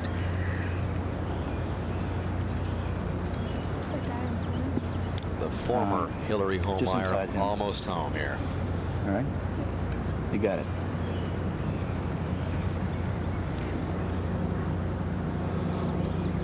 just needs to clip that grass, make a good solid strike.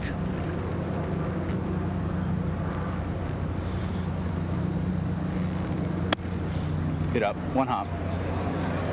Oh, yeah. Oh, yeah. Oh, yeah. That's a good lead. He's pumped. There's Bill Hohlmeier, and Penny Hohlmeier is Hillary's mother. She's been here all week as well. Tyler's parents are here. It is a huge Hohlmeier-Lunke family affair here at Pumpkin Ridge. And Stanford just has to make a birdie now with Lunke up there in 3. Very, very impressive by Hillary Lunke. Perfect drive, perfect second, perfect third. I mean, as far as what she was trying to accomplish. This lie, Angela's just so-so, Roger? Yes, Johnny. It's going to be one that's going to be very hard for her to hit the ball solidly. The grain of the grass is going against her, as you say. Easy to catch the ball heavy and get some grass in between the club face and the ball, which I guess if it is not too bad, it will make the ball tumble and chase up the hill, but certainly not a premium lie. These end of the grain lies are a little like Gomer Pyle. Surprise, surprise.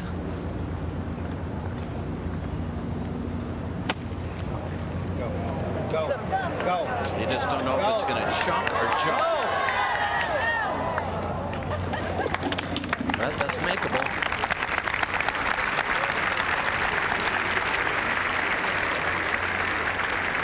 Well, whatever happens here at this 90th hole, what a performance also by Angela Stanford. Counted out by a lot of people. Robbins from that bottom of that collection area coming up with her third. I'm chipping with a 7-iron here, just trying to bump it into the hill and run it up. It will go to her left across the knob when it gets on top.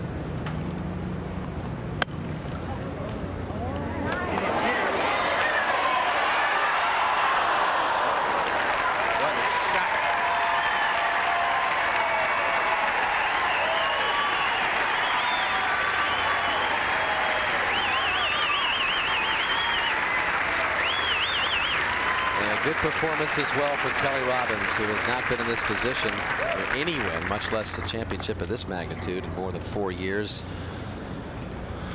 Came up a little short today. Well, Hillary Lunke's in a stage right now that she has got to stay focused and not be having her mind wandering all over the place saying Hillary Lunke, United States Women's Open champion. And somehow she has got to keep her emotions under control. She's got to think, well, Angela Stanford might make this putt, and I'm going to make it right on top of her.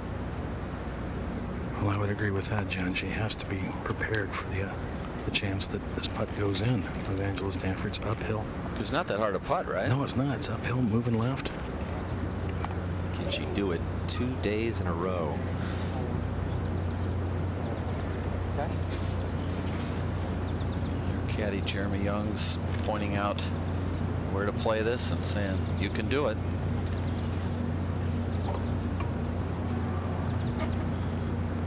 Got to get it to the hole, Raj.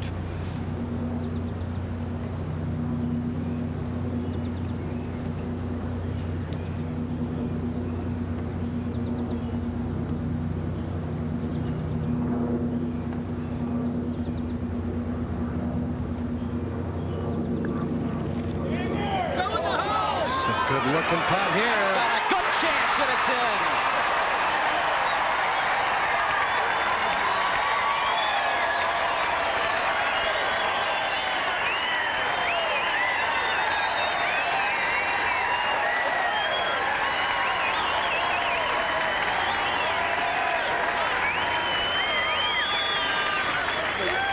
So the same scenario as yesterday.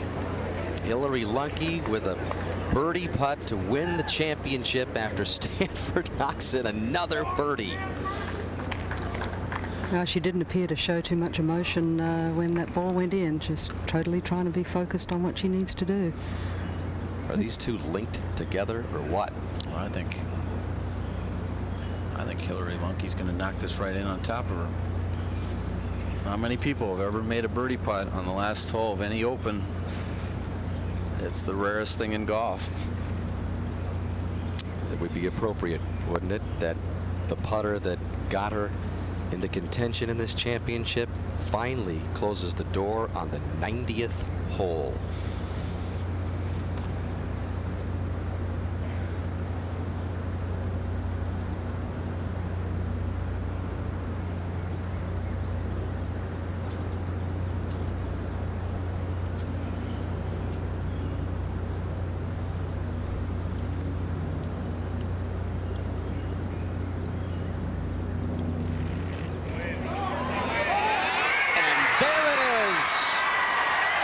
One of the most unlikely champions in the history of the U.S. Women's Open. A birdie wins it.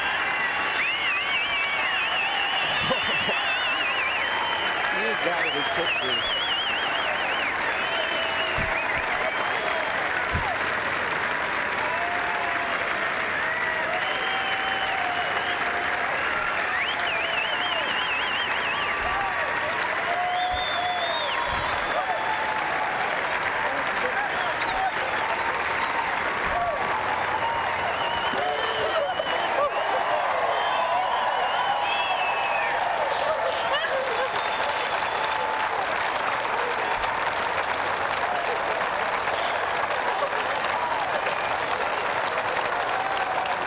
Storybook finish to a storybook week for 24-year-old Hillary Lunke.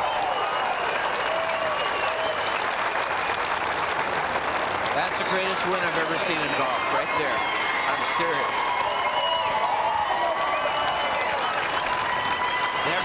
Never's done anything in women's golf to speak of. A qualifier has won the championship for the very first time.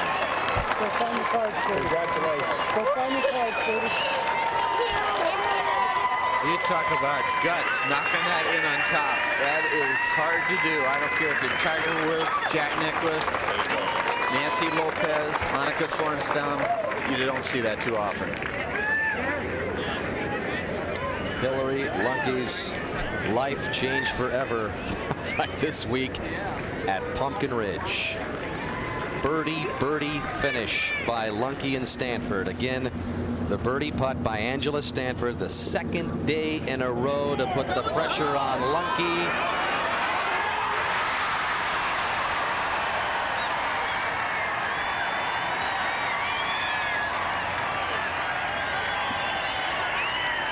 Lunke stayed cool after watching it for the second day in a row and after not being able to get the putt to the hole yesterday to win. That gets it done.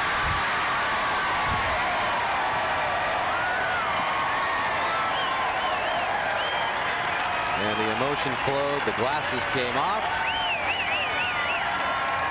And that's what it feels like to win this championship. What a week.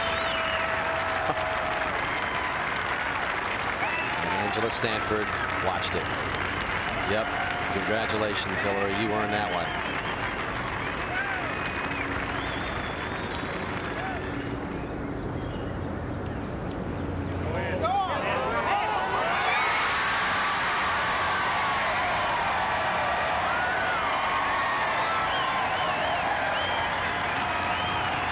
Another great ending at Pumpkin Ridge. Tiger Woods in '96. Allison Nicholas in '97. Outdueling Nancy Lopez.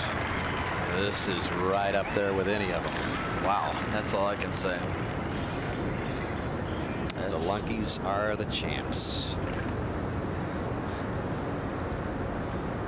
I think husband Tyler's more shocked than anybody. That's fantastic. You talk about joy, pure joy. Got me going. I don't know about you. Yeah, you went to the Phoenix box a couple of moments ago. Yeah, I was so happy to see, well, 3 birdies on the last hole.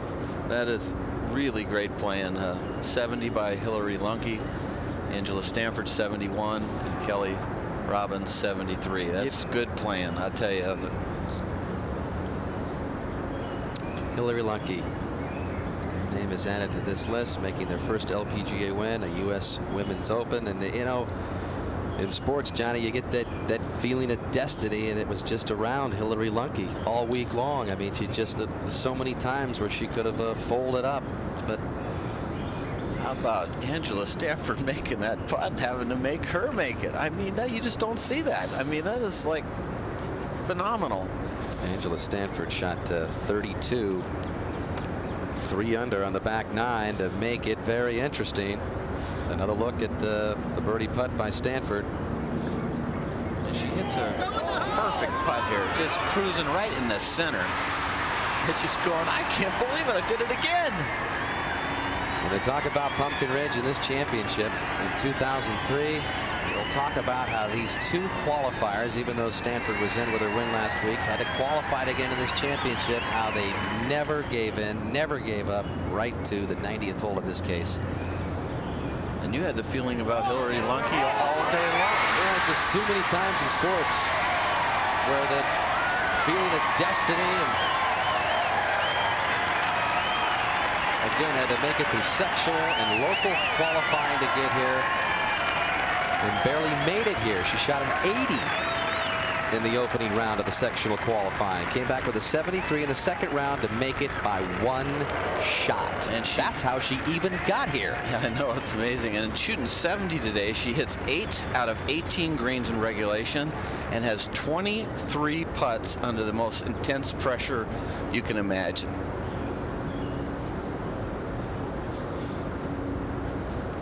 And Mom coming up.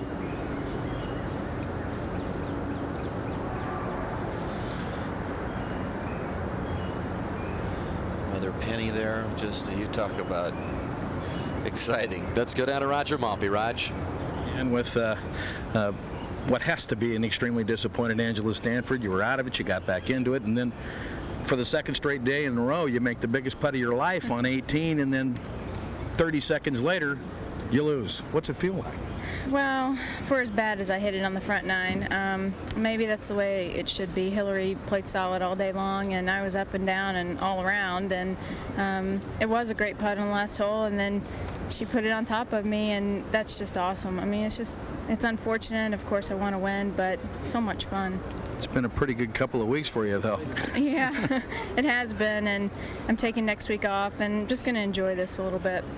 Now, coming down the 17th hole, kind of a hiccup there. Got the ball in the middle of the fairway. You put it in the bunker. What happened? It's just my swings. And I mean, the front 9, it was awful. And I felt like I had it under control starting the back 9. And it happened again, another bad swing. And, you know, I think that's just what happens when you come out and you're not hitting it consistently all day long. Well, you stood in there in the clutch. I was trying. Back to you, Dan. Thank you, Roger. Congratulations to Angela. What a performance this week. But the dream has turned into a reality for Hillary Lunky, about to be introduced as the U.S. Women's Open champion. And I'll tell you, talk about a great birdie. Cannot get any tougher than this hole to do it on. Have 3 birdies out of this group. No, that's right.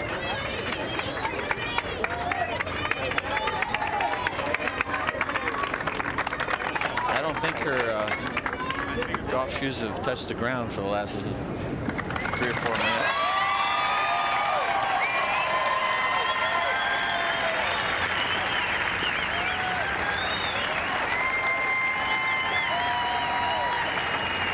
And I mean, almost everybody is stuck around for this. That's the amazing thing. I think everybody can feel the specialness of this moment. It's like, why would you leave without hearing from the champ? Ladies and gentlemen, the 2003 U.S. Women's Open champion, Hillary Lunky.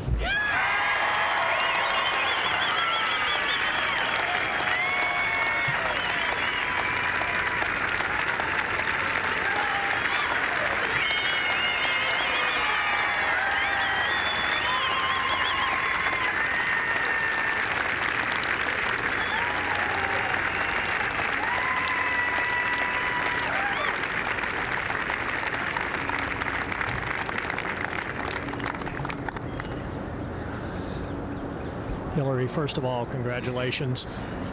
Standing over that last putt, what was going through your mind? I knew Angela was going to make it. I knew she was going to make it. And I was just trying to focus on my line and just pretend like it was match play and your opponent's always going to make it and you got to make it on top of them. And I just tried to trust my stroke and concentrate on the line and finally get the speed right.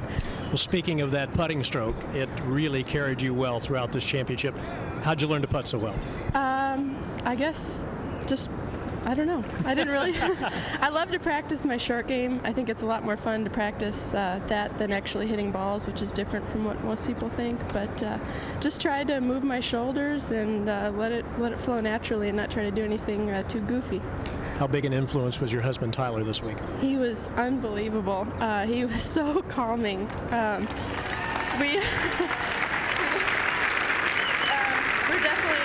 together. He's been an awesome caddy for me the last month, and I can't believe we got to go through this experience together. You once told your father that you really felt like your first win on the LPGA Tour in your career would be the U.S. Women's Open. Why'd you say that? I always thought if I win, it would be U.S. Open.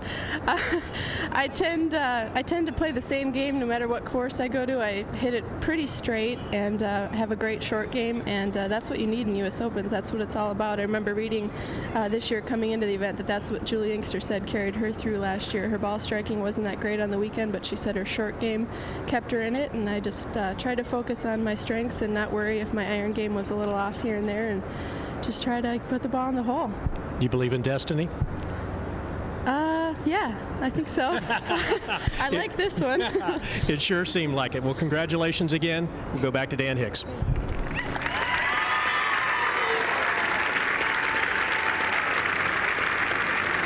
honeymoon continues for Hillary and Tyler Lunke. Married just 8 months ago in November. What a week indeed at Pumpkin Ridge. Well, be sure to stay with ESPN tonight for Monday Night Baseball as the National League East lead and Atlanta Braves take on the New York Mets starting at 7 o'clock Eastern Time. What a week for our crew here at Pumpkin Ridge. We certainly enjoyed it. For our entire golf crew, Johnny Miller, Gary Koch, Roger Maltby, and Jane Crafter, Dan Hicks saying so long from the Witch Hollow course at Pumpkin Ridge. The unlikely duo of Angela Stanford and Hillary Lunke dueling it out in the biggest championship in women's golf.